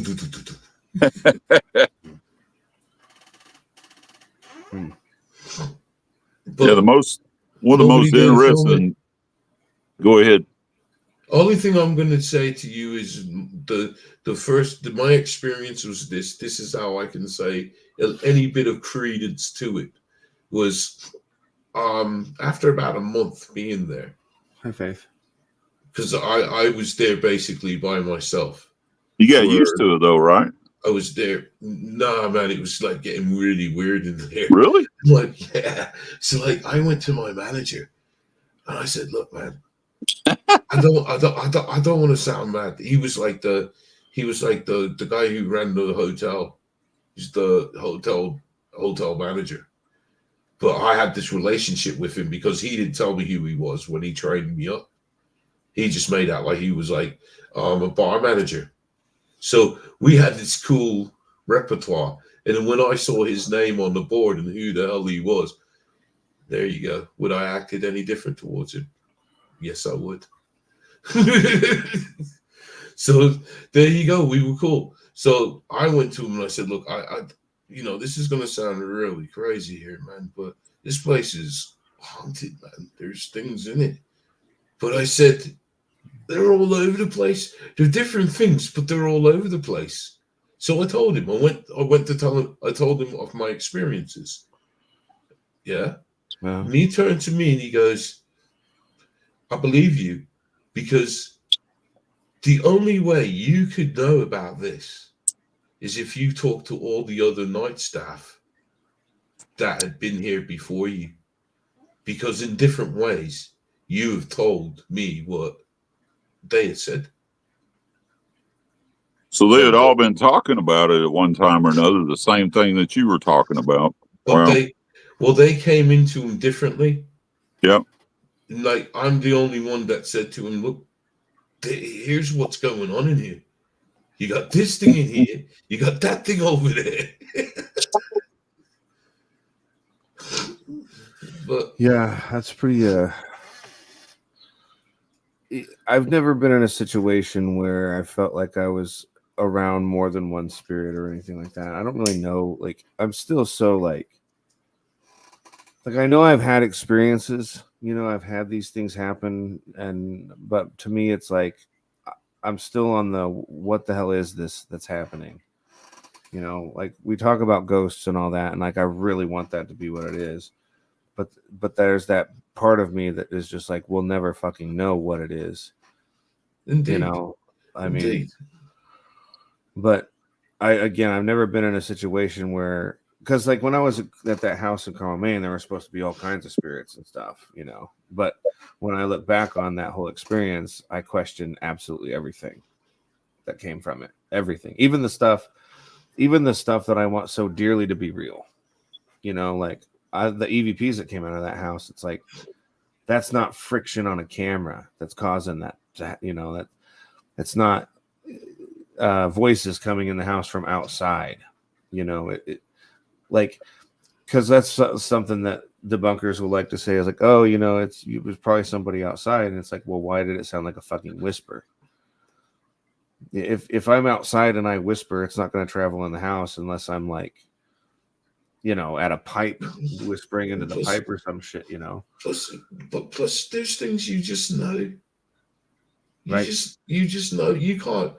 I'm not walking around the hotel and on hindsight, maybe I should have got a GoPro. Right. Maybe I should have. Hindsight's always 20/20, right? But you know what, man? That's it. It was what it was. It was just really weird. Right. Because that's like my real first experience of what you're saying. But I never kind of saw it like that, because I saw it that they occupy different spaces. Like the one thing was there was two, and I thought they were related, but they weren't. They weren't. I found out it was really bizarre things happened to me at that hotel. I think that thing has something more than what's there. Like possibly a portal, because I remember one thing the psychic said to me. She said, it's not the place, it's what's gone on in the place. Right. It's the past. And I never kind of got that. She was called in, this psychic, she was called in to help the police. And the first thing she said to me was she went to one of the staff members, on the receptionist, because I was close to them, so I used to tell them shit like what I was seeing. I mean, the one time, the other night guy, that was on with me, he heard all these noises, and he kept on looking at me, and I said, "Look, man, look, Stan, don't go downstairs. There's no need to go downstairs. There's nothing down there," and he weren't having it. What's up, Rob? Yeah, curiosity kills a cat. But no, he went downstairs and there was nothing there. Yeah, that's what I'm saying. A curiosity, you tell them not to go, they go anyway. It's like, oh, I gotta go. Come on. Well, we got work to do. It's pointless. There's nothing there. So I had a conversation with the security guard at this real famous cemetery. Like Margaret Mitchell's buried there. There's a bunch of celebrities buried there. It's right. Basically, it's in the middle of Atlanta, and it was a Civil War cemetery too. So there's thousands of graves and vaults, and there's a giant lion statue out there with a spear broke off in it. I mean, there's just all kinds of unique stuff in the cemetery, and they've even got a gift shop for the cemetery. It draws a lot of tourists and stuff. People go look at the grave sites and stuff. And I was talking to the security guard who'd been there for a little while, and I asked him just point blank. I said, "Do you see anything supernatural out here happening?" And he says, "Well," he said, "the very first night my door flung open at 9:15." And I said, "Well, what happened?" He said, "There was nobody there." He said, "My door just opened by itself, flung open." He said, "The very next night, same time, same thing happened." He said, "It still happens." He said, "You can come by at 9:15, sit here in the office with me, and that door will open itself." And I'm like, "That's just crazy." And he says, "Well," he said, "that's really nothing." And I said, "Well, what else happened to you?" And he says, "We've always had kids that at nighttime for a dare, they jump the fence and go running around the cemetery, and he's got to go after them and get them out of there. Trespass them or whatever if they're trying to damage any graves or mischievous stuff, And he says, I hadn't worked here very long at all, about 3 weeks. And he said, I had this group of kids, I thought, and I'm chasing them across the cemetery until I realized they're not kids." And they turned around and vanished right in front of me. He said, "Now that really messed me up." He said, "I almost stopped working there because of that." He said, "You've never chased a group of ghosts across the cemetery just to have them mess with you." And I'm like, "Man, that's just crazy." He said, "Yeah." He said, it happens. So you got all these people. The lady that wrote Gone with the Wind, you're familiar with Gone with the Wind. Never heard of him. Well, anyway, she's buried there. Arnold Palmer's buried there, the famous golfer. I mean, a bunch of people are buried in the cemetery. And you go out there, they've got the Tomb of the Unknown Soldier in there too, like they do in Arlington, where they've got all these soldiers buried. Nobody knows who they are because they got messed up so bad nobody could identify them. And they have a lot of that up there. But yeah, that was a very interesting conversation I had with that guy. Can you imagine that? Staying all night long in that cemetery by yourself as a security guard. You got a flashlight and a little uniform and a whole bunch of dead people all the way around you. I'm just trying to imagine the point when he was But yeah, in that hotel, man, you could get hemmed up. At least this guy could turn around and run. You're not able to run. They could block the exit, man. You'd be stuck in one of those rooms. Just remember, Yara. I swear by it. That's what I don't know, kind of. No, I think these things were always there.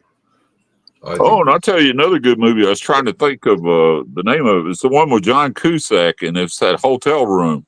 1308. Yeah, room 1308. That's a good movie. That is a good movie. That was well done.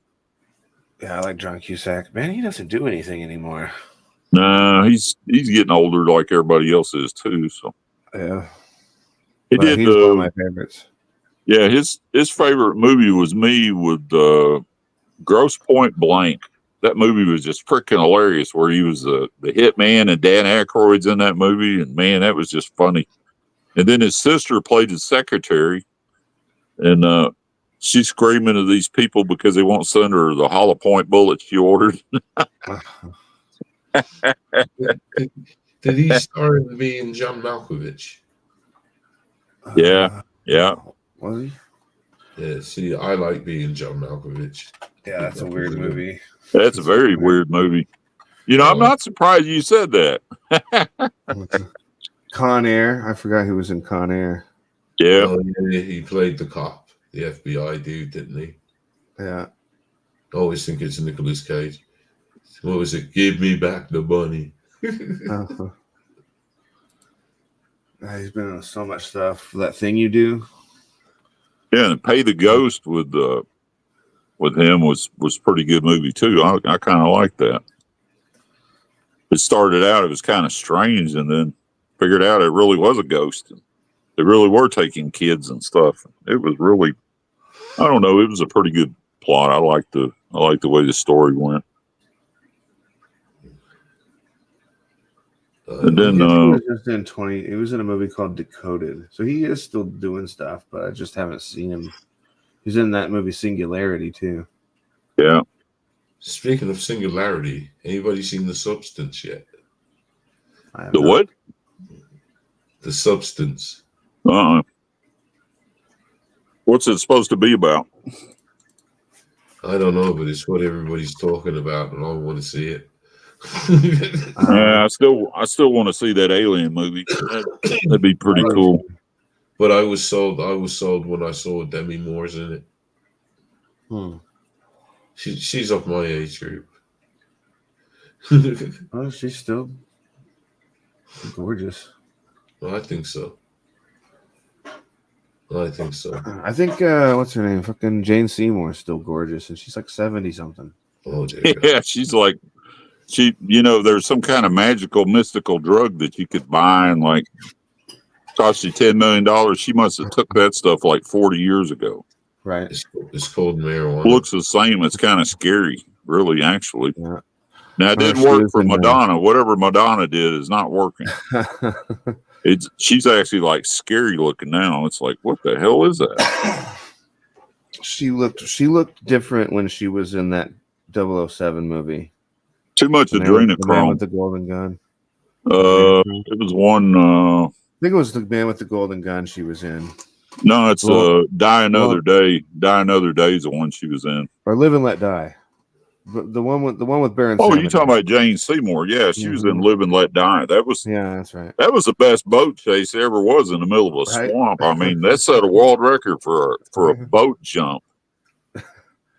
Yeah, she looked younger then, but she didn't like. Yeah. Did you ever see Somewhere in Time? Have you seen that movie with Christopher Reeve and Jane Seymour? Yeah. He wills himself back in time because he's in love with this girl who's from the 20s, and he wishes himself back in time, and he meets her, and then it's a pretty interesting movie. That's a shame. He should have stayed off horses. You got to if you get rich and you get famous, stay off horses, stay out of sports cars, and quit flying your airplane around. You're going to crash. Guaranteed, something's going to happen to you. Indeed. Or the idea of playing Superman. There was a curse. Yeah, he played Superman. Superman curse. But Dean Kane's living proof. Right, yeah, no, he's fine. He committed suicide, didn't he? No, did he commit suicide? He's going. He's still living. He might have committed. George Reeves is the guy. George Reeves is the one that committed suicide. He was the first guy to play Superman. He shot himself with a kryptonite bullet. Bam. Yeah, well, if you're just an actor, it doesn't take kryptonite.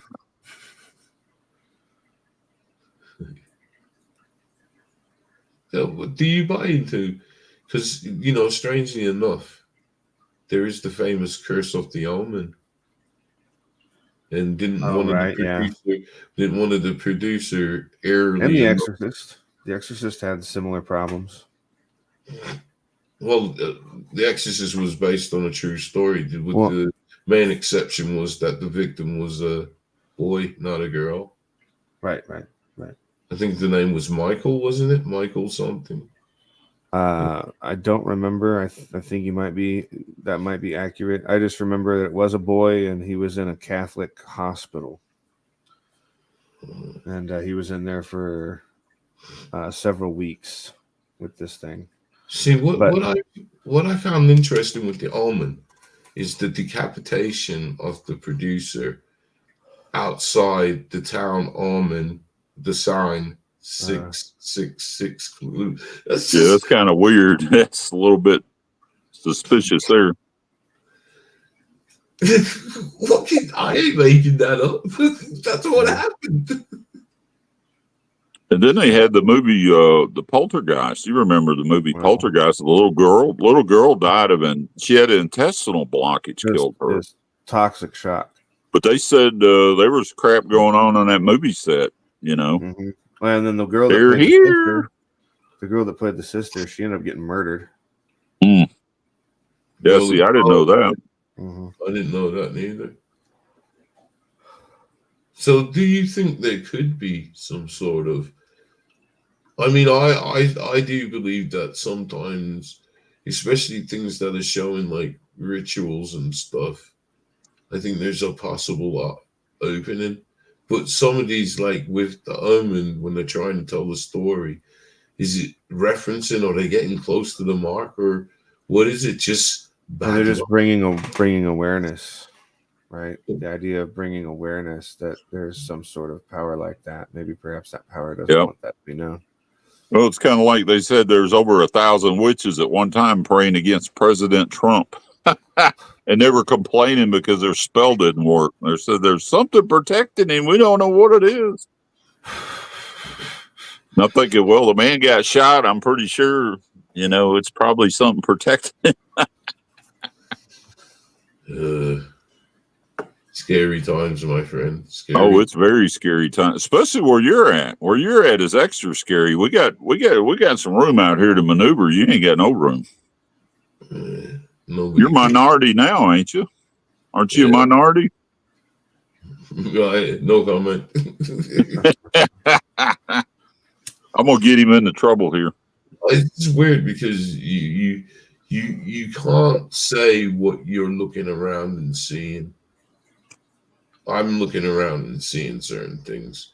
Yeah. But I don't mind because we're all kind of in the same boat, I guess. I don't know. Well, we see it too, though, because YouTube will put out anything until they figure out it's not something they want to see, and then before you know it, it's knocked off. But if I'm going to be political right now with the problems that lie within our country, I think we need to look closer to our politicians. It's not these people thoughts that coming over on the votes. Yeah. I always think there's a simple solution to this. It's a global thing. When they actually say that they emptied out the prisons and they sent the people here, they really did send the people here. No, I get that. They did it. The Castro did it with the Cubans back in the days. And so I'm old enough to remember that. So I'm not saying allegedly or anything. I'm old enough to remember that in the early 80s. Yeah. I remember that. Scarface, baby. Scarface. They made a movie out of it. But the thing is, what I'm trying to say now is we are now here in the 21st century.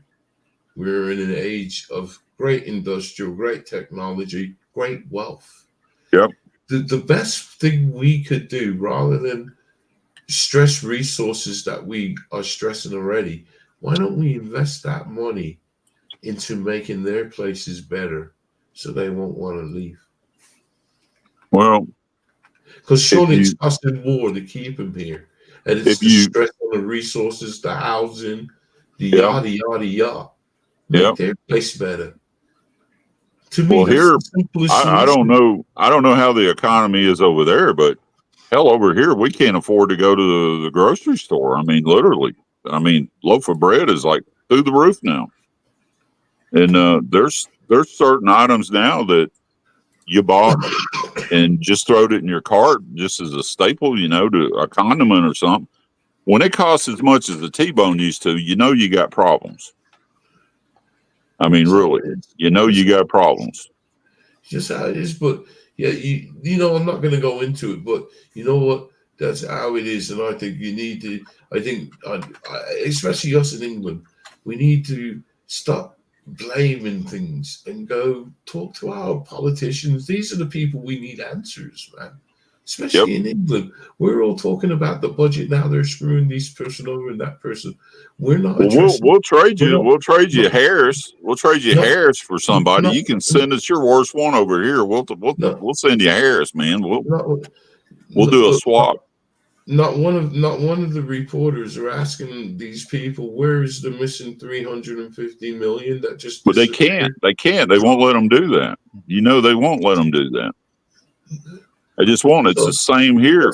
That's my thing. All I'm just trying to say is whatever this world, wherever you are in this world, just make that around you your place, your peace, your harmony, your everything.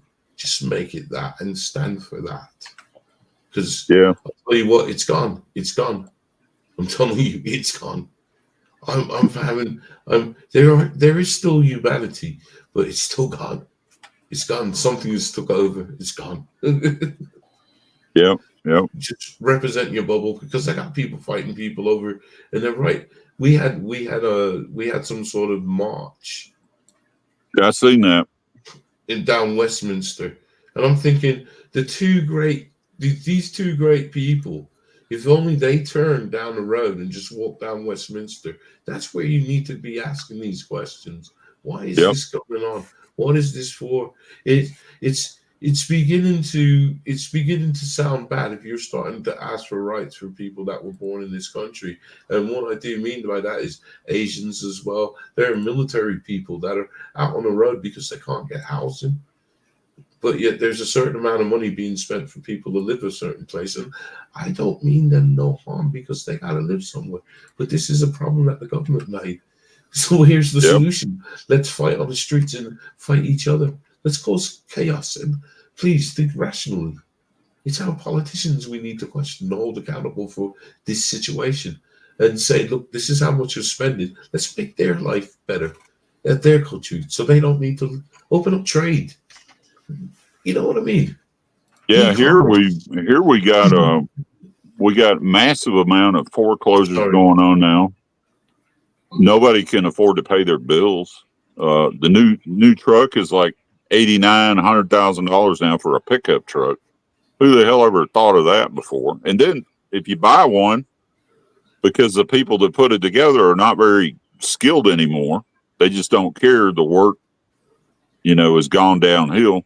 It's going to be at the dealership getting worked on, transmission, engine, all that stuff. And it's just got so bad, man. You just can't live here. You got to drive older vehicles. You got to live in older houses. The things that you used to take for granted, you just can't buy it anymore. You just can't do it. And see, this for sure is your true Halloween story. It is life. Life is the scariest thing we're going through right now. Yep. Because there are also pockets of beauty, isn't there, Jamie? Yeah, absolutely. And we have to hold on. We have to kind of hold on to that foolishness, because those cats, man, I don't know what they're doing, but they're doing it with impunity. Definitely. And see, I don't know if it ever got you. I don't know this. You see, I've said this before, and I'll say it again. Right? I've had responsible jobs, yeah, and in these responsible jobs, if I screwed up, you're gone. You're fired. Maybe twice. Yeah, definitely they could pin gross misconduct. You're gone. Which some of these politicians have been proven that, but yet they're still around.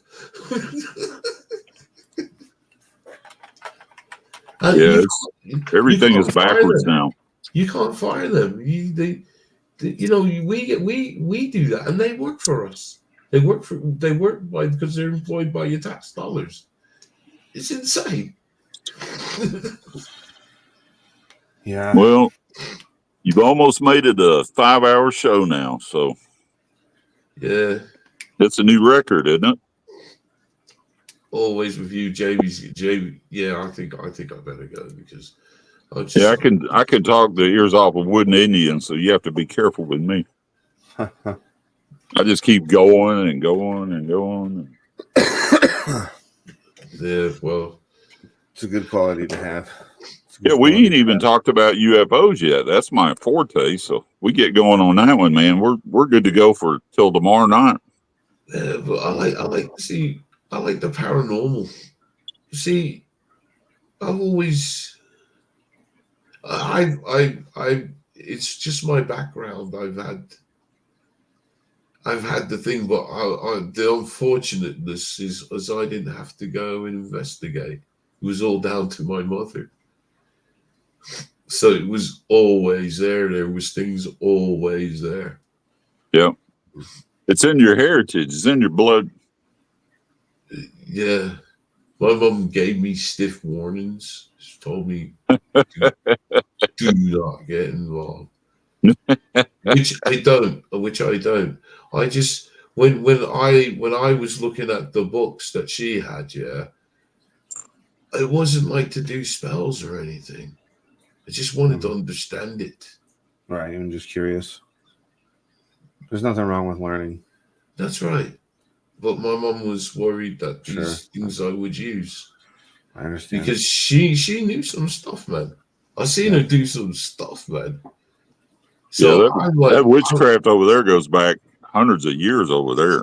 You know, they used to have a display up at the London Bridge. If you go through that museum, they had you know, a bunch of witches' items that they had dug out of a wall of one of the houses they were trying to fix. You know, the foundation and stuff, and there was like bottles with needles drove in them. I mean, just all kinds of stuff. And I was like, whoa. Yeah. They had somebody trapped in that sucker. Somebody let him out. see, that's the one I always think my mom did something. I'll talk about this. I remember this. I was probably about 14, and I used to like ride my bike up to the beach. I lived in Florida. Yeah, I lived in an area called West Palm Beach. Yeah. So I'm riding my bike. Well, I'm gonna go off to ride my bike, and my mom stopped me, and she gave me this it weren't a big bottle, but it was of white rum. It was empty, and it had wax on the top of it. And she said to me, give me strict instructions. She made me repeat this: do not open the bottle, do not stop. Just go to the beach. When you get there, go as far as you can into the ocean and throw it. What was in the bottle? I did question her later on because I remembered it, and she denied ever doing that. Which she, I think the thing is with my mother is when she found, let's say, I believe she found Christ. Or, you know, what we want to, she found Christ in herself, yeah? Wow. And I think that made her kind of, she didn't want to talk about the stuff before that, if you get what I mean. Well, that would make sense. Yeah, that would make sense. So she used to say a lot of shit didn't happen. Right. But I clearly remember a lot of shit happening. Yeah, I clearly do remember it. Yeah. Well, even the ghost stuff, if you acknowledge something, like, you know, a bottle falls off a shelf and stuff, and then it jolts you back, and then you start dwelling on it, you know, you're actually giving it power. I mean, really, you've taken notice of it, and it's going to take notice of you. So it's kind of like that. If you put it out of your life and totally ignore it, what's it going to do then? Not much. But you see, now this is the thing where I'm so happy, especially now because I have a child and everything.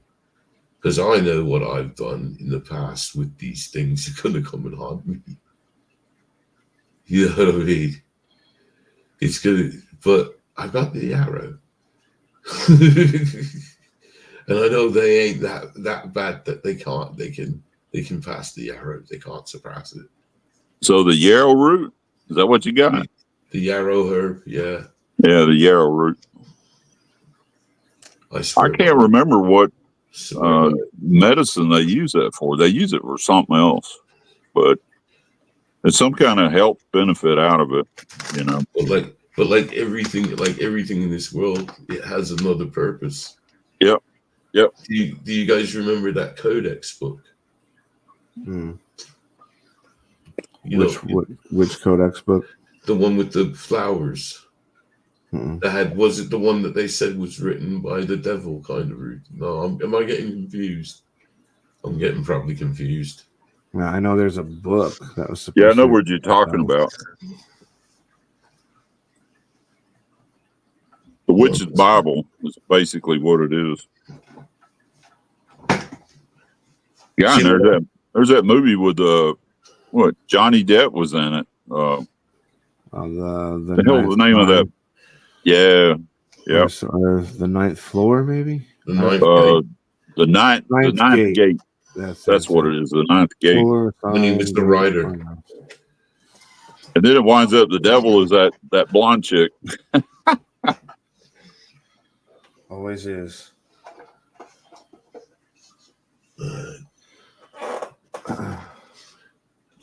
So what's your take on things like with the devil? Do you buy into the devil? I believe the devil's definitely real. Yeah, I believe the devil's real. I don't know what I think about as far as like how theology makes it out to be. I don't know that. I don't know, obviously, but I don't think God is this angry thing that is pissed off all the time and judgmental and all this. I don't think that's a thing. As far as the devil goes, I know that it's the opposite of whatever God is. A positive to a negative. Mm-hmm. So, see, here's the thing. This is what I don't understand now. Is when you look at these demons. Mm-hmm. Never seen a demon face to face, as far as that goes. Not now. Not everybody will have that. How do you say? But that you will have a presence. Sure.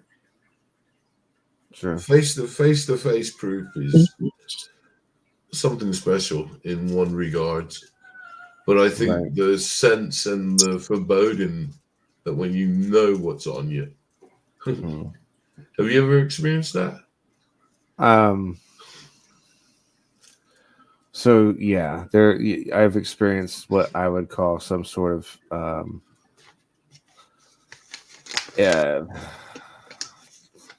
I don't know how. I hate using the word energy because I've come to learn to hate that word. Yeah, but it's a good way to describe it. It's energy. Indeed.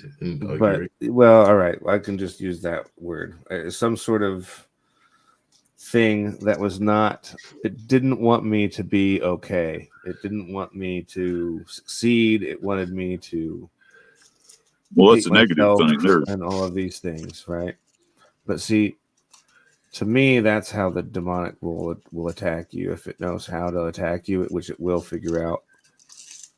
And most of the time, it's your psyche like that. Mm.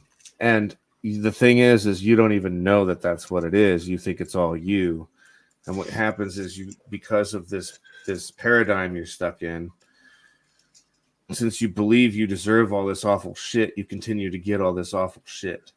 And once I learned that wasn't true, that I didn't deserve all this awful shit, and that it was me that was making this, whatever this energy was, happen and gave it power, I feel like it stopped. It stopped. But I had to go it was a lot of enlightenment that took me to get to that place. You know, I'm not where I was. Well, you got older too. The older you get, the wiser you'll get. A lot of things, I couldn't figure out when I was younger that you figure it out when you get older. And then you find out that a lot of people's advice was correct. A lot of the older people's advice was right, spot on. Sure. So, see, I just never understood certain things about, and I still don't. But I know there's something out there. That's for damn sure. Yeah, there are definitely things that hate us. I don't know why. Well, if you believe in God, then it's because God loves us. And we're inferior. Yeah, but the angels hate us too. Well, you got to have a little bit of bad with the good. You can't be all rainbows and peaches and cream and green trees and green grass and blue sky. If you didn't have a thunderstorm, or you didn't get a cold and you didn't get sick and your tire on your car didn't go flat, then hell, you wouldn't appreciate it when it's good. Am I right or am I wrong? I think I get it, because if demons were cast out, you believe that, which I don't, because I believe that. Well, they kind of proved the place where they got cast out to. Now it's a real place, and right now, what is that organization that's trying to rule the world? They have a place there now, a building erected. It's crazy. You can't go see the stone with all the carvings on it either. It's not Mount Zion, no. What the fuck? It's like I can't remember the name of the mountain or the hillside it's on, but it's where they are all cast down at. They all came to that one spot. What's Mount it called? Hermon. Mount Hermon. The Mount of Temptation. Oh, is that where they tempted Christ? Near Jericho. The walls of Jericho. Is that where they tempted? Is that they called Mount Temptation? Because is that where they tempted Christ? I have no idea. I'm sure Christ was tempted his entire life. Yeah, I'm sure quite a bit.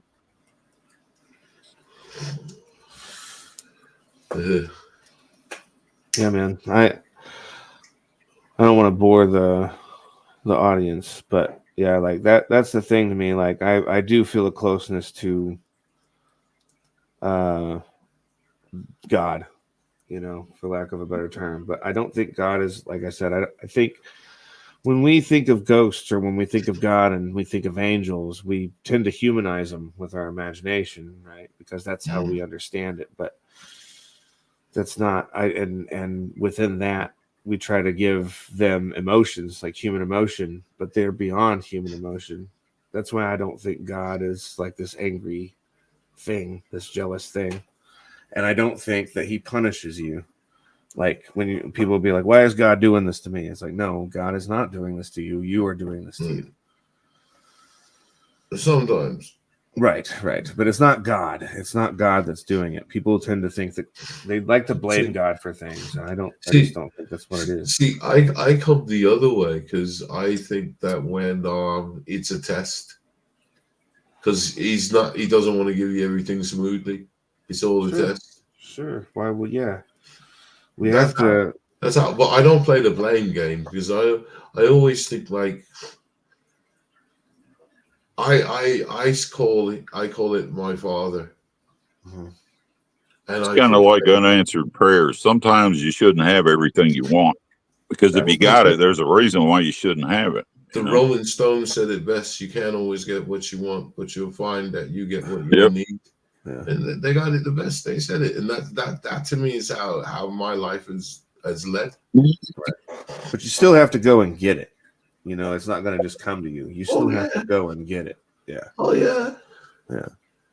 Some people don't have to. It just falls out of the sky. I mean, crap. Them are the ones I wonder. Fair enough. There are people who have things like that are just given to them. But for those of us that are, on our life struggle, or whatever you want to call it, our growth, and who's to say that those people aren't growing either? We don't know. But yeah, I mean, I definitely feel like I deserve more than I have, but it's up to me to go and fucking get it and not complain that I don't have it. Hey, never be ashamed of what you have. Absolutely. Yeah. Be thankful for what you have. Be thankful for what you don't fucking have. Like that's something that that kind of came along with that enlightenment that I was talking about earlier. Once I started doing that, the things that I was thankful for that I didn't have started happening. So do you ever notice when you quit wanting something, then all of a sudden you got it? Well, that's kind of nuts, but I've noticed that several times. It's like really want something bad, and then after a while you're like, you know what, screw this. I don't need this. I'm not going to get it. And then within a year you got it, and it's like, what? How the hell did that happen? I'm going to try it with the lottery. Go for it, man. I don't really want it. Obviously, then you won't get it. And then you won't get it. But then I hope I should. You got people that won the lottery multiple times. One guy won it twice in a month. That's just crazy. There's a guy down there in Florida. I can't remember what his name is, but he's won the lottery like 15 times last I heard. And it's because he's just like, he's definitely figured something out. Like, you don't win the lottery 15 times without figuring something out, you know. But it's chaos. It's still chaos numbers. No chaos. You're right. You know, they mathematicians that went through that, and the closest I ever came, I had 3 friends that dropped over, and then one of my friends said, "Oh yeah, you know that house over on 1300 block or whatever it was? You know that house burnt down." So I was like, "Well, there's one number." And then my other friend says, "Oh yeah, hey, you know this phone number here?" And then you get another number and another number, and I had Fantasy 5 figured out one night on 3 lines, but I didn't have them all wrote on the same line, just using my friends' numbers that they had mentioned. It was out of the blue, out of the ordinary, just numbers that popped up. You know, I wasn't in a conversation. Hey, man, give me some numbers for the lottery. It was just in the conversation, these address and, you know, location and stuff like that. It was all numerical, and I just put it all on the paper. But, yeah, I had all the numbers right. But I had them on 3 lines, and that was I only bought 3 tickets. You know, I should have brought 5 and kept doing the combination. I'd have hit the damn thing. Right. See, I'm gonna say to Rebecca. Yeah, we're sorry, Rebecca. although I believe in a father, I have seen so much of the bad that I think there has to be something more to this. Yeah, there's too many people survived too many things that they should have died or wiped them out completely that survived, and you know they're able to tell the tale. And I'm sitting here, I'm one of these people that I shouldn't be here. I don't mean like that. I don't mean like that. Sorry, I don't mean to. I just mean like for what my mom was doing. I saw some things that just didn't belong. Yeah, you just have to think though. If you've seen the bad and you've been around the bad, you know there's got to be good. There's got to be good. There's got to be the opposite of that, and the opposite of that is the reason that keeps you breathing and stuff. My grandfather was working on his tractor back in the, I think it was late 50s, probably almost 1960 was when this happened, and he was working on his large tractor that he owned in the barn, old Farmall tractor, and he reached and started it up, not knowing it was in gear, and it was in granny first gear, and it ran over his leg and crushed his whole body. His face, his chest, everything was crushed. I mean, they thought he was dead when they, you know, got him to the hospital, and then he did. He died. So for 20 minutes, they put a sheet over him, pronounced him dead, was filling out the paperwork, and he came to after 20 minutes. Now, the only, I guess, the only bad thing about it, he really didn't tell a lot of us what had happened until later on. We didn't know about it. And he went to the light, seen the dead relatives, you know, the whole 9 yards, seen the man on the throne. And you know, God basically told him, said, "Hey, you're not done. You're going back." And then he woke up in the hospital. And then they had told him that, you know, he'd been dead for over 20 minutes. And that's a spectacular thing to happen like that. You know, he never missed a Sunday at church, you know, after that. You know, when I was a kid growing up, Sunday, he was always in church every Sunday. And to have knowledge like that, to actually know where you're going to go after you die, I mean, that's kind of a leg up on everybody there because you've seen it firsthand. You don't have to guess at it. You've already been there. You've been there and got kicked out. Yeah, you ain't done yet. Here, go back. Just make sure you're good so you get this. Yeah, but there's a lot of books and a lot of material on it that people have seen the same thing over and over again to where it couldn't be just a coincidence. Their brain firing, you know, making visions and all that stuff. It just couldn't be. It couldn't be right. And then when I see my dead friend in my bedroom, you know, at 1 o'clock in the morning, that was dead. I mean, he had died 2 hours before that. When I actually seen him, I already knew he was dead, because you're not getting in the house past the dog. Number one. Number two, he'd never been in my bedroom before, and there he was standing there all dressed up, dead as a box of rocks. And to have a conversation with somebody that basically the conversation was a lot of the things that he had said that he had done in his life wasn't true. It's like he had told everybody he'd been in the military. He had never been in the military. And he told me, he says, you've got to tell them that I've never been in the military. I've never done this, and I wouldn't done that, and tell them I'm sorry about this. I had a whole list of crap that I had to tell people before his funeral. I mean, that was just weird, you know, to have to do that. But, you know, they were sincere about it. They believed me because it was information that nobody else knew, you know. He didn't tell anybody this stuff. But, yeah, I kind of got a leg up on things because of that. You know, I kind of like, that was real, because I talked to his sister and his wife, you know, that was real. What do you think about that, Jamie?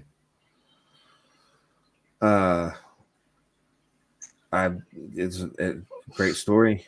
I like hearing people tell me stuff that they've experienced like this, because it gives me more. Because here's the thing, right? Like, if everybody has a ghost story, and I say, okay, well, let's just cut that down into half anyway, just for the sake of argument, that half the people in the world have a ghost story. That's several billion people.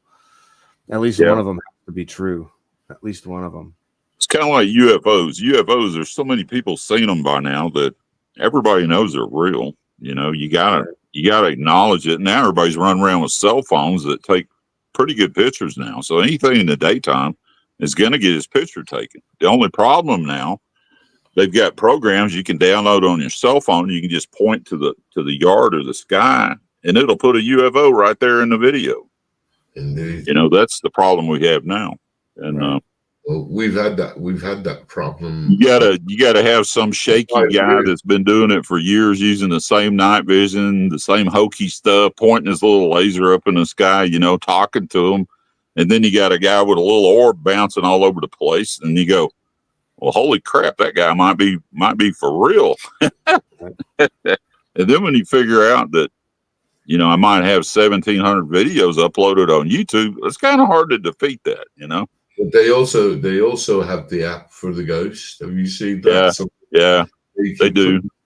They can put the photo of the ghost in it. And like often people love those pictures, and you know, this is what I always find weird. Even when you would like to post a link to say, here, look, you see that ghost in there, have a look on this, and you can see where you can clearly download this image.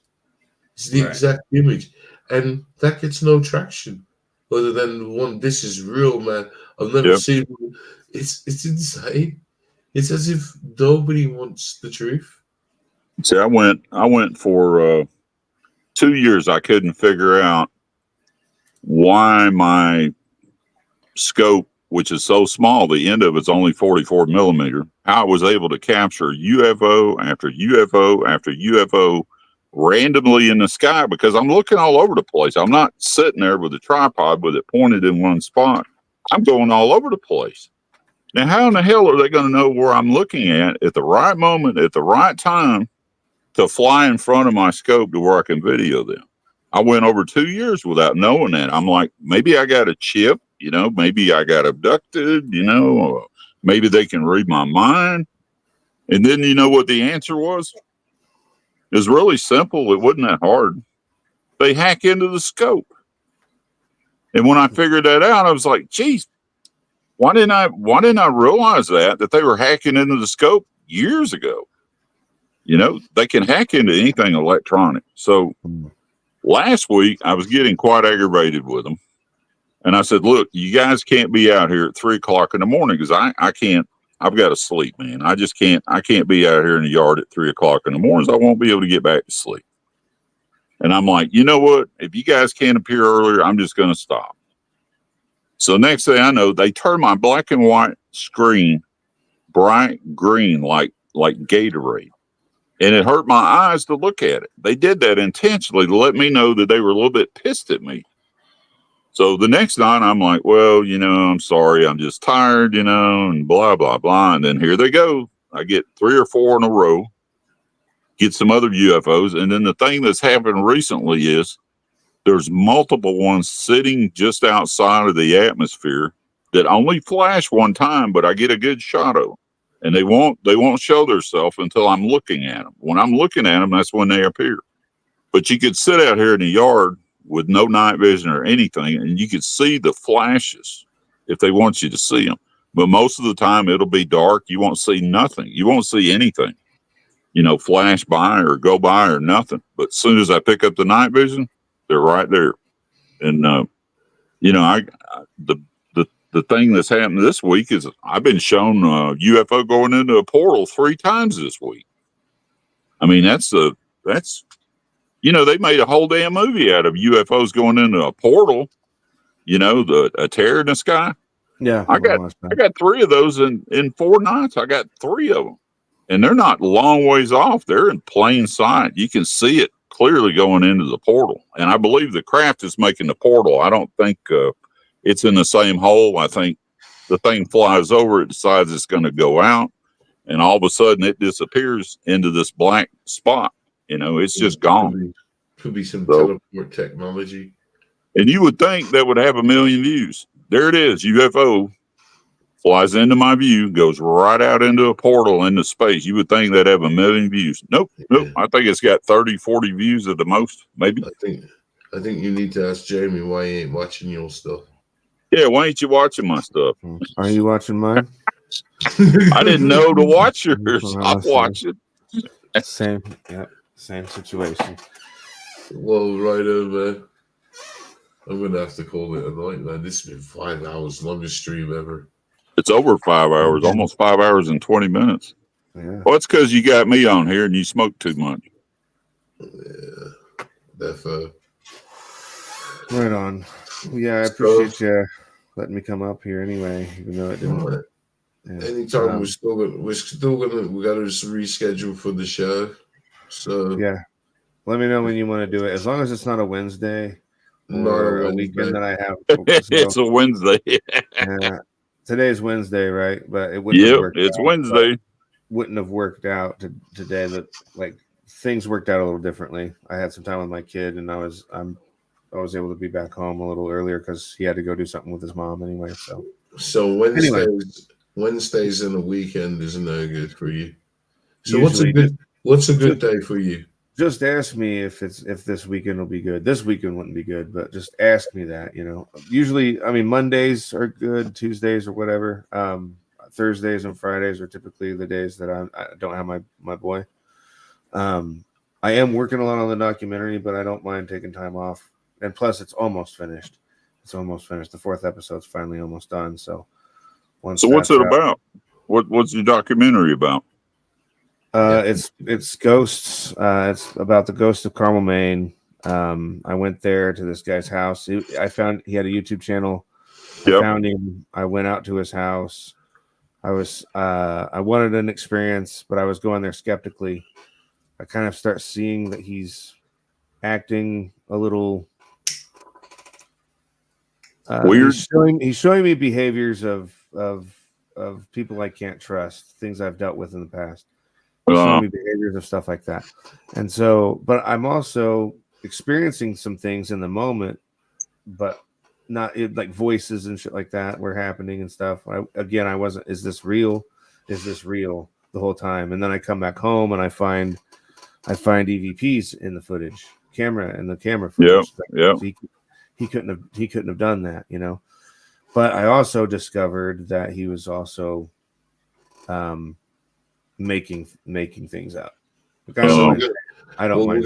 We're gonna stop it there because that's where for this to come out, we need to do it on the live show. Yeah. Don't give away too much. He gets on to me all the time. He's like, "Would you shut up already? Save it for the show. Save it for the show." Yeah. Yeah, and go and watch the documentary. It's on my channel. I put a link, but I can't put a link in your chat. So I'm so sorry. And Hey, add me. I'm also on X as John Bell. okay. So just add me. If you forget, just remember my name and type in the search box on Google. Just type John Bell UFO. You'll see me pop up. Okay. And my ex should be there. Do you do Facebook? Not too much. The damn ads and all these. It's so many people's birthday, and it's this, and so many people left a comment, and I'm like, okay, it's a funny naked squirrel going backwards with a banana. I mean, come on. Fair enough. I don't have time, to look at all that stuff. And then I started putting UFO videos up on Facebook, and I thought, well, this would be a good venue, because I got a lot of friends, and it'd be great. No, they censored the crap out of them. I put the big UFO that Underbelly there put on his channel when we first met. He didn't know I was his subscriber, and he goes, if you own this video, let me know. Please let me know. Contact me. Well, I'm like, yeah, I'm one of your subscribers, man. Wow. He actually did you get the video on Facebook? Isn't that where you found it at? Yeah. And I never put a UFO video on Facebook. It's like I hear I'm really good on Instagram, and I don't even have an Instagram account, but I've got thousands of likes on some of my videos. See, the problem that I find with Facebook footage, and the thing that I always try and want to do, is we want as much information as we can. If I can give you a link to the person who filmed it, it's there, even better. But the place where I go on Facebook, it's another site basically, and he'll post videos, but sometimes he gives the wrong location. So it was iffy when he said Florida. Yeah, but I thought the video of itself we needed to look at. That's why it was a call out to, if you see this video, please get in contact with me. You'll be genuinely in shock when you see the large UFOs. You'll be in shock. I'm probably injured right now because of one.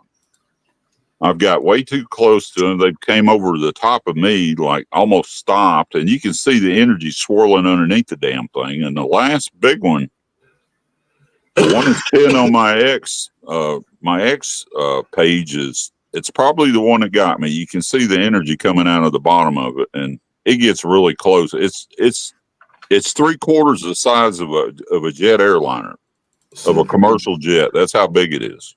And the reason I know how big it is he'll tell you that I filmed the jets with a UFO flying underneath it. I mean, it's crazy, some of the footage I've got. So I can size them up. I can tell you how big they are, how fast they can go. I've got the footage of them going up into space even, and going across, thinking nobody can see them, and I can still see them. And the small ones. I'm on your Twitter right now and seeing some of the footage you got. Yeah, look at the pin video. The pin video is probably the one that injured me. That's probably the one that got me. But I have a situation where I've lost most of my muscle mass. I was losing 6 pounds of muscle a week. I mean, it's pretty scary stuff. And I went to the hospital 3 times, and they've done every scan test under the sun. It doesn't match anything. And I started taking the prednisone to keep from losing weight. And then I turned around, and I didn't know prednisone, if you take it too long, give you diabetes. Well, got diabetes. And I've got that under control with my diet and stuff, but still, it's a scary situation. So yeah, absolutely. I'm still filming. I haven't stopped yet. It's not letting me send you a message on X, so I'll have to. I don't know how to. Maybe if I make a tweet and then at you in the tweet, maybe that'll work. What's your name over there? Ghost Quest HQ. Ghost Quest? Yeah, HQ. Hold on, I'll add you real quick.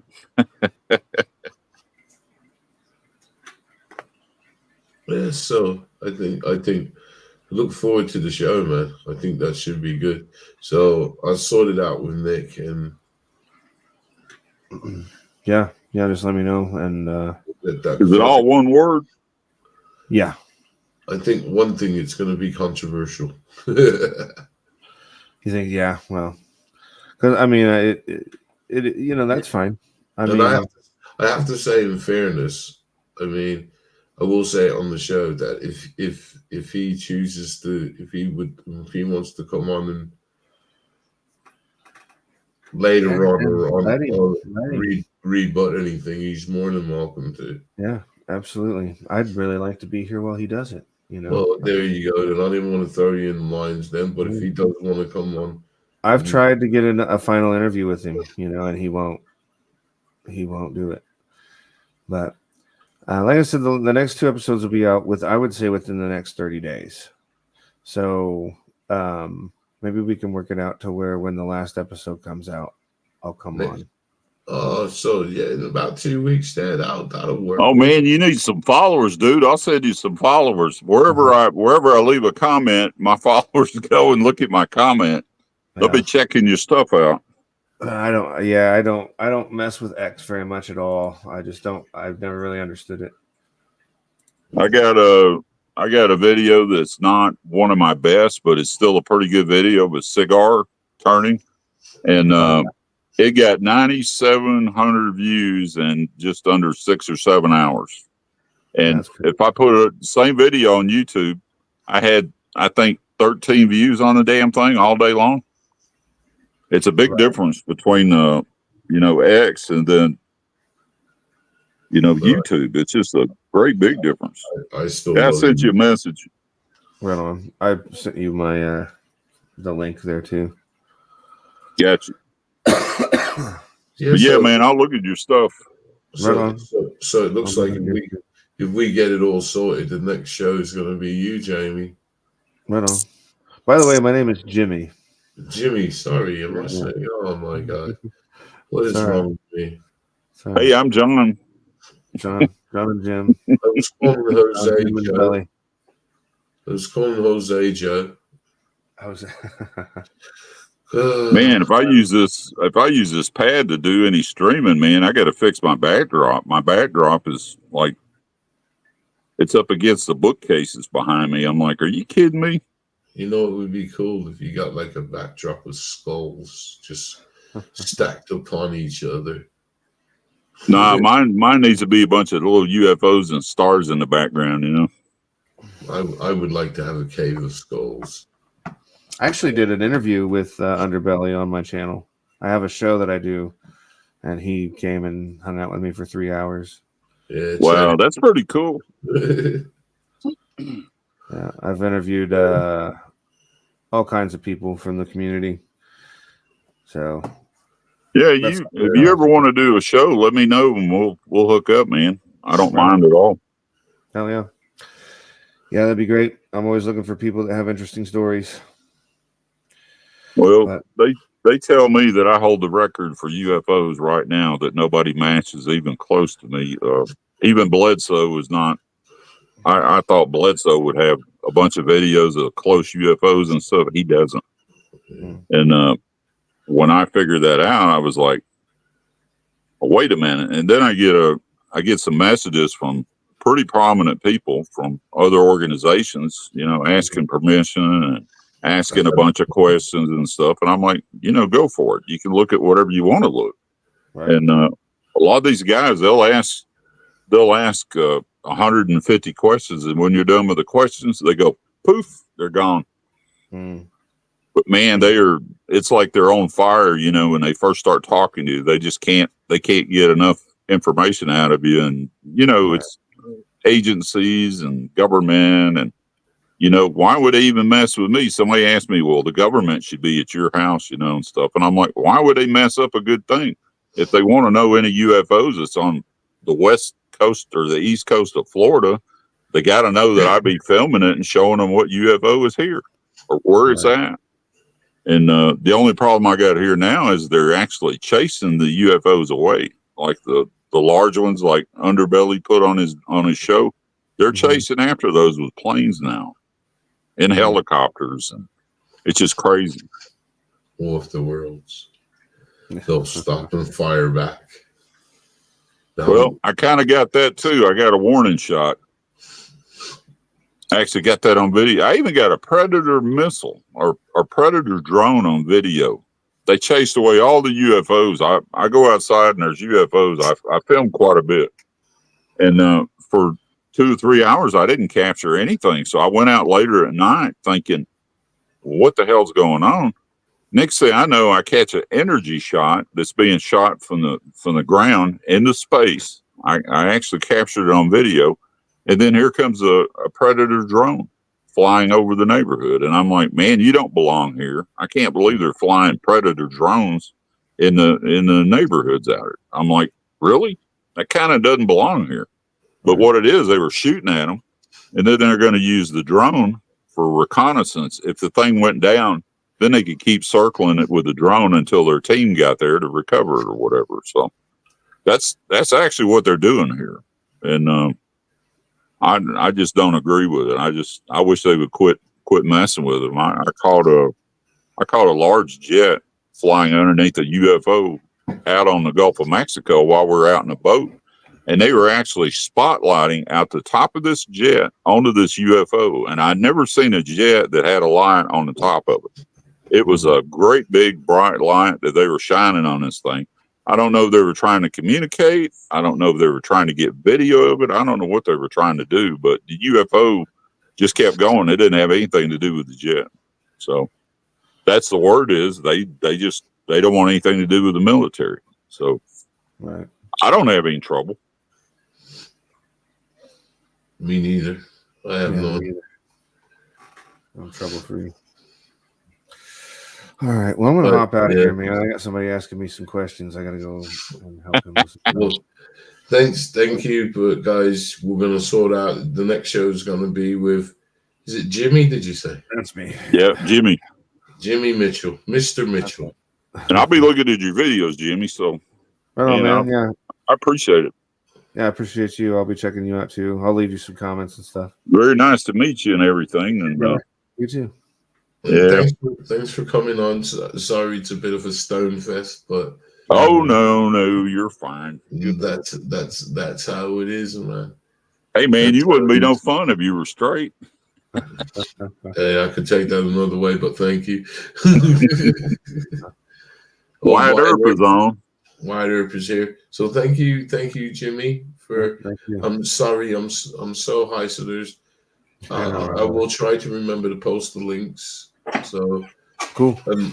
So thank you for coming. You know how to exit, or you want me to? Yeah, I'm out. You guys take it easy. Thanks again. Much love. See you. All right, Jimmy. Happy Halloween, man. Happy Halloween, John. See you later, Billy. See you later, man. So what I wanted to say, because I'm gonna go soon now, because bloody hell, it's like 3 a.m. Well, it's all 3. Yeah, it's almost midnight here, but not quite. Not yet. I've got to go. I've got the mother-in-law, who's a lovely lady, coming around. So everything needs to be military position and everything. But also, I have to explain what's been going on with me. I've got frozen shoulder syndrome. So I'm in a bit of pain, and it's been hard for me. It's been hard for me to work on the channel. You can't move your shoulders? I've got limited movement in this arm. That's both of mine. I couldn't lift my arms when I woke up this morning. I had to get going, and it's just really difficult for me. I don't have any muscle to hold my bones together. That's my problem. You see how skinny I am? Well, first time we did a show, you could look at the difference in me. But yeah, I was. Well, all I'm saying is it's kind of been affecting with me my day-to-day life, but I'm trying to cope with trying to get on with the pains, because the medicine. It's a different story, but I'm hoping to go back to work very shortly, because I've been missing making videos, man. Yeah, I sent you some video. Use any of them you want to, man. I haven't really been online. Yeah, I know. When you come online, you usually send me a message and stuff, but I haven't seen you in a while. I was just telling Dorothy, I said, we're supposed to do a Halloween show. I wonder when the 30th is. And She's like, that's today. I'm like, oh. No, yeah. I mean, it's just been crazy. I wanted to be in the premiere, but unfortunately, I couldn't make it. Yeah, I was there. I'm on physio for the arm, but it's not so much the physio; it's the pain. It's just it's constant pain, man. Yeah. Anyways, that's why I wanted to explain. That's why I haven't been like about. You can tell by the social medias and everything. Because even I would post pictures, even if I'm not finding videos. But I have every intention to try and deal with this and get on with it. Because that's all you can do. So with that, John, thanks for coming on, man, and sharing some quite interesting ghost stories. Hey, man, you're welcome anytime. You see this stuff right here? It's a CBD cream. Anyway, Dorothy puts that on my shoulders just so I can function. And if I don't have this, I can't move. See, the problem is it works. It really, really works. See, I'm smoking the CBD. Well, I'm smoking the THC, and that's different though. That kind of does give me the bit of the relief. But then I can't work. Yeah, this is contact though. It gets right in your joint, right where it needs to be at. If you smoke it, man, you got to smoke a lot to get it in your joint, I think. Well, how I find it works with my shoulder. See, you got my thing is because it's the pain. So it's there, but I'm not saying, but it don't hurt if you get what I mean. It's more soothing pain. Yeah. Like right now, I can feel it, but it's not hurting. It's you could. I know it's there. You could take some good quality olive oil, just a little bit of olive oil. Put it in a saucer. Put it in the microwave. Heat it up to where it's hot, and put that and rub that in your shoulder, and that'll help too because the olive has natural aspirin in it, and it really soaks into your body really quick. A lot of treatments like that people don't talk about enough. They really don't, but it actually works. But that CBD ointment does work. Well, see, cannabis is to me just the plant. I'm not talking about smoking and all that. But the plant itself, it has great properties. Oh yeah. But I just choose to inhale it. But to me, it does work. Yeah. Well, it works. It works. I need to definitely works. See, the tablets that he's got me on now, they hurt my stomach a bit, and I don't like that feeling. Yeah, the pain pills. They're like stabbing, cramping pains. Yeah, they make me sick at my stomach. I get sick from taking Percocets or any of that stuff. Codeine. I want to hurl. That's what I got. I got codeine. Yeah, it makes me want to get sick of my stomach. So I don't take that crap unless I have to. Tramadol seems to work. Tramadol is non-narcotic, non-addictive, but you can feel it working. What's the deal with that though? Does it cause? See, that's a different show though, because I don't know, man. I'm seriously thinking about getting onto the medical marijuana. But I don't know. I'll see how things run out. Because man, I was wondering about you. I figured I didn't want to ask you about it. I figured you would talk about it. You were ready to talk about it. So. Well, I'm hitting the 3-month mark with it, and the physio told me that this pain can last anywhere between 2 to 3 years. Wow. Or I could be the lucky one, and it's gone in a few months. So I'm hoping I'm the lucky one, and it's going. Maybe a couple more months, and it's gone. Yeah, mine. My muscles are just disappearing. Whatever nutrients or whatever makes your body feed your muscles, I don't have that. So even though I eat quite a lot of protein, but it doesn't matter. Yeah, it's just not getting into my muscles. So until somebody figures it out, I'm kind of screwed. Sounds more cellular, would it be? Unless there's I don't know, man. Like kind of like a worm eating the protein, but it's also deteriorating your muscles. So It's a mitochondria is it's not accepting the right enzymes and the right nutrients are not getting passed into my muscles is what the problem is. I mean, you know, a year ago my arm was as big as my leg, and now, you know, I can almost put one hand around it. I mean, at one time I had 19.5-inch biceps. I mean, that's big arms, but it was some working, you know, not working out, just working.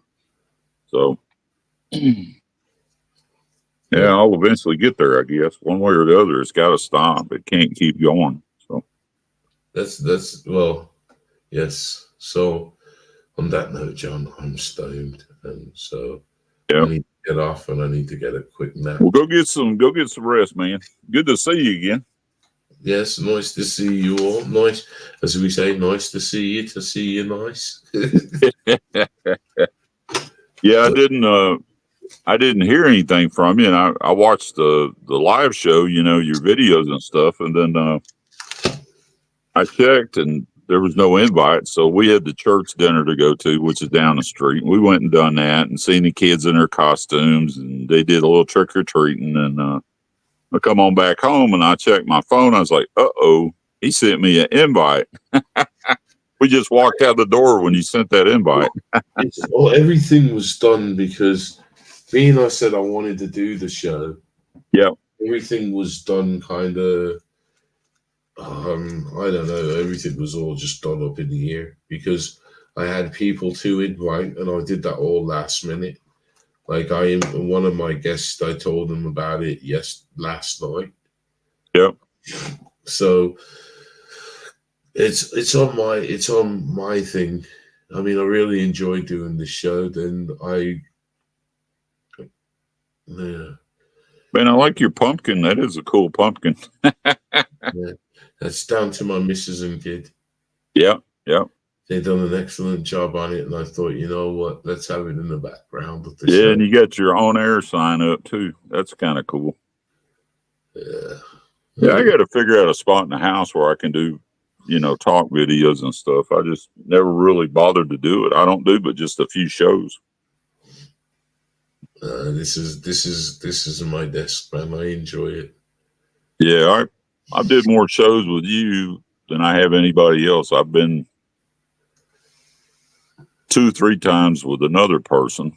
The Japanese, I thought I was going to have to do a show with them. They were showing my videos so much, and then I guess they got to talking together, and they think it's a spiritual thing is what I'm filming instead of UFOs. They said, "Oh no, that's the spirit," and I'm like, "No, it's." I'm not going to argue with them. They believe there's connections with their volcanoes. It's pretty interesting stuff that they talk about. Yeah, some of it varies on the whole. I think it was the Hopi Indians that would talk about the Kachwas in the sky, the flying orbs of different colors. So they did a big show, and half of the videos on the show was all mine. And I asked the lady told me I had to translate it, and she says, "You must have a very strong mind because they appear right in front of you over and over again." I was like, "Yeah." I said that in a hacked night vision. They hacked my night vision so they know where I'm looking. And you know, I got some videos I'm already filming a UFO, and I go off of that UFO in the middle of the sky somewhere else, and then there's another UFO pops up. And what are the odds of that? I'd rather win the lotteries. I had filmed that UFO, but I filmed the UFO anyway.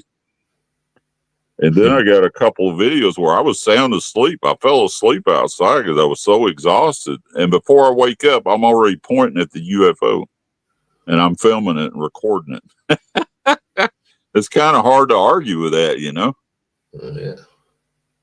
So, on that note, John, I'm going to bid everybody goodbye. All right, buddy. You feel better, too. I hope everybody has had a good spooky Halloween and got 420'd with us. And I had a great conversation. And I think I want to get a hold of Nick's pictures. And I'm going to see what I can do with them on the stuff that I got. Let's see what we can pull out and have a better look. Yeah. On that note, I'm gonna leave you with Killer Dwarf to play us out on Halloween. So what can I say? Until next time, stay blessed and keep safe. Did I get it?